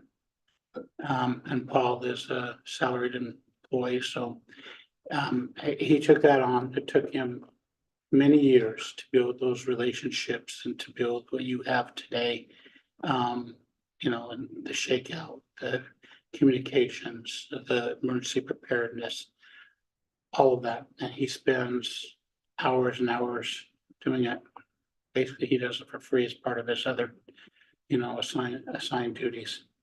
That said, he's thinking about retiring. He's aging out. He's done a great job, as you saw. Last year was a good example with potential of flooding in our sandbags. I don't know that anyone did a better job, preparing it and organizing our citizen groups. The rest of the year he spends time doing the shakeouts and doing CERT trainings. And that takes a lot of time to build those relationships and to build that program. So you're in a position now where the guy is going to retire in a year and you're going to have to find someone to replace him. So your options are this. You can go back to trying to find someone from the outside and hire an FTE that, somebody who is considered an expert. I don't like that idea. I've seen that idea.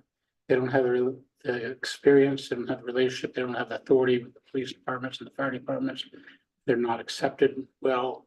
I know other places have done it. I think it's a failure. I've seen it before. Your second option is you can contract with Unified Fire Authority to take over that responsibility. And they have expertise in it, they have resources, and they can do it. The downside is this, and that is you are part of a regional operation. So when you have an incident, your resources go where they tell you that the resources should go. And they don't stay within, the city. The best example is when Mendenhall got on, was so excited that, that they were able to fill 10,000 sandbags in Salt Lake City, which is 10 times our size. Yeah, we fill, 100,000 sandbags here. And we had them ready and we could move them. Now imagine that, you have those and Mill Creek needs them and somebody comes and takes pallets of your resources and takes them there. And if you understand the concept of emergency management and what we would do in an emergency, we do not have the resources here. People think are of the idea that if there's an earthquake, they always talk about the earthquake, that's really probably, and that could happen and might probably will happen, but it is on the lower end. There are so many other things that can happen that you should be more aware of. And it is a ground up operation. If you think that we have the resources and stashes of food and medicine and water throughout the city, that is not how it works. You're responsible for yourself. And we facilitate that. And that is what emergency management, that is what Paul does. So we are within a year of replacing him. So if your decision is to fund an emergency manager, those are your three options. You can put it back in the police department, but we would have to appoint someone to that position. And there is someone who can actually do it because he's finishing his degree in emergency management. He has the skills. He's already in the police department, so he has that knowledge. He's a computer guru. Matt knows who he is. He understands the radio product. He's a good fit for that position. Would he be able to shadow Paul basically for the next You're year? gonna need to, I mean, you could wait on this and bump it and say, we don't have the money and, then when Paul leaves and waits someone, but you're gonna lose a year of runoffs and a year of, those trainings and all those relationships. When Paul leaves, there's no way, I don't have that institutional knowledge. There's one guy who has it and then he leaves. And it's gonna take the wind up and the restructuring period, that's gonna take you a very long time. That can be very critical. Could Unified Fire do it? Yeah, but then you run the risk, So which is exactly why we have our own snowplow thing. Because I was here when we had the county and I would call them and say, I need plows in Fort Union. Well, Robbie, we have to do the whole county and we're out in Kearns right now. We'll try to get somebody up there. That is the problem you have, which is why you don't have those complaints now that, but you had a question, I'm sorry. Well, I just was gonna interject, I know, my understanding is in Salt Lake County, they have a little bit of a different form of remuneration with their, staff employees, but could it be that the officer that you have in mind, retain his current position, but be offered some kind of piecemeal additional income for taking on the role that Paul Brenneman has played in the past and interface over the next 12 months before Assistant Chief Brenneman leaves, something like that, as opposed to an FTE, like a full-time employee only dedicated to ER or emergency. Yeah, the Yeah, model I should say. can take a couple different forms. That certainly could be one of them, Because it would be a boost to his income, but it's not necessarily a full-time year-round position. It is, but it's also a big ask. So you're talking about someone who, has a full-time job and the commitments and the call outs. And right now he's on an accident team. He's on the traffic unit, in fact. So you have call outs. So the time is valuable there, I and just to think for saddle the them with this. financial well-being of the city and for this person's opportunity to have a higher income, could it be considered, I guess? I'm not, it's an idea. It most certainly could be considered if they choose to do that. I mean, is And there I any can't aspect- speak for them. I'm not sure I would do that because the time away from your family and the obligations and that's a big job. It's not like an hour or 2 week. The emergency man and they network with Matthew, both Matts and they network with the fire department, with Salt Lake County and And all the volunteers. and there are tons of them and those relationships are invaluable. And I mean, I come in and it's on, I stay late. And I leave like at 7 o'clock at night and say, I'll say, I'll see you tomorrow. He's still here because he's doing his stuff and he does all that for free. Now trying to get somebody else to come in and walk in and do that as an added, I'm not sure that they're gonna be willing to do that. I think you, you either, if you want to have the police department sign that position, then we would be glad to do it. If you think it's better served with UFA or an outsider, then that's a decision for you to make. I will go back to Mayor's point and that succession planning is critical. And there's so much institutional knowledge and experience tied up in one person right now that we have to figure out how to pass that on without him leaving and then us going, oh my gosh, now we have a vacuum. So your creative problem solving is heard but we have to do something. You've made a really good point that if you outsource it, you don't have control. And we are flood, fire, earthquake. We have everything right here in this sensitive area that we live in. And I don't think this can be. Could we say some financial analysis for all of the options, including Councilmember Perez? I think it's included as well. Well, I know when I went to one of the emergency management meetings in my neighborhood, I should say my district, I had some of those volunteers come to me and state some confusion that they had in the way that it worked and this and that. And at that time, last year, I asked if there was anything in writing about the way that this public-private partnership works. And I was told that there wasn't. But then I later heard at a meeting that there is something in writing. So I would also ask if there's anything in writing that describes our emergency management program. I'd like to see it. And if there isn't, I think that in this next 12 months, it would be nice to write up something that gives a little deeper detail on how this public-private partnership works. In fact, I believe we have it scheduled April, the update of the emergency management action plan is coming to the council for consideration, April and May. You're correct. Great. And we join that with the county because, Yeah. you're gonna have someone that can. And that's the good thing about having someone in the fire or police department, because we have those relationships, they have the authority, they have to interact with Select County and those entities. It's to be successful in this, but there is a plan. It is in writing, it's quite a comprehensive plan. But it didn't exist under the original model of having. It does, but doesn't it have to be, I mean, it has to be continually updated because of all the volunteer changes and the way we've approached the districting. And so just that part of it, and just for some context, people could be CERT trained, and this is like a national thing, this community emergency response training. But there's no database of how many of us actually taken it. So we don't even know in our city who's actually taken that training would be best suited to even step in. So there's a lot of gaps, even as best as we're doing right now. You're absolutely right, which is exactly why it's hard. I mean, Paul's doing it in addition to that. Is exactly why it needs to be a full-time position, because there are gaps and we have room to improve. And So a computer data guru sounds really good to me, like get all that stuff in, get all that Yeah. stuff down in a And- database and so we is the- know. And is the FTE analysis that you're asking for, is that what it would look like, whether person, what we call reported it to Chief county, Russo within the whether police department, or for USA, instance, under Tim, yeah, under police, like a whether- staff position? Yeah. Great. Yeah, So- so we'll, Yeah. so if we have a consensus, we'll come back with a financial analysis looking at the different options. Yep. That work? Was there talk at one point even having a half FTE while just to overlap this last year of Chief Brenneman's tenure at the city?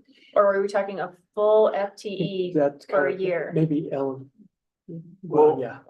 so if you fund, for instance, a full FTE, that doesn't even take effect until July, right?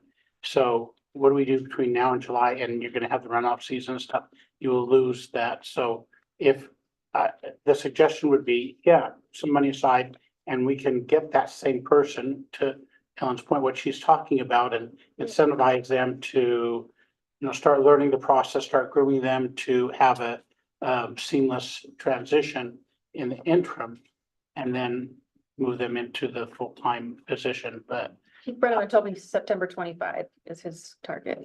that is the latest date, but Okay. there are some other personal issues that might supersede that. Okay, so we'll come back with the financial analysis on that.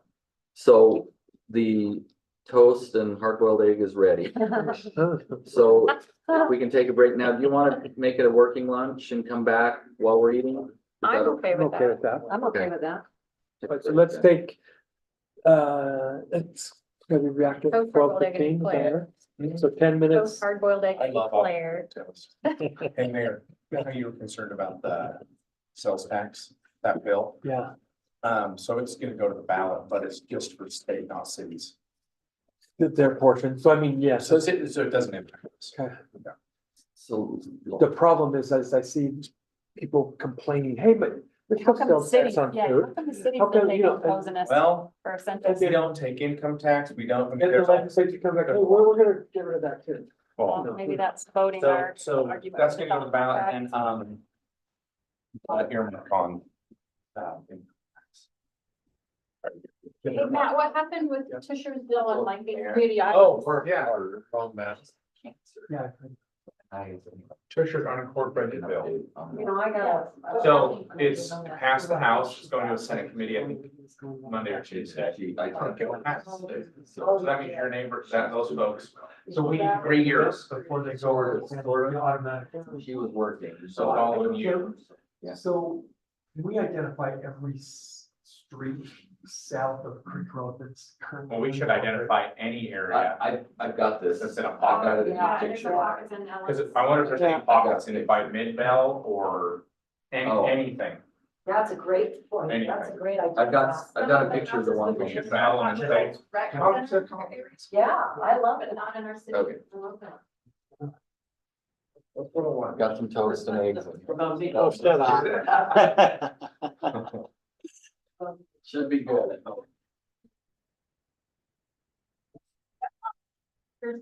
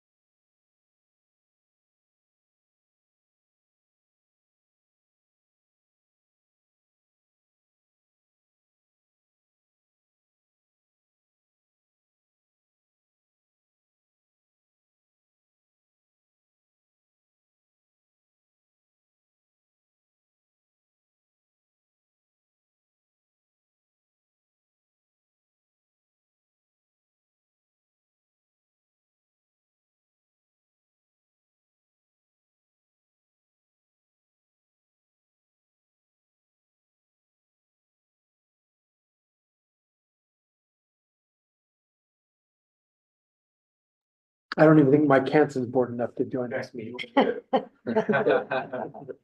right. Wow, where's Mike? Okay, so the next section, which is our final section, although it's fairly lengthy, is initiatives and research.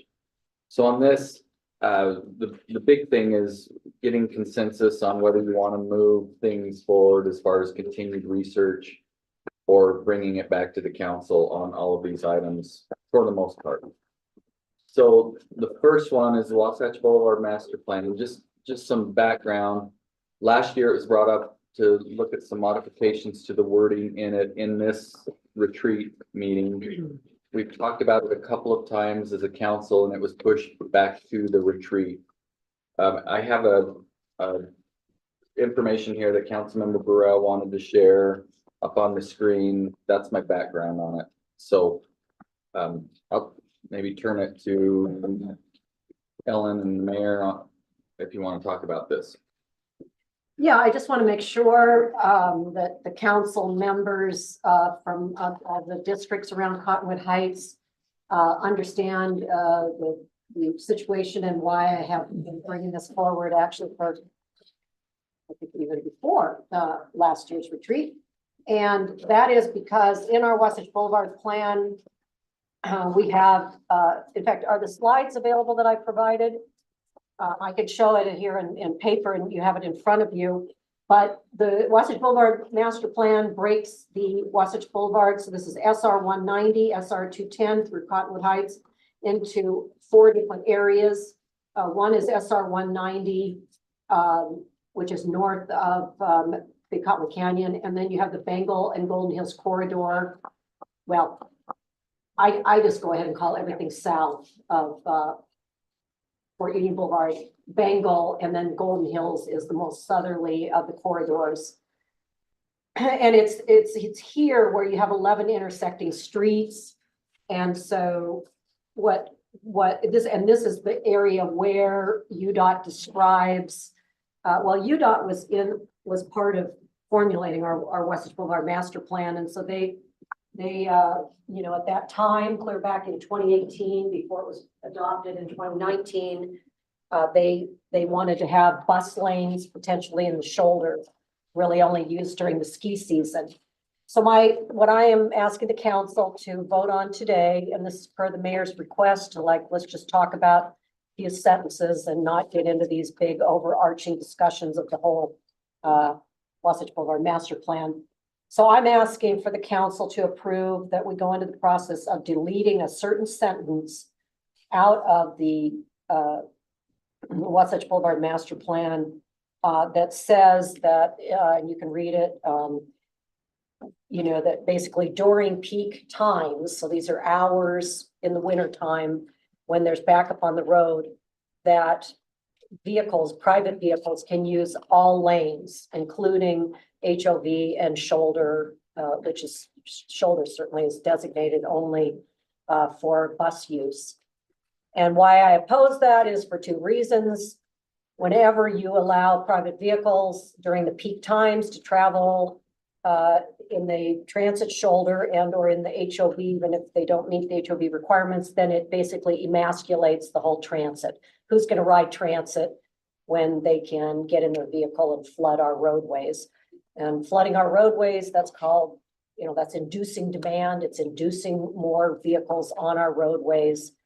So for those 2 reasons, I'm asking the council to please vote in favor of deleting that particular sentence out of the Wasatch Boulevard plan.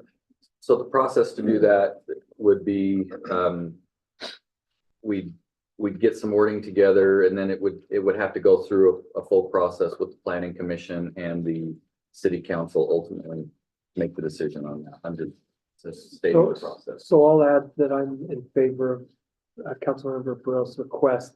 Mostly, so the whole master plan idea is to help as this road gets reconstructed, whatever UDOT's going to do, that they look at our master plan and we don't want a big highway. We don't want a big highway separating our residents east of Wasatch and west of Wasatch. We want a boulevard that the traffic comes, that we understand that, you know, the road can get used for commuters, but maybe this would have been do somewhere else, but adding that, you know, the extra lane for cars to be able to travel when it's during, like she said, times, just makes more, you know, difficulty on crossing the road and so I'm in favor of, changing this language as Can I ask well. a couple of questions? So it's basically, we want to keep this dedicated to buses, or do we allow cars to use it Correct. during peak time?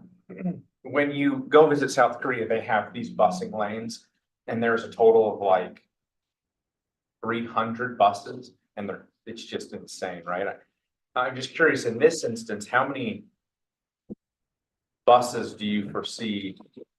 Is it a constant? Well, I'm so or- glad that you're bringing this up is because it- the one thing that's happened since the 2019 Wasatch Boulevard Master Plan was adopted is, of course, last summer, the record of decision came out on the Little Cotton Canyon EIS, which states that the enhanced busing is part of a practical solution during these peak times.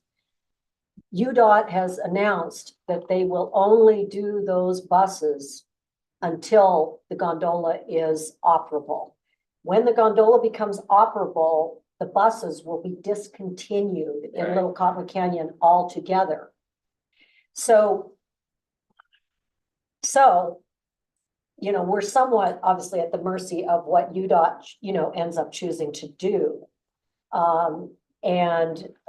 If they do, for some reason, change the record of decision, which, as we all know, is under litigation right now, then, you know, it's still to be seen, you know, how many buses it would take. But I think I speak for the residents of District 4. It's a lot more palatable to us to see frequent buses during these peak hours. And I make the distinction of peak hours versus peak days, because the problem is really limited to a few hours in the morning and a few hours in the late afternoon. Yeah. And so we want one thing or the other, you know, you know, probably the last thing we want is just a crush of private vehicles sitting idling their car, which is what we have now. And so from the data that we have, buses running with high frequency, we've never had that before. In fact, as you well know, the intervals have gone from 15 minutes apart to 30 minutes apart, even on those peak hours. Yeah.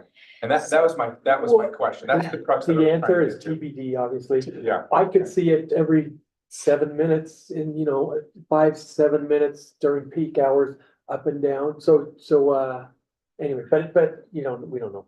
So we have two supportive, is there a third supportive of bringing this back and going through the process?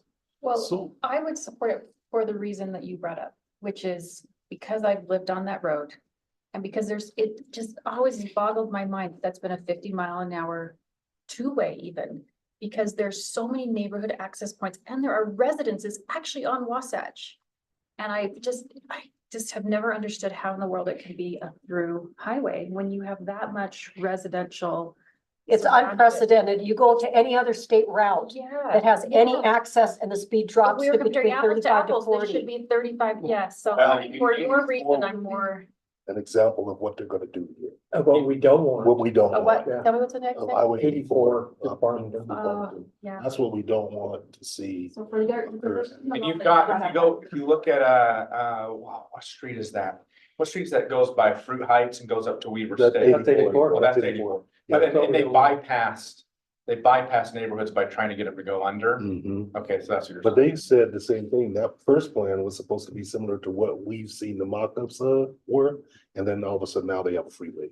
Yeah, I don't So want it's it. I don't caused a want lot that of to be consternation. Think you got. So we've got three? Okay, Thank you. Thank you. we have three. Five. Okay. Thank you.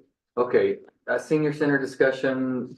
I've got a description here, Mayor. Do you wanna Yeah. state anything? I don't. So- know anything on this. We had talked a little bit about some possibility of land west of the rec center. It doesn't look like that's going to come to fruition. There's some county issues that it doesn't look like that's going to be an option. So I had a discussion with Tim. He brought up some good points that I want to share that I think are actually feasible. And I think doing something for our seniors is really worthwhile.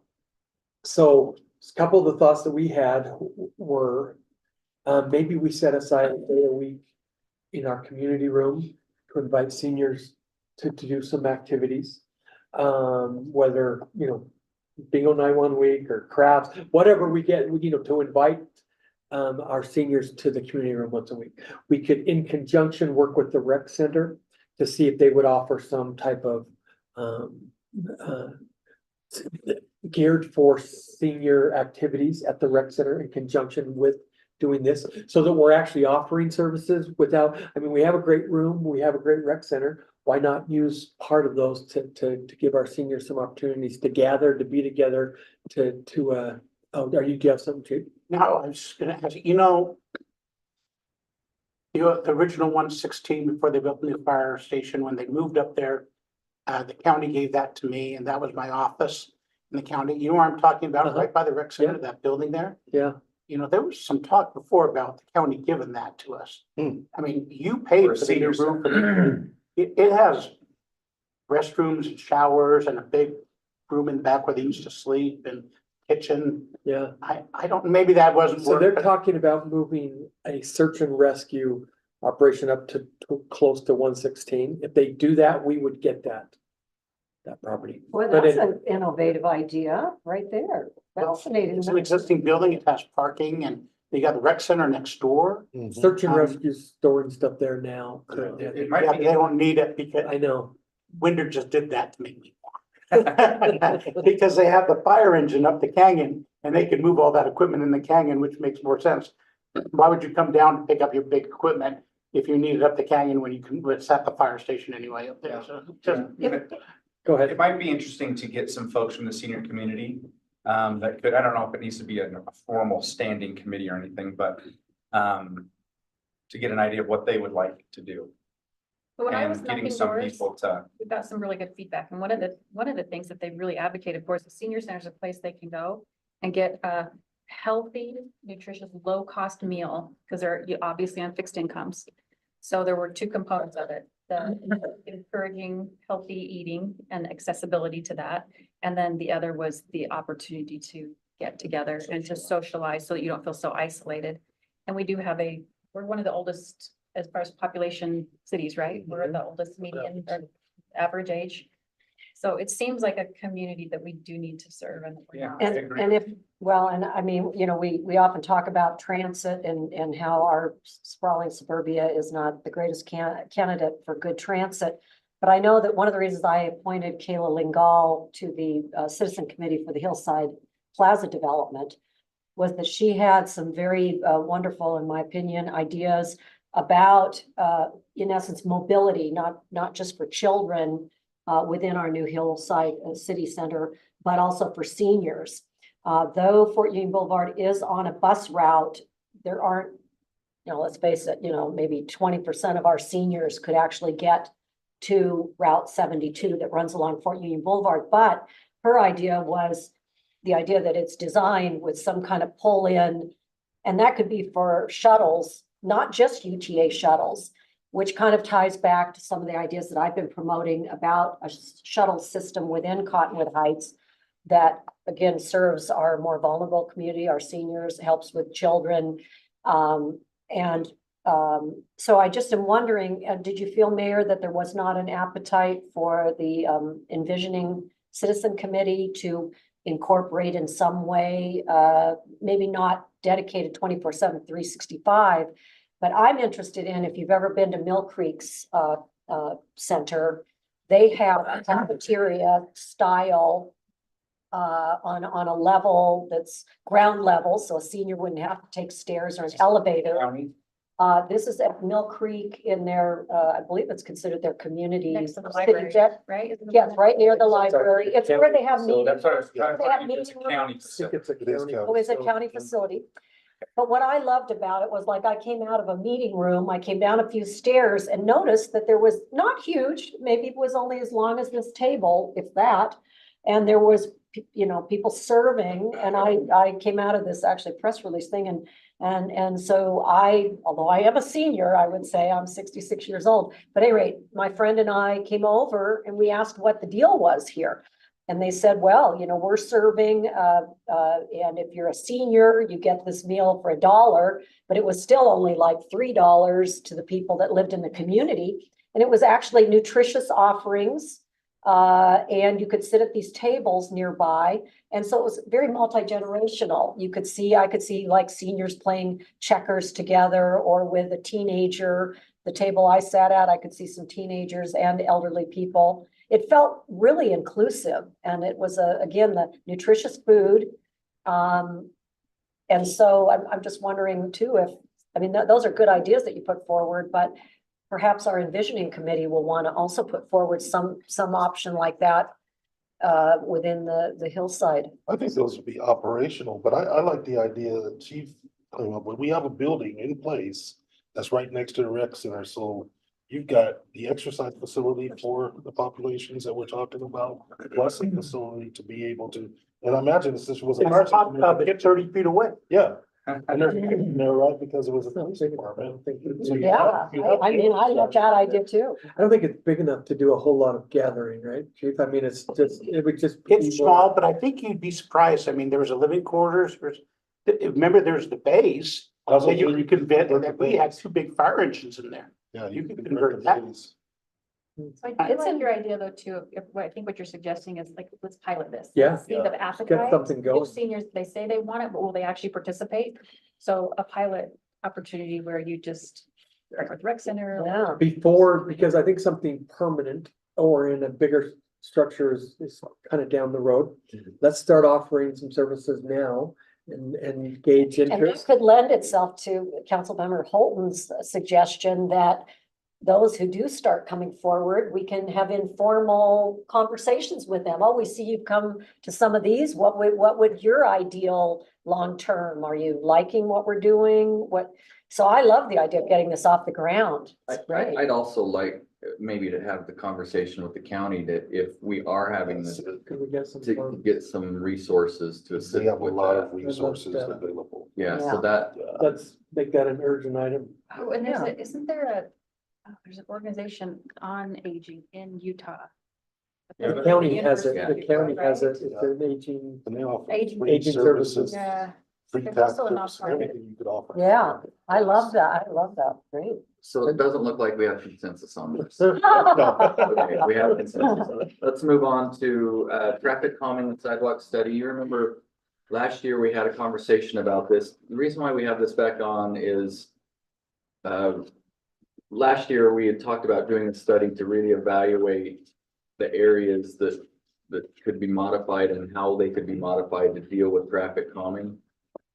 And we have it back on here today because it's a cost to do a study, and Matt, you can add to this, but it would give us a better idea of where we really need to look at sidewalks and traffic calming options. Matt, add to that. Well, I have not much to add. I mean, we have that discussion, but one thing I want to point out, and we've heard it here quite a few times today, is prioritization of these things. Everybody, you're a council as a whole, but you all represent a district, you all represent certain, things you would like to see.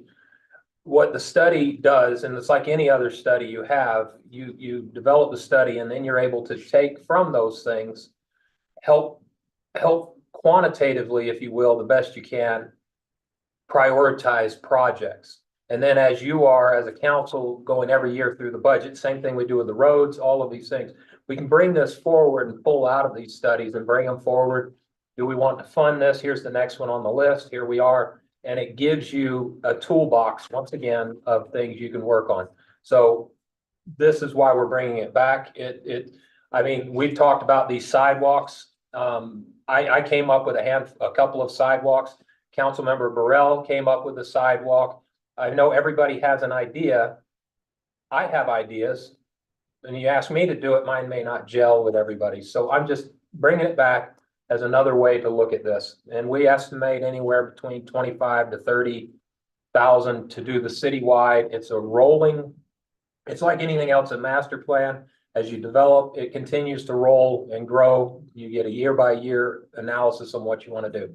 So that's why it's out again today for you to review. And if you would like us to pursue that, we will. If not, then I will let it drop. What we would do is we would include it as a budget request in the budget process that would have to be decided upon. But $100? $100, you got it. I will give you $100 product. I was gonna say everything's costing money, but 100, we're good. Well, I can do it. I can even go up $200 on my own without asking your permission. So I'll double it for you.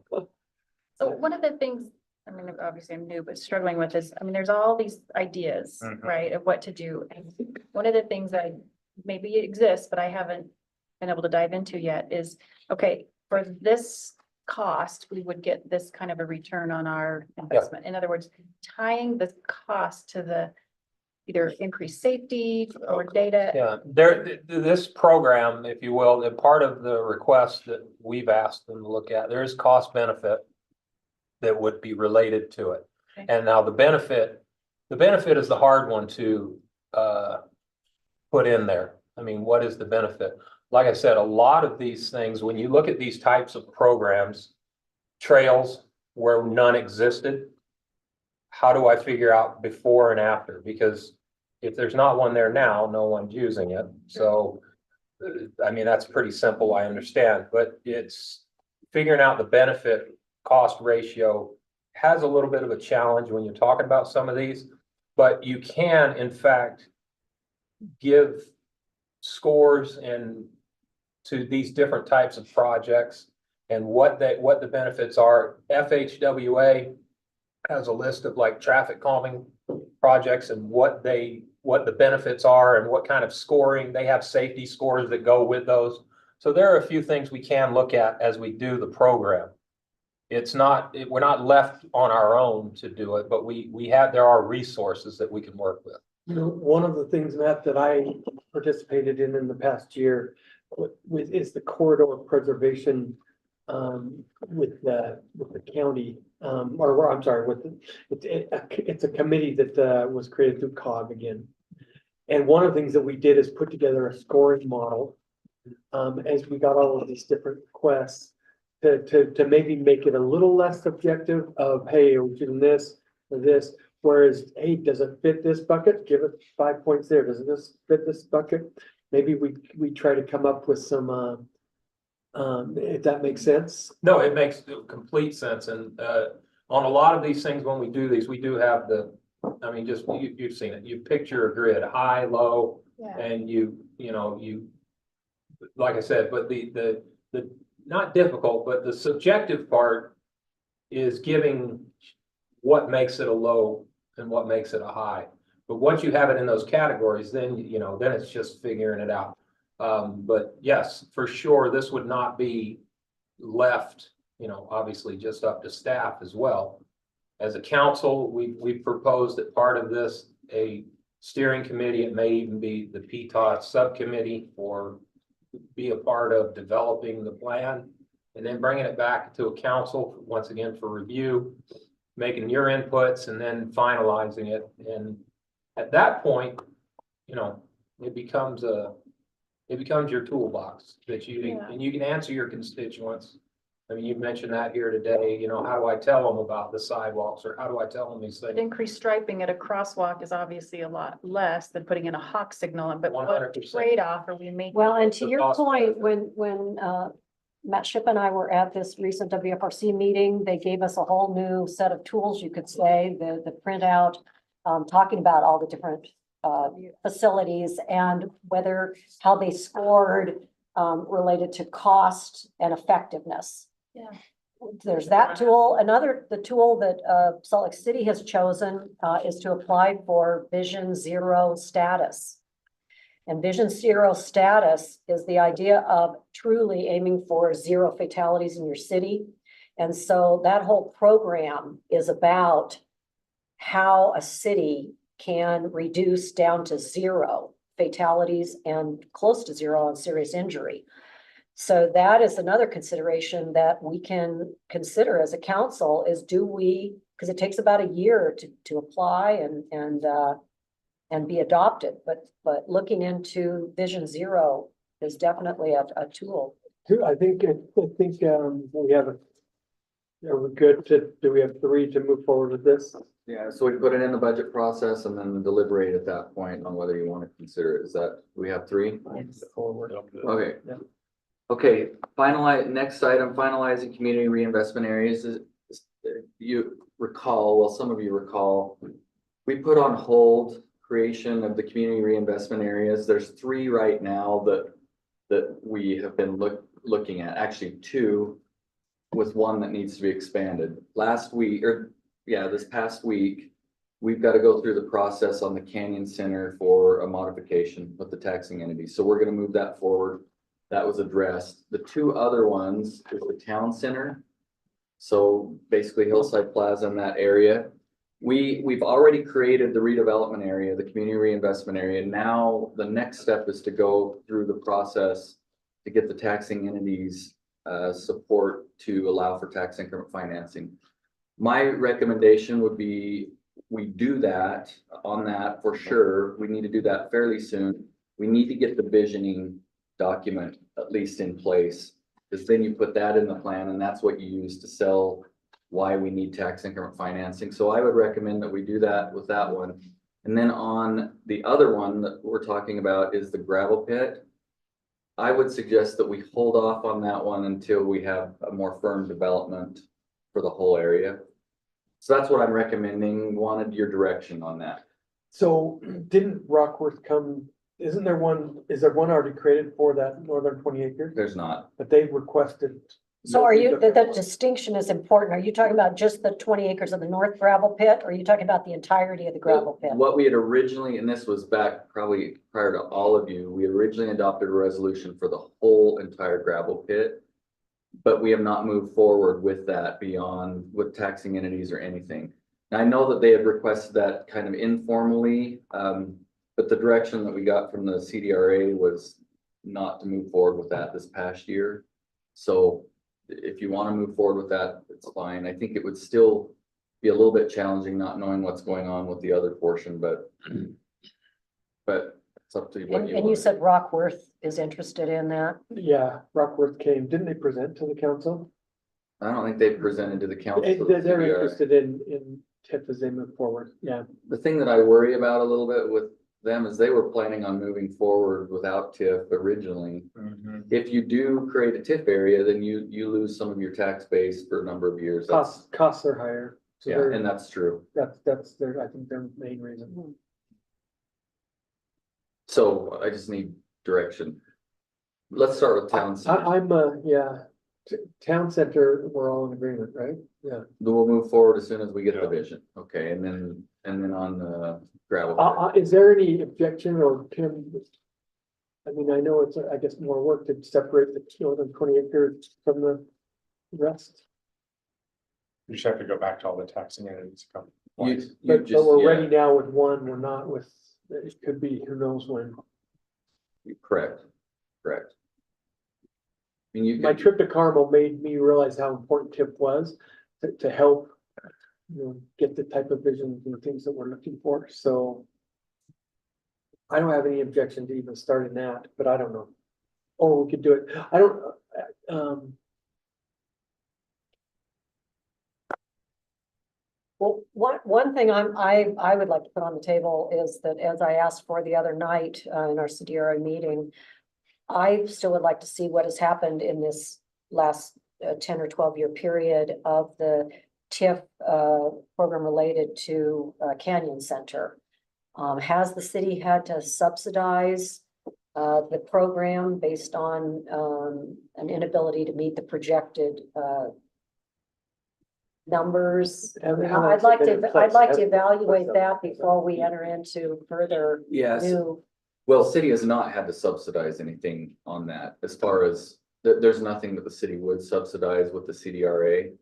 It's just whether we are not getting the tax increment amounts because of a good portion of the project's not built out yet. So that's one of the things. It's not that we're subsidizing anything. It's just that we're not getting the tax increments. So we haven't made any payments to Salt Lake County for the parking garage there.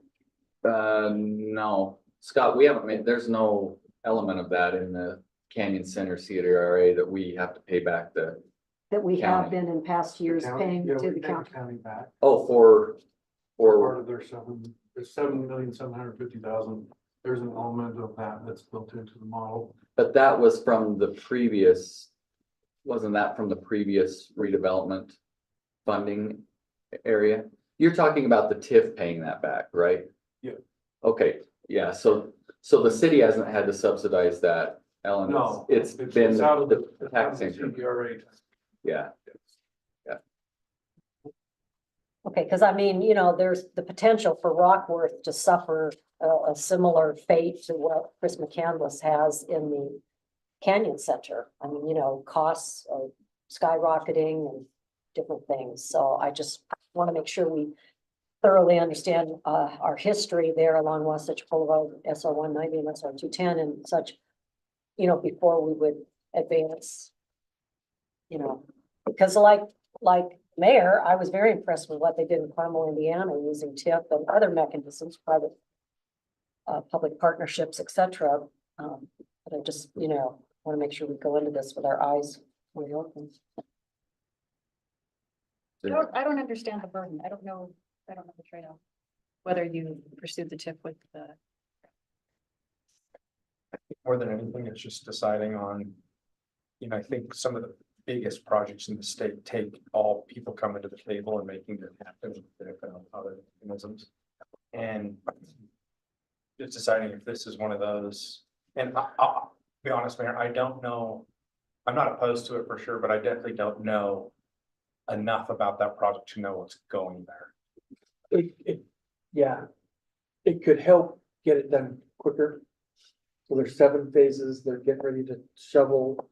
Dig It's dirt on incentivizing phase private 1. investment dollars. That's what it is. Yeah, but, you know, the apartment building, the condo, the hotel, and then there's retail, commercial in the other phases. So, I mean, it's all positive for us. It's all gonna add tax revenue.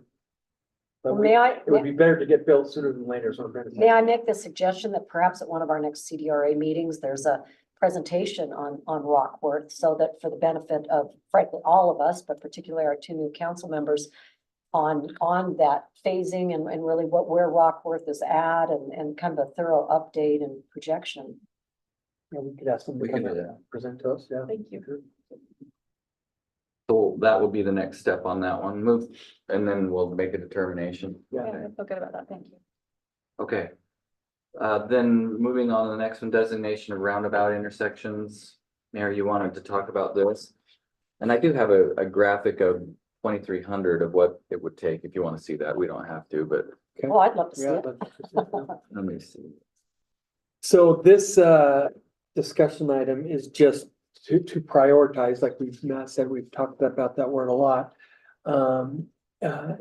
Intersections that we would be interested in starting the process to design plan, Yeah. get grants, to change the intersection to a roundabout. Mhm. So 2300 East Fort Union Boulevard being number 1A on my list. So I've been given a bad rap, apparently, about not wanting a roundabout at these locations. Yeah, I just wanted you to somewhat be aware when you're talking about these types of volumes and what we're dealing with and the sizes that are required. I mean, you can look at this one out here, and this one, although this was a 5-point intersection, required a lot more land than was originally planned. Yeah. This one is just a circle with a circumference showing, you know, where the back of sidewalk would be, put one in, if you were to just drop a circle in. And I kind of wanted you to see somewhat of the properties. This doesn't take into account the existing geometry. Like, you know, for instance, the Walgreen wall that's there, that wall would come down. There's a lot of things, but this is just FYI. It's not meant to pro or con roundabouts. I just wanted you to have some. you could move that circle in any direction, really, to take more of. one Yeah, I and less mean, of almost if we another. moved it up this way, this is more of already just a parking lot. If it shifted, the other thing is that what they've done in Carmel, where we have significantly more average daily trips going east-west than we do north-south, would be to have at least 2 of these lanes go underneath which would then create less of a circumference to the circle and allow for through traffic to, in essence, perhaps avoid this grade. They would go underneath it, like, you know, the engineering in Carmel, which I really hope and urge the council to, on a consulting basis, have some of these professionals from Carmel, such as their engineer, come and share with us kind of how they done it, you know, how they did some of their more unusual, unique, you know, projects to achieve more roundabouts. So would a two-lane, Matt, a two-lane roundabout is allowing two lanes to go in any direction? Yeah, on something similar to this, you would, because you've got the through. We, in this area, if I recall, we have about 20,000 ADT. Single lane roundabouts, you estimate anywhere between 12 and 15 to get through a single lane. Anything higher than that, to where we're there, you have double lanes going through. But like I said, this is not etched in stone. I think, you know, we can't engineer something that will work. I think we've got the ability to do that. What determines the diameter of this initial? It's a standard out of the books. Can it be smaller than? Sure, we can, yeah, there's a lot you can and cannot do. I mean, there's things. This was just to throw an idea out there. So as you're debating these, and I don't dispute 2,300 is, I think it's a great place. We've actually proposed it in the past. We've talked about roundabouts in the past, but they've never gotten very far. Yeah. So I like the change. I just. And of course, this is where the obelisk will be. Yeah. Wait, can I back up a little bit? And this is just some general feedback. I don't think enough of our residents understand roundabouts like we've come to understand. And whether we address it in the newsletter or one kind of thought bubble that came to me when Randy was doing his presentation, because that fabulous video you showed at the State of the City, what if we took parts of that presentation and created some kind of a video that we could share with our constituents, and that we put something in the newsletter about? We've done that We have? multiple times, When especially we with did this this. roundabout. Oh, But so But that, that's- those resources are available, but I agree with you. I do agree, think that, once this one, our residents are more aware of, because of this one. Before that, they were so clueless, but I, A lot of people like it now. I think we can do a lot more. And yeah. I will say to support your idea there, you know, in my last town hall meeting, one of the constituents said, you know, Councilmember Burrell, it's great that you want to talk about all these things. We make a video, give us something that we can watch. So I know my constituents would love to see that. Sedona, Arizona has done this too along Highway 89. And they're, you know, I don't know if any of you have been to Sedona, Yeah. but they were kind of a yucky little city. Really like stepped it up, and the roundabouts have been part of that. I don't know, you're asking for different places too. I mean. So this would be, so there's 3 or 4 different grants that you can apply for roundabouts. And so this would be to prioritize which intersections. And my thought was, let's go from 2300 east on Fort Union. We go up to 27th at the top of the hill. We could go to 30th, and let's make Fort Union start the roundabout. If we did the general obligation bond for these 4 corners, I think could obviously help solve some of these problems, because I think we're looking at it 100%. existing, what it looks like right There's now. corridor If we preservation went funds, down that there's, road, and then it's a you're regional reimagining road. There's a that lot of whole ways to area. get money. Where's your next one? You. So 2300, 3,500. 27, if you got up to 30th, you take all the stoplights east of Whitmore Way would be gone up to. like 2700 is where the elementary school, Butler Elementary, I get that. yeah. I'm actually going to another place. Somebody had mentioned a roundabout in 3,500 in Bengal. Is that still on our radar? Or are we just now focusing back Just on? more by Fort Smith's. So, Yeah. that is one that I think is a really good candidate for a roundabout, Union? but is your what this priority. is priority. Yeah, Okay, I'm thinking, hey, let's make Fort Union. okay, well, if we're putting just some wishes down the line. I think there's one that's sorely needed at Creek Road where Oak Creek has to turn on to Willow Creek. That is so backed up when the kids are coming. Sorry, say, where is that? On Creek Road where the Brighton Bump, you're going down on Oak Creek Drive and you have to make that little jog over to Willow Creek Drive. I think That's it's a- where that's a you 5 talked point, I about think. crossings. It's more of a. Is that where you enter the Willow Creek, Country Club, Country Club? yes.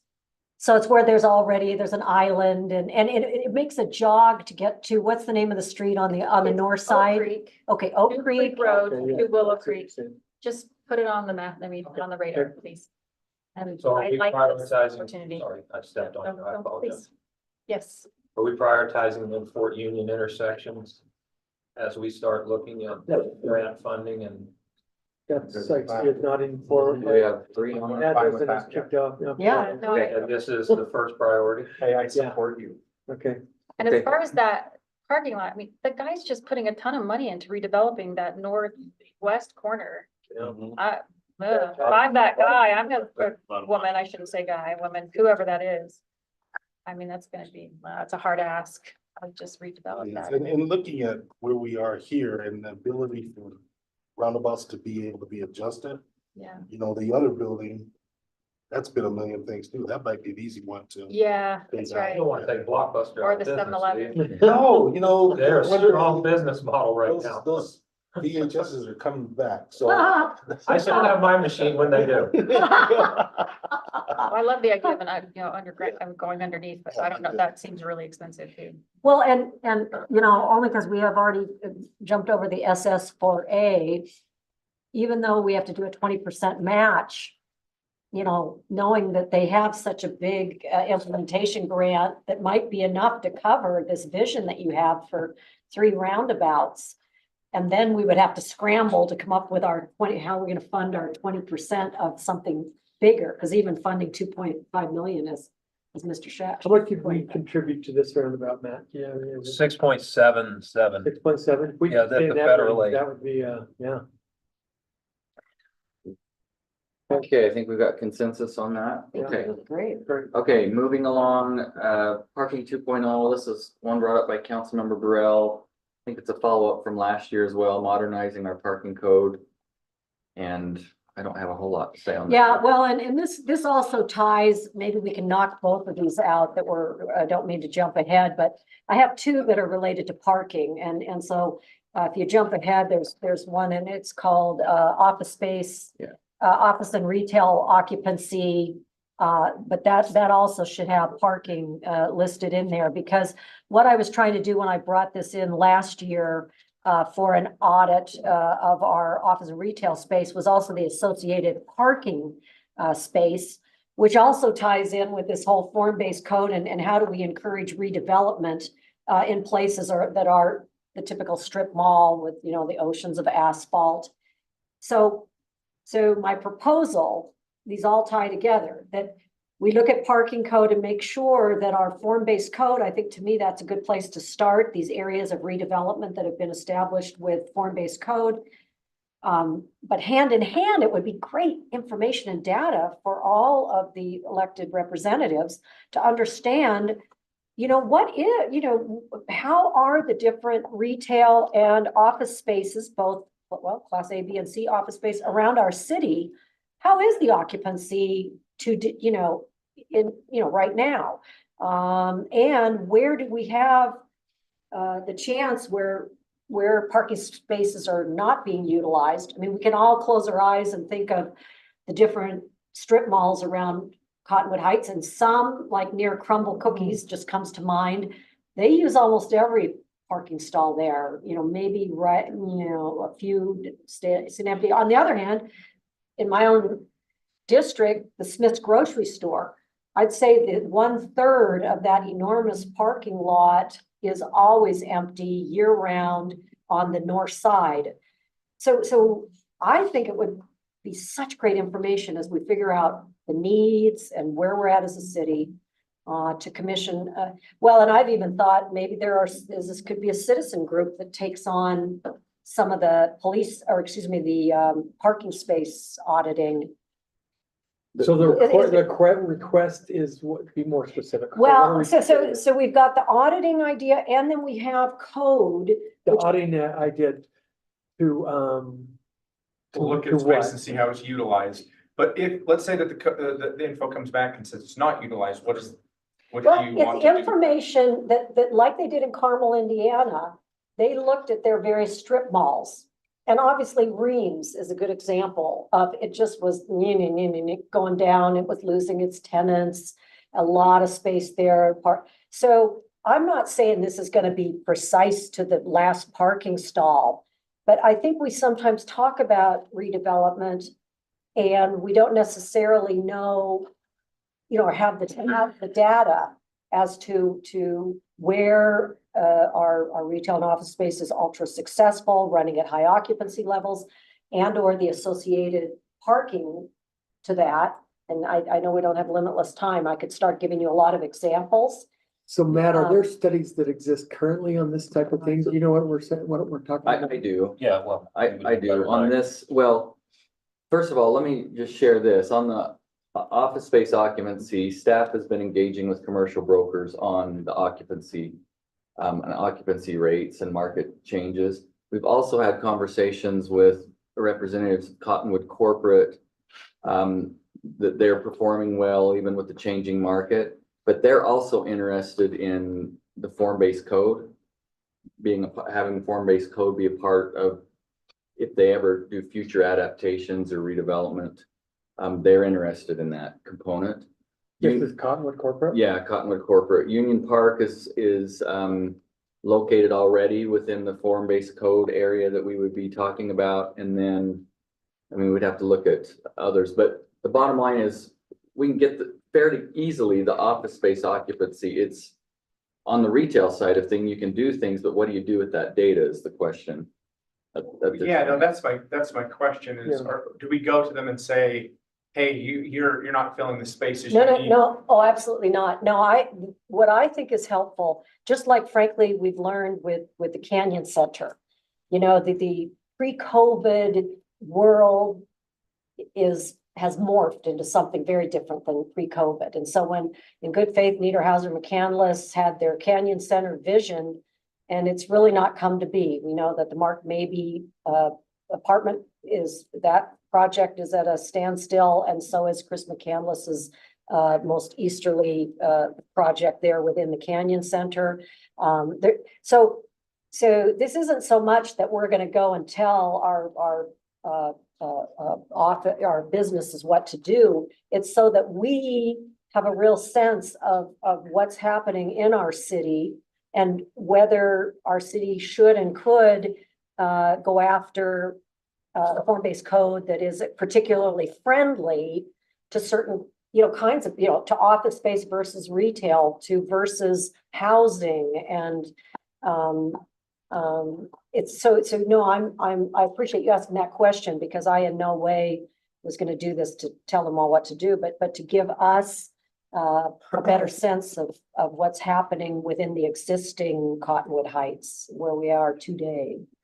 And so when you ask, well, what's this parking code? It's like I went through our existing mechanisms for parking and found that in our designated, I think it's commercial, what's it called? Commercial, I don't know, it's called commercial residential, but the point is there was some indication of for certain size of lot, you have to have a certain ratio of parking. I think it was even like 20 or 25% of it had to be parking as a percentage of the acreage.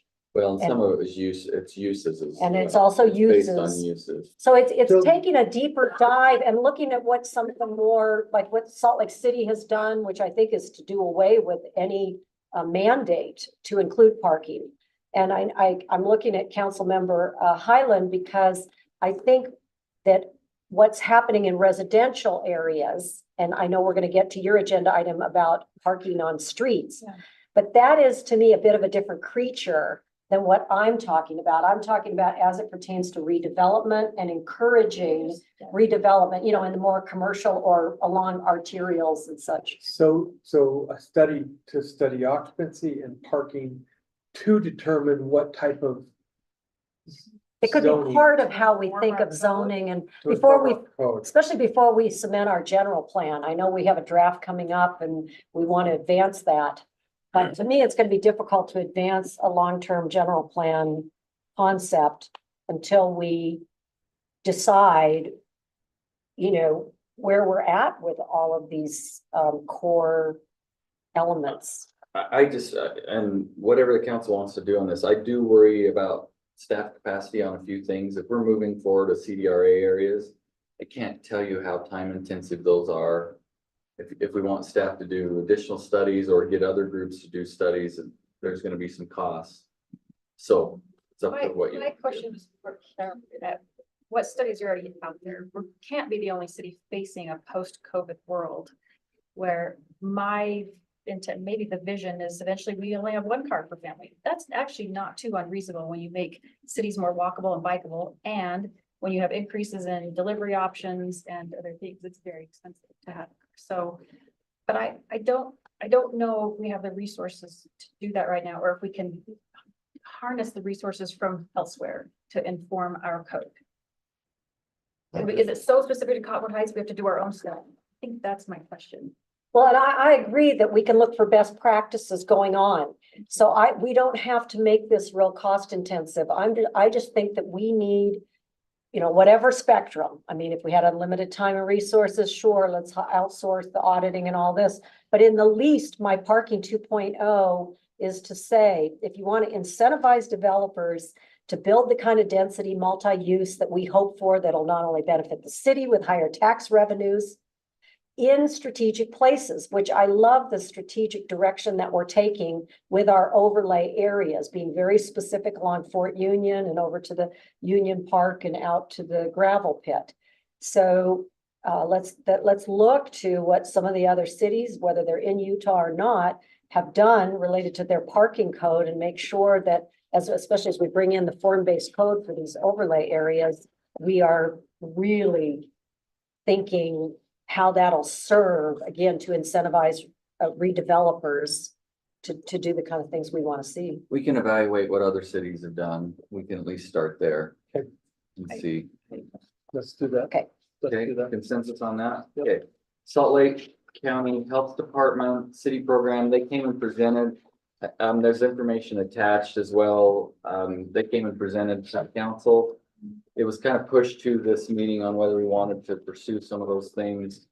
Councilmember Burrell had some attachments that we've included. So there's. So a do you know variety how of the things. League of Cities does their little Mhm. presentation? That's what this is, correct? I believe No, so. this It's is out of- Salt Lake Healthy County, Communities is out of Salt Lake County. It's not ULCT. but Those you'll the ones see. that came and presented to us? Yeah. Well, so ULCT honors a couple of cities who have gone through this program, Yeah, I right? think it's through this program. Is They that may what have I'm thinking honored them, about? but it That's- actually is managed through Salt Lake County. Okay. And I just would like to underscore, you know, in my memo, that since we are elevating things like sustainability, a town hall, a town center for the health and well-being of our community, and the neighborhood byways initiative, that this could tie in with the organization or process that this Healthy Communities uses, which is to have coalitions from within the community. So we could do outreach through CHBA to invite the business community to catch the vision, to be one of the coalitions. There can be community groups, and some, you know, already exist.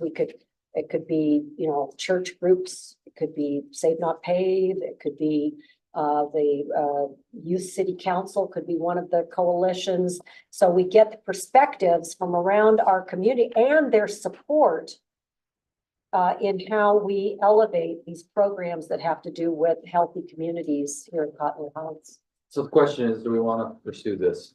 And the only thing attached to it that, and I know Tim did address this briefly, but generally, as I understand it, it does get some staff support. I don't think we need to have an employee that is dedicated to it. But as I have talked with the folks at Salt Lake County about this, they said that all the other cities will have a point person on staff who, you know, helps to, you know, with the outreach and the Is there coordination. a cost to this other than staff time? I don't think so. I think And Not it's that I'm- county supported, county supported. and we can take advantage of things we're already doing, like Mhm. we're looking at, you know, even the Crestwood Park, we're adding pickleball courts, we're looking at all these trails. Yeah. So is this a go big or go home situation, or is this like a, we can pilot a few things like Vernal's done? Like a cancer walk or whatever they've said in here, an annual And Big those- Kids Bash. Is that, so we just Well, start small? I think that's a great point. And again, I'll just reiterate what I say all the time is phasing things in. Let's Yeah. not make this impossible dream time or that, but, you know, start and incrementally see it as phasing. And if we one day are able to do it at the kind of level that, for instance, Sandy City, holy, cow, you should see the list of all the initiatives they're going after under this program. We don't need to be Sandy City today, tomorrow, or even in 10 years. But I do think we should at least look into it. I mean, I would volunteer to interact with Salt Lake County to find out how small we can start. Yeah. And just prioritize maybe 3 or 4 things. And Pride ourselves on being a recreational city. yes, I Why mean, shouldn't this, we? I think we've got at least. We've got 3, okay. okay. All right. Walkability, neighborhood byways, Prospector Drive reconstruction pilot project. Councilmember Burrell had requested discussion on this. We are, by the way, we bid, and I've talked to Councilmember Burrell about this, Ellen, that we bid Prospector. It's gonna be coming This council. this next council meeting for the reconstruction of that, FYI, but go ahead. And thank you. Again, neighborhood byways, you can see on the little 2-page sheet, I've made it as succinct as I could, reiterating the benefits of neighborhood byways and a neighborhood byways system, utilizing, you know, some of the groundwork that appears within the current active transportation plan for Cottonwood Heights. We have a bicycle and trails plan. We have a Fort Union plan. We have a safe route plan. We already have a lot of direction, but to me, we now are ready to go to the next step. And whether that's led through the active transportation subcommittee in PTOS, but again, making some kind of a suggested prioritization and long-term planning to bring to the council. And, you know, as we know, the subcommittee has already met with Matt Ship and chosen a particular pilot program.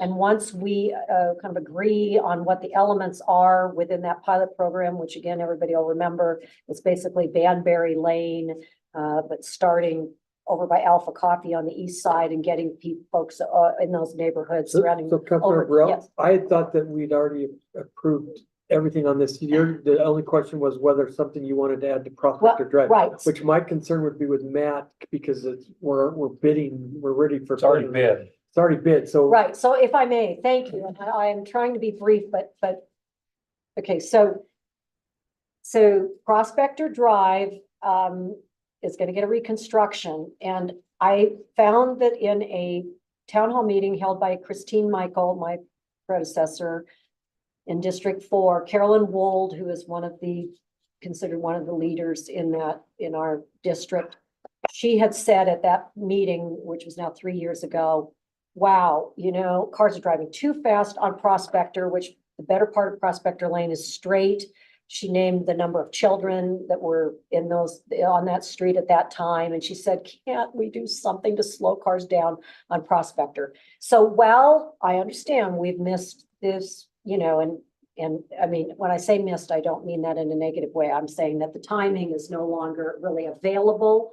It's a good example to light all of our imagination for how, when we are gonna go in and reconstruct a given street, I'm advocating that we evaluate it.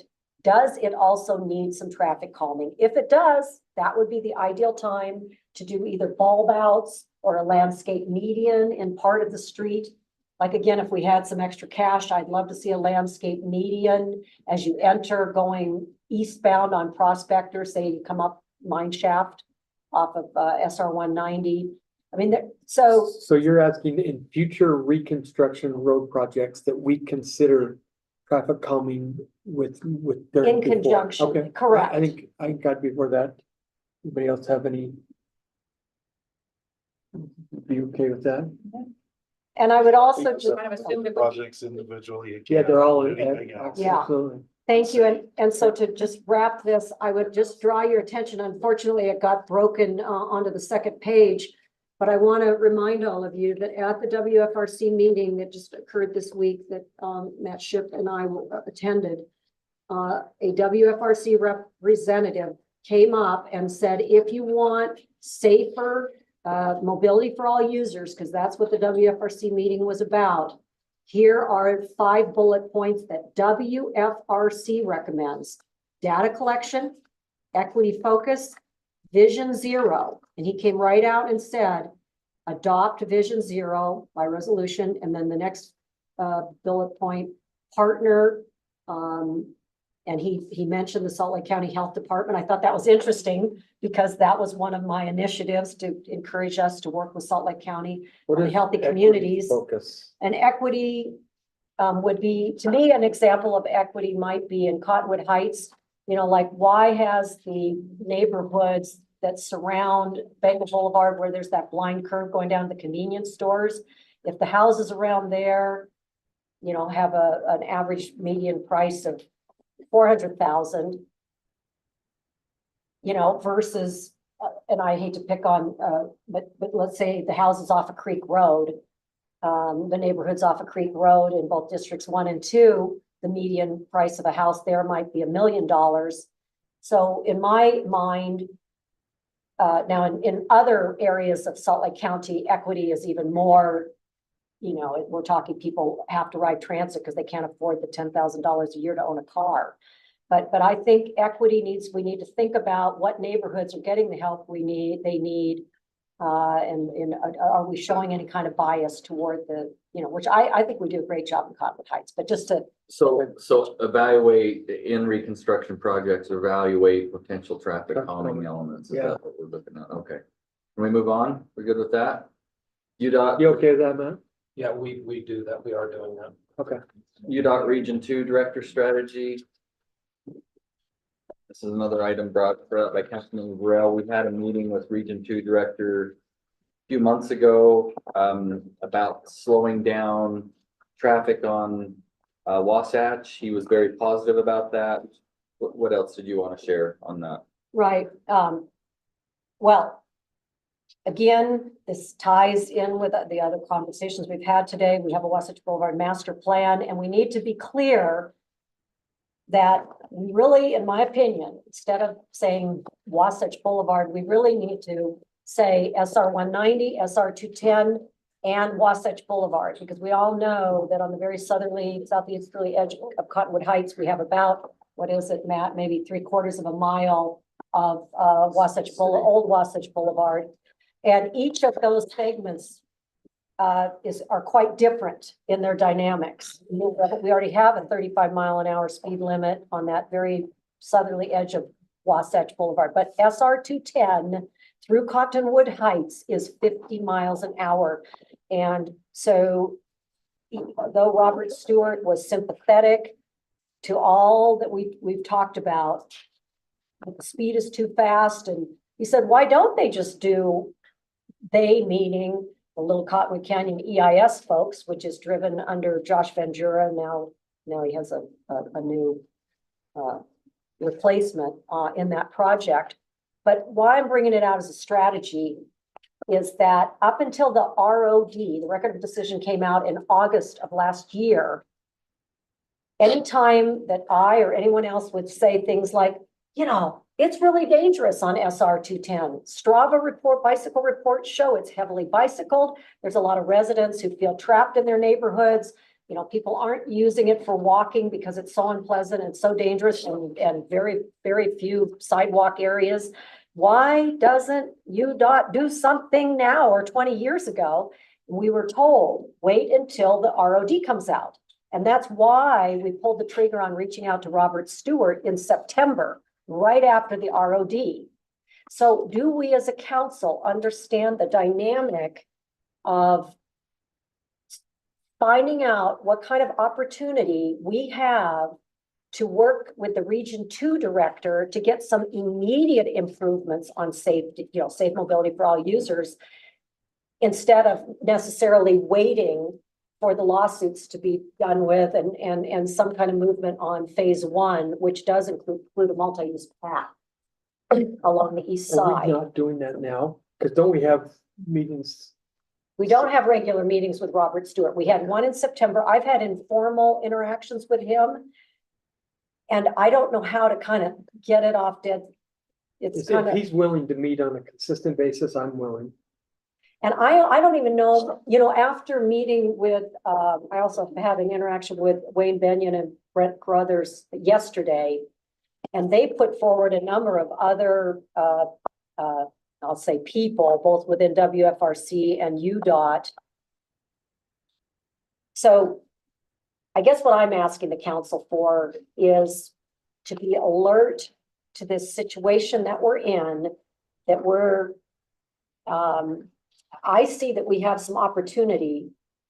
I don't know exactly what that looks like yet, but until we can, we know that there's a chance to work with UDOT, especially on any intersection where one of our city roads intersects with a state route. I mean, we already experienced that with the islands that were built at the intersection of Fort Union and SR 191 210 by the 7-Eleven.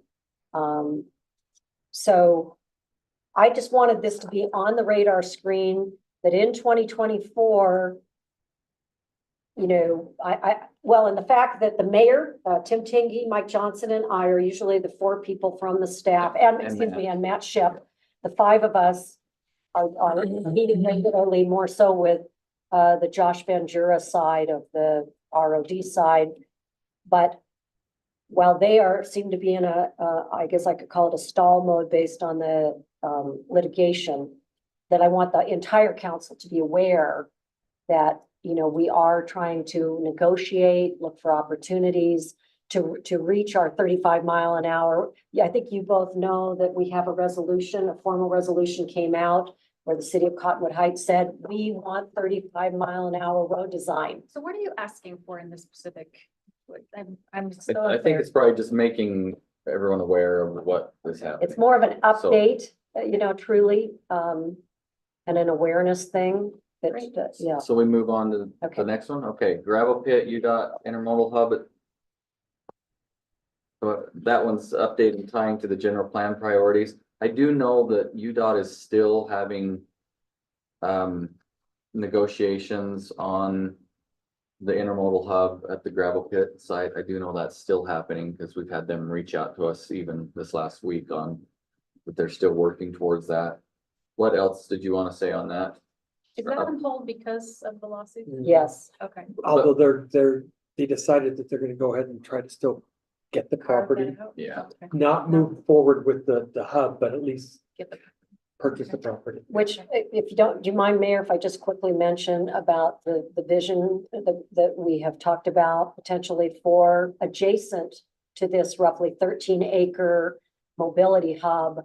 We, the mayor and I had a few meetings, has joined in those, related to encouraging the state of Utah to consider buying another 10 acres or so adjacent to the mobility hub to do some kind of a gateway project that would welcome people both from around Utah as well as out of state year round to experience our canyons, hopefully again tied in with the transit model that'll be included in the mobility hub. From Brian Allen. And actually, tying this into the general plan and the form-based code, hopefully also incentivizing development around these two things. So is the request to put that into the general plan, is that what we're doing on this one?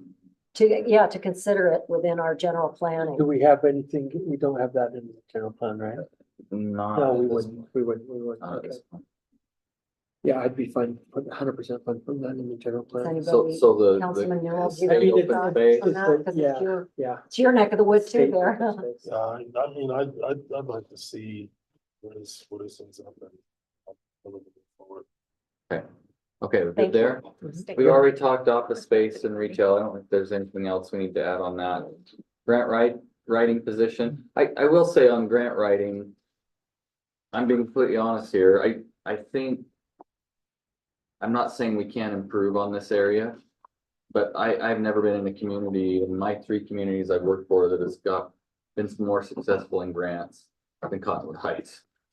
From police to public works to community economic development, to culture and arts. We do a lot of great work and get a lot of extra money. Whenever you're doing grant writing, you have to remember, most of the time there's match. So you could get 15 more different grants beyond what we're getting right now. There's typically a lot of match dollars that have to go with Or that. our department heads currently doing those grant writing Department heads and staff, and stuff. yeah, we have in every department. With the exception of Scott's, we're doing grant writing, They don't like grants for finance stuff. yeah. Anyhow, but the other thing is your grant writing will help you with projects around, but it won't help you to fund the grant writing position. That one would have to be funded, separate because they go to projects, but not to the. Well, I would definitely suggest that we do an evaluation, like if this person were hired, where are the gaps, so to speak? Let me just give you an example, and I don't disagree with anything that Tim Tingy just said. But for instance, this RAISE grant that had its deadline like this week. If we looked at what we're trying to accomplish, which is the walkability, and what grants could we apply for every single year, but if historically, like we look at, I think it'd be great to have it on a spreadsheet. It would be helpful for all of us to see in the different categories from transportation to other areas. What grants, have, with what frequency have we applied for these certain grants? And if we know that a city for certain state or county grants, you're never going to get it annually. You'll be lucky to get it every 3rd year. I think that where I'm coming from, and this isn't just Ellen, I've had the chair of the planning commission come to me on this. I've had the chair of the citizens committee on the redevelopment of Hillside Plaza come to me. This is really their brainchild, and I am only bringing it to the table to say that it could be useful in the least to have a spreadsheet showing, so that then we could say, look, yeah, there's 1 or 2 grants, but don't forget, there's a match that's so hefty, it doesn't make sense.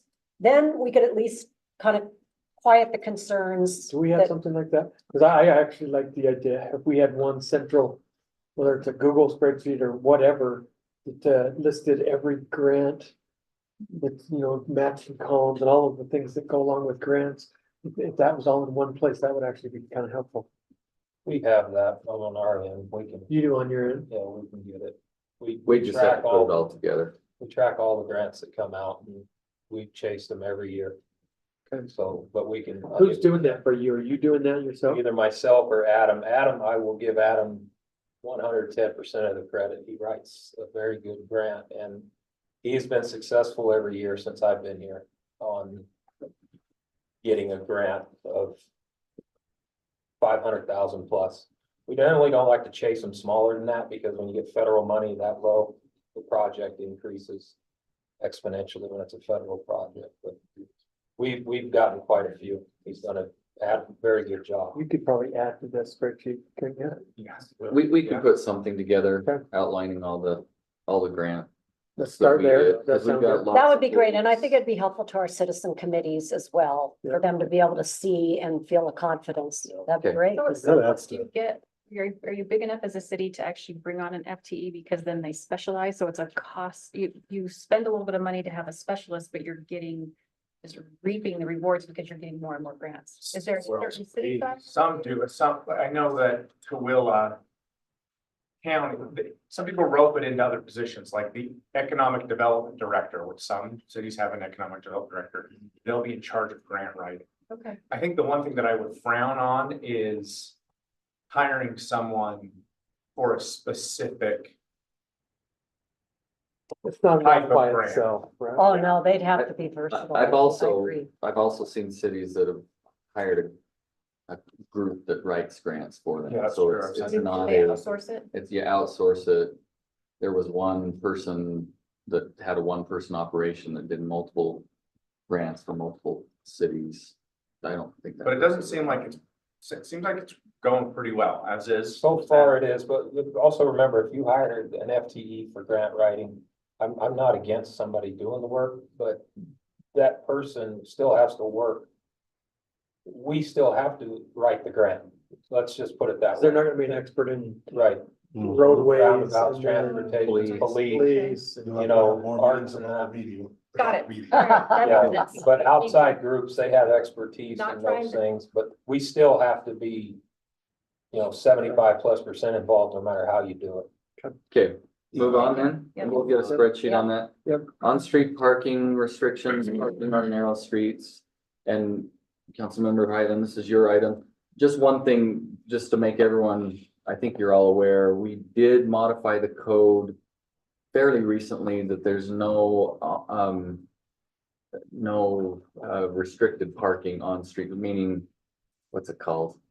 My brain. No residential. Residential only parking on streets. The council just last Took it out of the year code. yeah. took it out of the code. That doesn't mean that you can't designate areas in your city as no parking. It becomes an enforcement issue in others, but I want to make sure everyone remembered that context. Go ahead. Okay, I didn't know that. So again, this is just out of walking the district and having people be so frustrated with the number of our homes that are turning into rentals, either long-term or short-term, which increases parking problems, which increases safety issues and visibility in streets and things like that. So I think I've mentioned to some of you, and this is a, university town up in Logan, but they actually implemented something in some of the areas within a certain zone where you couldn't park on the street overnight between November 15th and March 15th without a permit. And one of the things that it did is the cars become a proxy for people. So we have occupancy limits in our rentals, which I think they've got 4 unrelated singles. But we know that there's some homes that are putting 10, 6, 10 unrelated singles. And so then there's 6 cars. So the whole point of the discussion is how to incentivize owners, landlords. I'm a landlord. We actually do things to make sure that our tenants can either park in a driveway or in a garage. And if they can't, we write in our contracts that they are not guaranteed parking, because Logan City basically said it's not our job to provide parking on our streets for residents. So it's a general discussion item about how do we increase safety and, and also look at occupancy limits in our homes without making it so much hassle for us to do something administratively. But this November 15th to March 15th was actually kind of a glorious solution because it wasn't year round, but then it disincentivizes those long-term snowplow related. And so I just wanted to bring that as a just general discussion item of how are we approaching this as a city instead of just saying, oh, well, we're just hands off right now. How can we respond to our citizens who are so frustrated with the number of cars that are on the streets?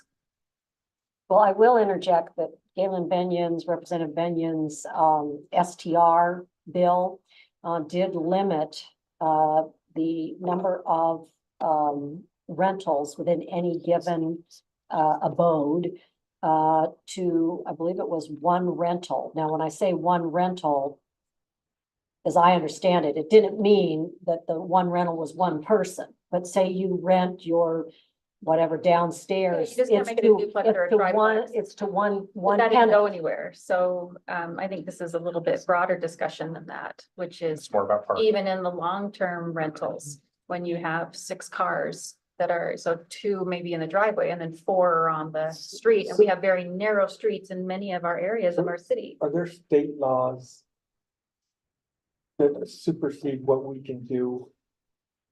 Restrict parking on roads? I don't think state laws that supersede that I'm aware of. So we could make whatever restrictions we wanted. We And I- can. I mean, I know we restrict parking on roads when there's gonna be a snowstorm. Tell people you gotta get off the road. What is that ordinance? And Well, we're talking about a couple different things, so Okay. I like what you're saying. I really do, because our number 1 complaint on short-term rental is one, it all has to do with It's the park. That's what triggers, the calls to us. So if there was a mechanism where we could, and our problem is we go there, we can't prove the short-term rentals, because Right, they're my cousins are just staying with me, and right. that's the issue, but if you simplify it by saying you can't park here, that takes that issue off the table for me. I really like that. It's what we were talking about before, that, with the permit parking, this is completely different. What we were doing before is saying, if you live here and you're my friend and this is an expensive area, I can give you a permit. You can park here, but nobody else can park here. That's very different. That's what we took off the table before. And I didn't like that because I thought that was wrong. But what you're saying, I like that. And if, I would love to see how they do that. Well, the permit and- program took into account, like, there were some grandfathered properties that had a single driveway, single lane driveway, right? There's like 70-year-old homes. And so then they would actually give a permit for one car to be in the street overnight. So there was a mechanism to kind of overcome some of the difficulties in certain residential areas, but for the most part, that one program, November 15th and March 15th, think about our snow storms and when we get them. And then the long-term rentals just also have that same kind of restriction they have to look at, but it was the police department who had to deal with the permits. So we're happy to deal with that because it actually simplifies the short-term rental issue because we can handle, if we handle the car issue, then we can That's, solve part that's of my it. main point, is that cars are a proxy to occupancy. That's absolutely true. The snow issue, we already have that. It was, Okay. if we have any accumulation at all, they can't park on the street, nobody can. We enforce that, we tow the cars, we do that. Within and after 24 hours of storm, right, or something, is that? That's right. That was- Any accumulation, we changed that a few years ago. That works well. And we've had to tow people. And we do tow people, We do yeah. tow people. I know, But if he's talking about something different, it's like, yeah, if you don't have the room, we can give you a permit and set up a set of rules, but if you're that guy who has a short-term rental, we all know you have the short-term rental and you have those cars and making all the neighbors mad and you don't have a permit, we can go by there and plug those cars and that'll solve that problem. So there's a process that we have of designate, I mean, it's just basically creating no on-street parking in certain areas. That's exactly what Logan City has done. That, and we have that option to do that. I mean, we can Especially still on the do that. very narrow roads and the reason I keep saying November to 15th to March 15th is I'm not saying, you know, like year round, this window of time drastically reduced their parking problem just by implementing this one. So Well, we want to look into it. No, We'll you're, reach out to that Logan period of time City. coincides with the ski issue, Yes. which that's is why I when they mentioned do it. the short-term rentals. And I think our process is our public works director and chief look at the streets and then we make a determination and then it's the city council that, if I recall, am I correct in that, Matt? And And think about the Chadbourne area, you know, they're like where there's still those duplexes and how clogged those streets get. So But single side parking also alleviates some of that. so Matt, when we. Like they do back east. You make I a don't know. I determination. didn't hear you The say single that. side parking, would that alleviate What's, some what of do you mean by, that? or just on one side? Narrow Just streets, only they change park on- from like certain days of the week, you're on this side. Yeah, Some parts of California where I grew up, have just started to do that. You know, trash collection days, you cannot park on that exactly, side of the street. yeah. Things like that, that alleviate and open up those narrow roads. So I'd probably be more in favor of that than getting into a permitting thing. That's, Well, permitting is, right now, we don't allow that unless we want to bring that back. This would be just designating certain streets Yeah. during certain times where you can't park on them, period. And that process is our The public works code, director. the code allows the city engineer, if it's if it's a safety issue, to paint curb red. That's in our code. If it's not a safety issue, then the council has to decide if they want to stop parking. There's only two options, either don't paint it red and you can park, or paint it red and nobody can park. If it's red, even you can't even pull up just for a second and drop something off type thing. So we have to be careful when we do designate areas because there is no leeway in that. So if we want to pursue that, we could get that on, I mean, specific areas on a council agenda. I mean, two council members would have to support that to get it on an agenda to consider removing parks. What more information do we need from, you know, Logan City, since they're the one, that the example that I raised. Does that, do I Did they need do to it- reach out to them and? Did they just identify areas that they wanted to do it? Well, it was particularly around the university and they actually, they do have even their program where there's certain sides of the streets you can't park on between 8 AM to 3 PM without a permit. So we had to have all You these can do permits, that but here. my So point as a council. landlord is because I had that restriction, I didn't bring somebody in to be an occupant of my property and promise them parking.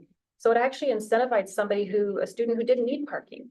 So by having that program in place, you shift the dynamics of, you know, what. So we kind of would just other need to streets. identify any areas we want, come to us, we'll put it on an agenda and vote on it. I, Okay. I think we've got that opportunity to do that Okay. in our code. I think you can also integrate this into the short-term rental policies and codes to say, when you apply, you need to know that you are limited in parking. You don't have that. The And biggest there's problem a- is most of them are not even legal anyway. Exactly. That's the biggest I mean, problem. at least we have some sort of That's- backbone. That's the At biggest At least we problem. would have a backbone to be able to. Yeah. To do something about it. Without it there. When we can enforce them, we have something Yeah. that we've already talked about. Exactly. So if you want to let's talk about the streets and then Okay. we can talk about having a discussion. in a Yeah, I'll work go back to session. who actually contacted me, but there are definitely some narrow streets in and around Cotton Heights in my district and probably yours too, I'm gonna guess. Probably Ellen's, maybe. Well, especially when you've got This those is, I think, you around streets that don't have UCLA. sidewalks. You ever been to the Rose Bowl? Okay, we're on the home stretch here, everyone. No, Yeah. I've been Parking through- lot. Yeah, This no. one's a fascinating one. No, that's the other thing. We If it couldn't wasn't on- turn our front yard into a parking lot. Okay, either. okay. They wouldn't let So we're us do moving that. on to the annexation of unincorporated Salt Lake County. I put up a Yeah. map here. These are I say we areas of the invade south. Go ahead, Councilmember Highland. Well, okay, so if I'm seeing this right, So this is Creek Road right here. Yeah, that's our This is city the limit. 20 Creek I'm Reception too Center short for right that. here. I gotta come back. So where's Creek? Right here, Creek and Highland, right here. Okay, so you notice that there's this like carve out, this is the reception center, and then there's like one private lane and a couple of residents in here that are in. But then there's all this other, I didn't even know that was part of it. I just want you to know that I probably know 70% of the people here. And they used to be opposed to, I know a lot of people. To actually join Sandy or Cotton Heights, and now with this new bill, that either they're gonna. Find that one, we'll find that one. Or they're, if they don't do something within 3 years, then they automatically get into Sandy. And I'm gonna say it, I don't necessarily, I'm not opposed to them going to Sandy if that's what they want. I just want to eliminate Salt Lake County so we can get something done in the Creek Road corridor and not have 3 entities. Yeah, But I so think I have the political and social capital to go to these people and say, join us. I think what's gonna end up having to happen is one of the residents is gonna need to head up this effort. And they'll have to go start the referendum process, or I guess the annexation petition process to annex. And so I think if you know some people there, once this bill passes, starting to get someone that you think can head up that process, that's how it'll get going. That asked me about it. So maybe Yeah, we I- talk about the yeah, I contracts don't that know we these hate being people. unincorporated. But I know all of these people, and there's a couple of, like I say, that like farm properties where they're opposed. But once they realize they're gonna have to be part of the city, I want to convince them that they're better off with us. What's interesting is I think you have to do these as 2 separate. Well, Because they're not yes. continuous. Yes, and I don't know very many people.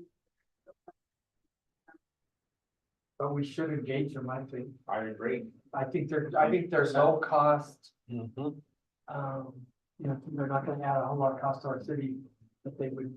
Bring some revenue. I guess my point is, I think I get this done quick. Okay. I just want to take. Let's do, I would be all in favor. I would support. I've actually thought I'll about find out on Friday Okay, if that passes. and then there's some in Ellen's district too that are unincorporated that touch.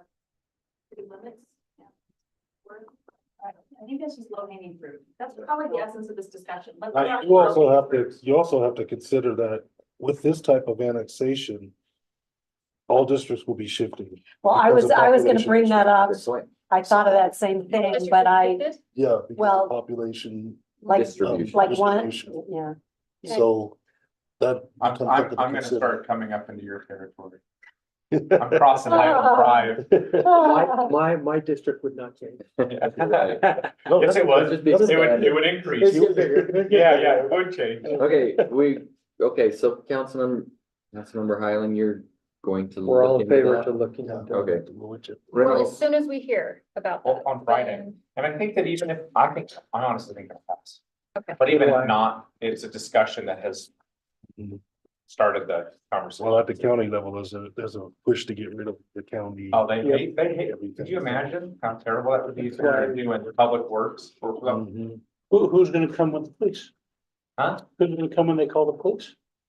Exactly. Terms. Somebody Yeah. was Well, out that's, in that's why Midvale. it's an easy sell. Yeah. As soon as I go to them with these points, yeah. okay, next item, let me see, short-term Look, I think rentals. Short-term rentals have been everybody's radar. I think our answer right now as a city is the state's, tying our hands. What I'm looking for in this discussion item is for us to start to think in a policy-driven direction of once our hands aren't as tied as they are now, what is our approach to short-term rentals? They bring in TRT. Not a lot of people love them. There are several different approaches that cities have taken. One that's being talked about even more openly and recently than I think I've ever considered is laissez-faire. Let it happen, because when you flood the market, then you're actually gonna reduce the problem because there's a flood in the market. When you restrict rentals to a certain place, that makes, actually increases the demand to scarcity, creates value, right? So in general, I know right now we're talking about, we have zones. Another thing we could use, what New York has done, is that you said, let's not keep grandma from being able to have a short-term rental in her basement. Because then, Subsidized, because she's on fixed. right, so we could consider owner occupied only. What is the general That would feeling in this Oh, yeah. city council for what would be our approach to Well, short-term if rentals I may as they just- morph and change in the next few years? Well, and two, just to put it quickly out on the table, the Sandy City has designated neighborhoods throughout Sandy City, and they allow a certain maximum number of short-term rentals in each of those neighborhoods. So a different way of handling it than we do, but they're supposed to be getting a business license, and they admit that it's hard to get people to do the business license, but Yeah. Well, and. But and I we- support I just want to go on record. Definitely support, because it's not only elderly people, it's also young families who Yeah, can barely it's afford true. their mortgage. And Right. they don't want someone living in their house 12 months out of the Right. year, but it helps them to meet their mortgage payments if they do it for 3 months out of the year. That's more of an See, that's accessory long, that's an dwelling ADU than versus a. Yeah, but if they rent it out under That's 30 days, yeah. it becomes a short-term rental. Yeah. So right now, we have, our code allows certain areas Right. for short-term rental. We have about close to 100 licensed legal short-term. Any chance you guys, as a follow-up in the months to come, I'd love to see a map of where those are. I have no We have idea. 100 people that have applied for Close SDR to- in Conwood Uh-huh. House. Yeah, we have that many business licenses, close to 100. I'd love to, just curious. It's basically, we have 2 zones that allow for it. And it's The just Oaks at those. Wasatch is one of them. Yeah, Oaks at Wasatch, that's where a lot of them are. But that's pretty But you limited. understand, when you restrict supply, what does that do to prices? Are you talking about housing? Yeah, well, all of these things are issues associated with short-term rentals. When you restrict the supply of short-term rentals, that increases the demand, right, for ownership. It increases the prices. 100%. It's increasing our problem with housing affordability. You just, Sean, you were speaking, you go first. No, I was just gonna say, Suzanne made a point, about competition. Competition also will drive compliance in a lot of ways. So, once we get to a point to where competition has risen to a level to where folks know they have to comply, we can maybe have something in code or policy that says these are the parameters around you operating this business within the city of Cumberland Heights. Yeah. But that takes a little bit of time. So you explained the crux of all of this. There are 2 sides to this argument. The Property Rights Coalition is a large, powerful group, and it's a lot, there's a lot of money and there's a lot of people and you name it. So you have the property rights on one side that says they have the right to do what they want with their property. Then on the other side, you have local zoning should carry the day. And then you've also kind of tangentially with that, you have the more homes that we're taking off the market that people cannot move into, it is impacting inventory. Right. And we have an inventory problem right now. It's just like the issue of with Rocky Mountain Power that I mentioned earlier.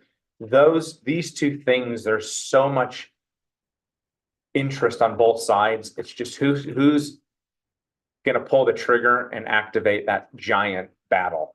And that's what this has come down to, because the state can, and one thing I talked about this last week is they have the ability, they could pass a law that says that you are not allowed to advertise illegal rentals on a platform. That would actually solve the problem. Right. Because if these people don't have a place to advertise, you know, how many are going to do it by just like word of mouth and someone's texting them saying, hey, my aunt told me about, it's not going to happen that often. So that's honestly the way to solve it, but that is one of those big battles that hasn't happened yet. And so we end up being screwed. So what is It's your request? It's that we as a council have a general policy about how we're going to approach this. Are we going to be laissez-faire and just, let competition rule the day eventually? Are we going to continue to have zones? Are we going to be able to enforce it at some point? When we're ready to enforce it, what is our approach? That's what think I'd like to see. in a Most of the big consensus, I umbrella. think we would probably all agree to make it legal in zones that we all deem to be appropriate and to not have it be legal elsewise. But the enforcement side is near impossible. But the ADU thing that's actually not within a zone. That's grandma everywhere. That's young correct. Family We don't have everywhere. a So say that's- on that. So that's different than what we're doing right now. Yeah, the ADUs are legal via the state. But we are enforcing, I mean, it's just hard. There are we're working on these. It's just hard to get the evidence, but it's not like we're just saying we're not doing Okay. anything. And you know about the not well rule, right? You know about that, Yeah. right? So there's a law that passed after Representative Notwell, who the Airbnb VRBOs helped encourage him to pass this. And it specifically says, you can't just go onto Airbnb, type in Cottonwood Heights, and then whoop, there's a list of 20 homes that you're just gonna go There's your evidence. enforce, and you There's your cannot use that as a primary. Honestly, forget the primary. You basically can't use it. You're right, we used Okay, to, no, we used to You actually, used to. I used to just go on there and I'd book a room or book a place for a couple days and use our city credit card. And when they accepted it and took my payment, we'd file charges against them. It was that simple. And then I wouldn't have to go there and make the argument, oh, no, these are my cousins, or I'm not renting it Yeah. for that. It was simple, and they took that tool away from us, which is really. So can I add one more thing to this? I apologize. This is your section. I'm just giving you some info. So we have this Major League Baseball bill that's passed the House Committee. It's going to add a 1.5% transient room tax statewide to help pay for the bond for the half portion of the stadium that the state is going to own. And as part of that, you're obviously taxing short-term rentals to pay for that transient room tax. Yeah. And so the tax commission, they have a general fund that cities and counties pay into, an administrative fund that the state can do something on behalf of localities, right?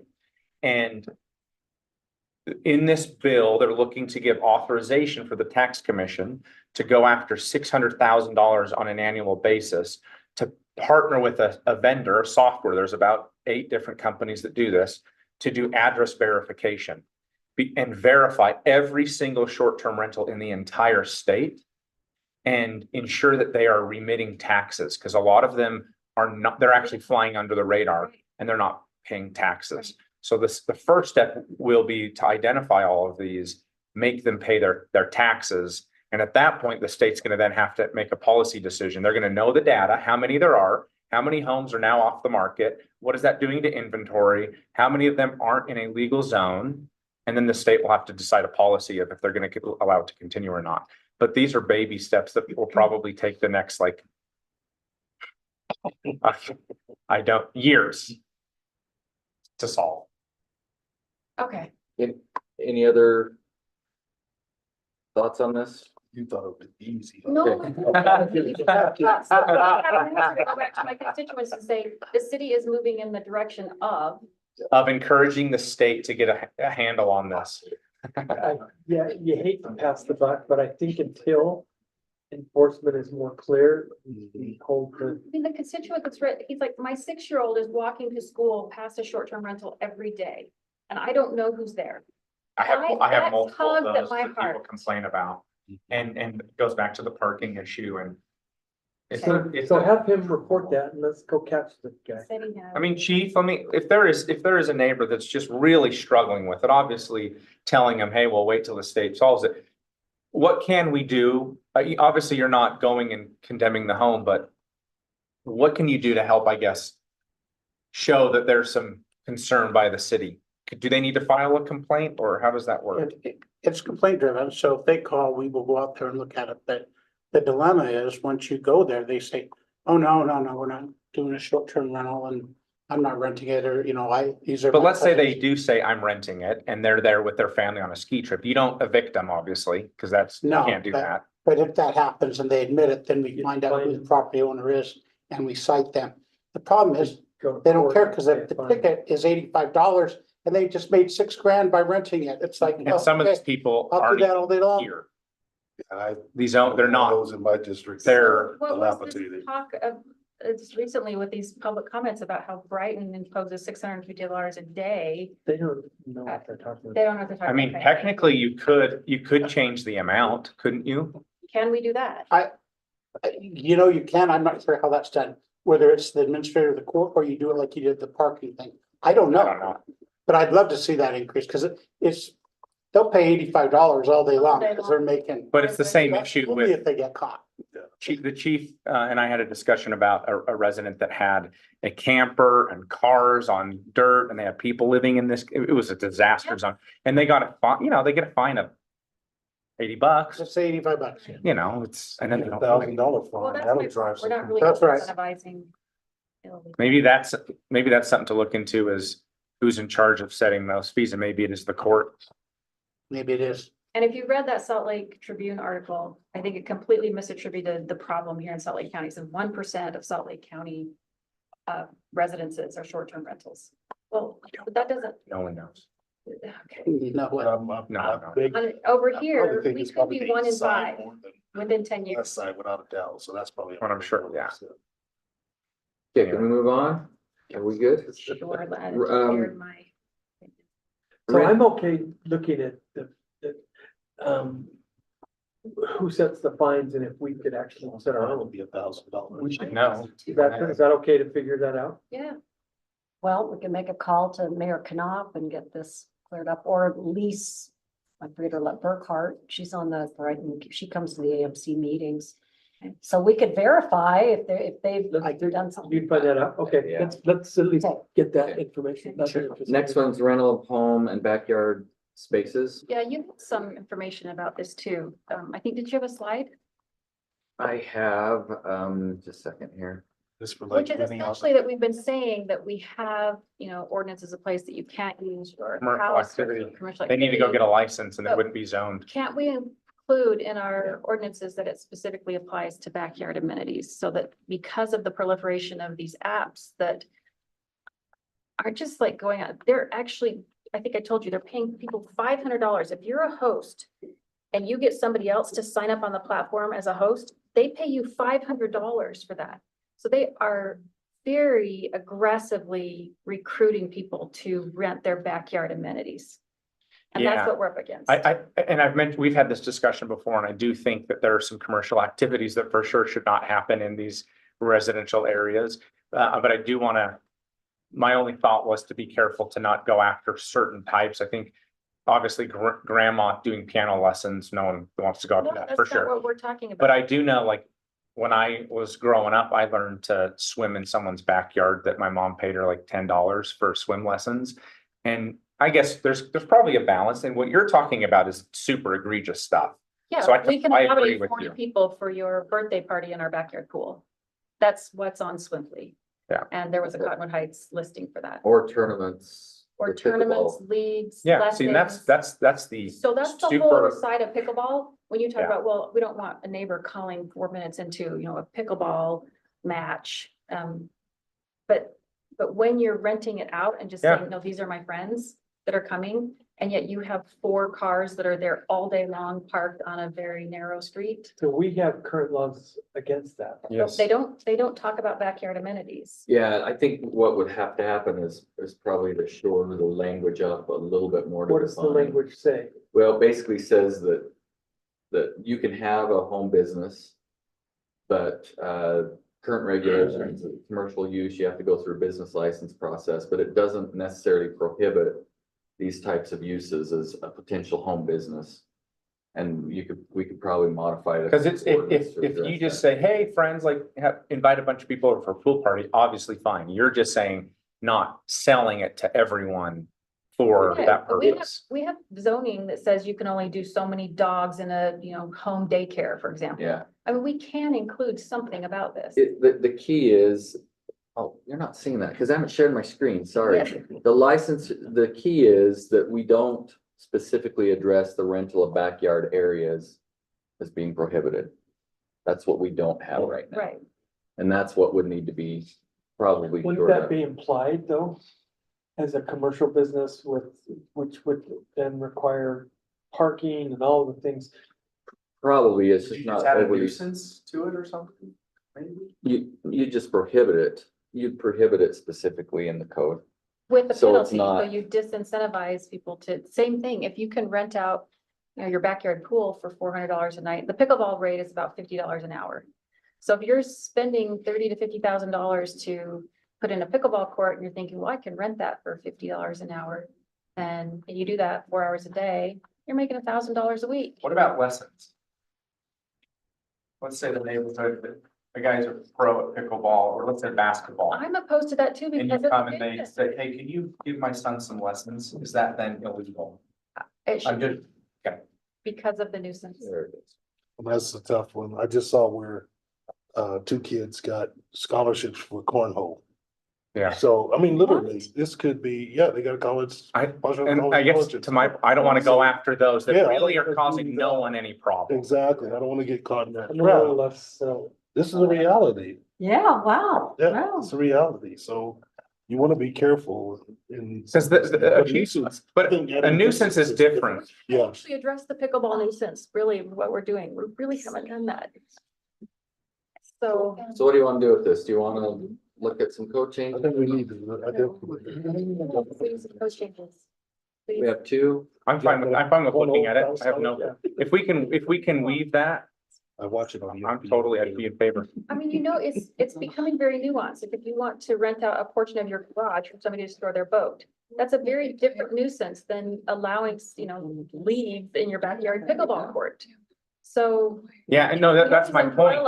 You're gonna have to But write it in a probably gonna have specific to way. be more specific now that the proliferation of, using your house as an income generating tool is becoming so prevalent. And people do, rent out sheds in their backyards. Yeah. Okay, so we'll move forward with that. Next item is Crestwood Park Swimming Pool. Oh, yeah. Sweet. I need to let Matt talk about that. Awesome. Wrong, Matt. Matt, You got this. go ahead, tee it off. There's I'm a just swimming kidding. pool. Just kidding. Okay, so Crestwood Park, down, if you take Creek and you're going past Highland Drive and you're heading west, in those neighborhoods, there's an entrance, there's 2 entrances up by my house and then down below into the Crestwood Park, which is a Salt Lake County Regional Park. That land, some history there, that land was actually owned by a family that lived down there. And they donated it to the county. That pool was put there in the 1950s. And it was put in by an HOA. And the HOA ended up gifting it to the county for public good. So all of that was a donation back in the 50s. That pool is obviously, as you can imagine, not in amazing shape. It's 70 years old. The county owns all of these assets. Now, the county is updating their master plan on what they're wanting to do with that area. And there is no, I think the mayor can attest to this, there is no singular issue aside from this that has gotten people so amped up in that neighborhood. When I was initially first appointed to the council, we put some meetings together and people came out in droves. And then the county held a meeting a couple weeks ago up at the library, and there was 400 or 500 people in a single room on this specific issue. Just the Okay. pool or just the redevelopment in general? Both, but mostly the pool. So the county has come up with a new master plan to get rid of the pool completely. And they're wanting to replace it with a regional splash pad, okay? Then the entire park, which is all beautiful open space, they're wanting to add additional improvements in concrete and sidewalks and Pickleball whatever. courts? Well, no pickleball. No, one of the three concept plans has. Well, no, the pickleball courts there's actually pickleball courts currently there. Okay, It's already okay, there. I saw them in different areas. So Yeah. that's So in the concept plans. the majority of the people, and I want to say, can't say everyone because I haven't talked to everyone, but I have not heard a single person yet say anything to the contrary. They want the entire open space to be left alone. It should just be open space. We have very few places that are pure open space. They do not want the county to come in and spend more resources and dollars when really there's no one there that's asking for it. They already have beautiful trails. But the pool, people are up in arms about the pool going away. So I went down and met with the county and I talked through the process on what we can do to help save this pool. And they basically, I got an email from the county that said, enjoy it while it lasts. It's going away, which then I got an immediate phone call that says, hey, my boss says I wasn't supposed to send that email. But it kind of told me that that's the path they wanted to go down. So I engaged with the county council. Ann Granado, Lori Stringham, Dia Theodore, Amy Winder Newton, all county council members, talked to them about this issue, and they went into the Parks Department and said, hey, what Matt and Cottonwood Heights is requesting to look at is not unreasonable. And what I asked was, could you just give Cottonwood Heights the pool? Just give it and let us manage it and see its future. Not in its current stage. Now, fully acknowledge that an old asset, we don't have money for a 70-year-old pool to remodel and fix and whatever. So I went to the residents, and this was up at that little town hall meeting, and I said, look, the only way that we're going to be able to actually save this, the county's willing to play ball here and donate the pool. But the only way that it even makes sense to have a discussion for Cottonwood Heights is if it is a brand new asset that is not going to be a maintenance nightmare and be super, super expensive. So we ended up getting some bids, some from the rec center side and some from the private side. And they're anywhere from $3 to $6 million to completely renovate this. So I then go to the residents and I say, okay, this is what we're dealing with. And at this meeting, the Bangeter family down there said, I'll throw in $60,000. Another family said, I'll throw $30,000. Then there's another neighbor that said, hey, Matt, I'm willing to put maybe $1 million into this. This area down there pays a very substantial amount of property tax. And there's not a single city public utility entity down there. There's not a park. There's not anything that the city maintains or manages down there. And this area is not in the rec district. They're actually outside of the rec district. So when they go to the rec center, they're paying a non-resident fee. But they're also not paying the tax. Correct, no, correct, yeah, for sure. So what I'm asking the council for support here is, I went and met with the Sorensen family. I'm going and sitting down with the Miller family. There are residents that, soft donations of $1.1 million, which we haven't even really started. And they want to figure out ways to privately fund out of their own pockets the complete renovation of the pool. So is the county, I thought the county would be willing. The county, what I asked them was, you're already going to spend money to rip the pool out with a splash pad. What could we do here? And they said, you know what, we could probably go somewhere around $500,000. And my hope is the fact that there are enough people down there that could put forward that amount of money shows you that they really, really care. If neighbors are willing to pay for something themselves, then we would say, you know what, it's that important to that many residents. They would put that much money up and they're willing to bring it up to a brand new facility. And we would obviously continue to do what the county has done, and you charge fees to enter, there's ticket fees, and you build a fund to then, if there is maintenance, you have a fund of money that can help pay for these things. So why would you consider a special taxing district? Because in my mind, it's really the residents in that area that use it. It's not It even has the to rest pass of by it. 90% on a referendum. I mean, Sounds like you have it 90%. almost. I mean, I don't know a single thing that could, pass 90%. That's not in this day and age. But I will never use it. You Nor will can. anybody in my district use it. But you can. That doesn't matter.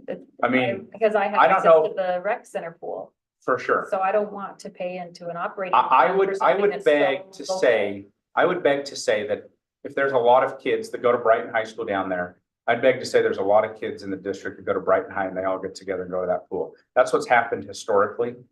And so it's hard to know. It's hard to know. Maybe you wouldn't, but I do think that it is obviously something that folks would do. And we do have other entities. We do have parks. We have other things that are specific to certain neighborhoods. There's nothing down there that Cottonwood Heights provides for them. I always go back to if it was being used on a regular basis by a number of residents already, the county would have already kicked in and refurbished that pool. Well, they have. No, they have. So they're on a they're not. I'm not maintaining it, but No, but bringing it back up. sure. At least that. So the county, and they'll tell you this, they'll be straight up and honest. They have a backlog of maintenance of $900 million. Because they've gone out there and said, we know elected officials, when you're running for reelection, is it better to say I fixed that fence or I built you a brand new rec center? And what has happened, and they're completely transparent about this, that they built new stuff without maintaining what they've already done and what they've already had. And so they end up getting $900 million behind, which is the whole purpose of them. They're trying to think, we've got to dig out of this hole. What is the cheapest way? And they're like, pave over it, put a couple sprinkler things and call it a splash. That's what they're doing. And so they're getting rid of these big capital projects because they just don't have the money to fix them because they have not allocated their money properly. Well, on this one, Matt and I have talked about this, but the usage, I mean, they typically get 20 to 30,000 users of pools, and this one is very low. It's 5,000-6,000. So they don't even come close on their operation, covering their operating costs. That's another thing, at least long-term, we would have to look at is the operating costs as well. Yeah. Well, my feedback is, I would be way more in favor of a swimming pool than a splash pad. I think that I swimming agree. pools benefit children. They can learn to swim in them. Splash pads encourage kids to be mindless, and Well, and we the other are, thing is, it's really awkward. I don't know if you've ever gone to a splash pad. Adults in a splash pad with a bunch of kids is a little weird. But you going into a pool with your grandkids or your kids is more of a normal thing. Yeah, well, that too. okay, but, so having said that, I also think it's coming back to the equity thing. Because Crestwood around that pool is quite an exclusive area that I've lived in Cottonwood Heights for 34 years, and I don't think I'd ever been into the Crestwood neighborhood until maybe 3 years ago. So I would have to say a special tax district is something that I could support. Because even if the capital expenditure was made by the local residents, which would be very admirable, it still puts it in our court to maintain it, and it becomes the responsibility of the city over time. So the O&M on that is a concern to But me, what is but the O&M on parks and other public? Well, and so let me add, so we already have parks in certain neighborhoods that Old Mill Park, people that go there, the people that live around the old mill. Ferguson Park caters to people who have dogs. So I mean, it's not like this area doesn't really have anything. And frankly, we just had a discussion earlier about our agreement was for Ivory to build this park and then we'd maintain it. I mean, we're thinking, wow, that's what a great deal. I mean, these folks are basically saying, we'll come to the table, which is very abnormal for local residents to say, okay, here, let me write a check to Cottonwood Heights or whoever, the foundation. Maintenance to me is a lot more than like just you know, maintaining a playground. I mean, maybe I'm misinformed about that. I don't know. I couldn't speak to water bills for watering lawns and mowing and Because you trimming. have to have someone there to take tickets, you have to have somebody there monitoring the Lifeguards. lifeguards, I mean, it's Which it's is a happened bigger from deal. it's the Lions Club. It's not one earthquake, got a crack in it. So, but here, I also want to be in support of what Councilmember Holton is talking about. What if a further negotiation with the county? Because the input that I've gotten from my constituents, clear over on the other side of the city, is don't let them take the unimproved natural area and wreck it by these- putting in concrete These and folks are doing all that. fighting that big So, time. so I think you would have a lot of support throughout the city to keep a natural area. So what if you went to the county and said, what was your budget for improving, and I say that with sarcasm, the the existing wild area? And if you were planning to spend 1.2 million on that, I have no idea, then give us that budget of 1.2 million and it'll help us to do the O&M on the pool for the next 15 years. I mean, it's just a thought, because I really think you get support. I'd like to hear from the other council members. I We'll am get as not much in from the favor. county as much as we can. I am not in favor of them modifying Neither am I. that wonderful natural area. People need to calm down and Agreed. walk in a natural area. Instead of having that So, just so what is Disneyland the park or price, some do you other know what the concept price plan tag is that they put? Well, this is what they would say. They would say that all of those things in these master plans are not all gonna be done at once, and the council's gonna have to fund these projects, and there's one thing that they're gonna fund, and that is a driveway that goes into the middle of the park for a fire truck to go in and turn around in case there's a fire. No resident is opposed to that. That makes complete sense, because if that place catches fire, that'd be a disaster. But yeah, there's gonna be a very substantial cost, I'm sure, eventually. We'll get as much as we can from the county. They're on board with this. These residents, the mayor's met with them. He knows how passionate these folks are. So my hope is that we can give them a chance to go down this path and see what they can't make possible and what kind of donation. Look, if we don't get enough money, we don't get enough money, and it's never gonna happen. But these folks want a place that they can come together and pool resources for something that matters to a very large portion of Cottonwood Heights. What is the appetite for removing all the water features there? And having that open park and Yeah, I could. creating something else that they haven't even envisioned to this point? Well, I'll tell you this, the county, in all of their plans, there's a water feature, and that's just the county, can't speak for them. But, you know, these residents, it's basically they're wanting to go and fight and do everything they can for this pool, and they want to get active. They came up and said, should we start talking to all these other council members? And I'm like, no, let's have this discussion. But they want to get active, and they want to get going, and they want to fight for this thing. You know, this is a 70-year entity that's been a part of a fabric of that community that these folks care a ton about. And, you know, a lot of them will say, my grandpa taught me to swim. People care a ton. There's an inventor down there that came up with a snorkel that he's made a ton of money on, and he invented it by practicing in that pool. And these people care a ton. I don't know how else to say it, other than this is a big deal to them, and they're wanting to fight for it. Would they be willing to, I mean, I know you need to get 90%, but do you think there would be support to get them to join the recreation district? I've talked to them about it, and they said, hey, we could try, but 90%, Not at 90%. that is 90%. I mean, could we, you know, Mayor Wickers is awesome. I'd probably get 89, but not 90. Well, that's because if you go there as a non-resident or you can pay a higher fee without having to pay all the tax. That's the situation in my neighborhood. If you want to go to the rec center, you go, you pay the fee to go. We don't want the Look, tax. I don't know why it wasn't ever put in. I don't know the history of all that stuff, but My biggest concern is like Ellen said, sorry, Councilmember Burrell said, it's the O and M. So great, you get it built, but just the maintenance plus the lifeguards, plus the ticket taker, plus all of that makes it a very expensive proposition. So I don't know if we know that. I mean, I know. Let's do an analysis. I think it's worth, let's do an analysis of looking at, you know, that we could charge whatever we want. We could double the cost to go to the pool that it is currently, People are talking about memberships. People are talking about a reservation There's system. ways to. Trying to get people from around the city. The rec center's too big. You can get the rec center. We probably would, if we did it, get the rec center to manage it, and maybe it's something that you can go to. It would specifically be for folks from Cottonwood Heights, and obviously, I'm sure if they have friends that are outside, that maybe they can pay more. But, maybe we raise more money on the front end, and maybe it goes into a fund that helps pay for operational costs. I don't know. Point is they're willing to do everything they can. With the numbers, That I can support, if you actually look into the future and not just the one-time cost of building. because with the numbers, with the 5,000, because it's fairly limited on the numbers.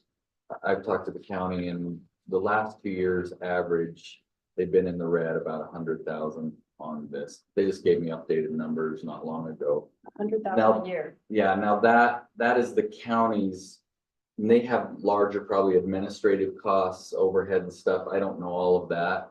Whereas if you went to the rec district, it might be less than that, but Yeah, I have a hard time believing it'd be 100 grand. yeah, I don't see how that's possible. yeah, they sent this to me and that's what Well, we didn't also think it was possible that a $600,000 private pool could cost $6 million to build as a public. Well, there's a building out front that's about to fall down. Seriously, it's 70 years old. Yeah. So this is what I'd like to do.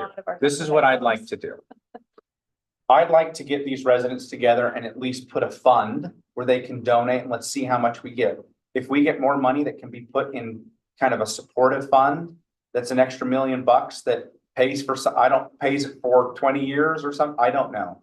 But I want to be able to create a mechanism where we can start doing some fundraising. I'm going to 2 large families that may put substantial money in. We'll see. And let's see what happens. There's gonna have to be a vote of the council at some point that says, we would like to take this on, and then the county says, great, we got this from the city, we'll give it to them. And part of your analysis to that is going to be, well, how much money have we raised? What do the expenditures look like? What do these bids look like? Looking at the whole financial picture, but until we start going and actually putting money together, it's a complete hypothetical. I could raise $100,000 and say that was a complete bust. I could raise 6 and the pool costs 5. I don't know. would the county still, would they still retain ownership and on this? So I mean, would they consider retaining ownership? We raise the funds, they continue to operate, or would that ever be a scenario? If we raise the funds for that? Well, I don't, I think the residents down there are more gung ho on putting money towards something they know that the city's going to have than the county, which has been not a great partner with them. I think it'd be a harder sell, to be honest. I think there's a couple options of a long-term lease, or we own it completely. But are you all fine if I go to at least start the process to see how much money we can get? And we got to get numbers on what it's going to cost. We bring those 2 formulas together, and then we can all make a decision if it's good or bad for the city. Yeah, and I'd like operating cost, some type of feasibility analysis on operating. Yeah, absolutely. So question on, you say get money, where do you plan to put this money that you get? Sure. And I'm trying to decide if maybe we work with the rec center. They have a foundation, and maybe put it into a fund that's earmarked. I'd rather have it go elsewhere than into our city. That's why. Yeah, but I think if it went to the rec center, I think it could work. Yeah. And I think that it would be all right. And I just want to put a stipulation in there that if we don't raise the total funds, then people get their money back. It's not a forever donation, it's earmarked. And, and look, more than anything, I want to go to these residents, and this is the only thing that they've ever come and talked to me about. Like, they care so much about this that I want to show them we gave it our best shot. And the folks up at the council were willing to take, their consideration and see if they were able to pull it off. And if they're not, they'll say we gave it a shot. And if they do, and there's enough money and it makes sense, then it'll be a happy day for them. Fair enough. And I've posted on social media and wherever I can, any of my groups, for people to take the Crestwood Park survey.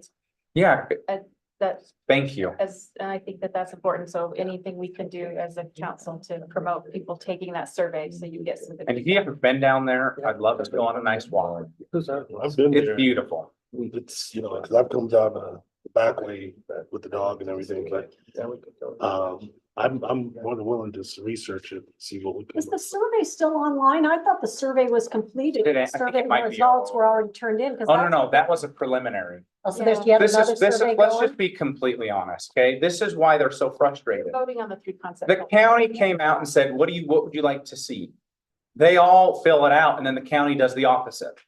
And it's like, okay, check that box, folks. And then they come up with a bunch of I stuff. don't wanna And then see- now they're voting on the 3 plans, right? Oh. And that's, you know, not. And I don't want us to have that problem with our own town center survey either. That we have Yeah. people, you know, taking the survey and then, well, thanks for the survey, but you just ignored everything we wanted.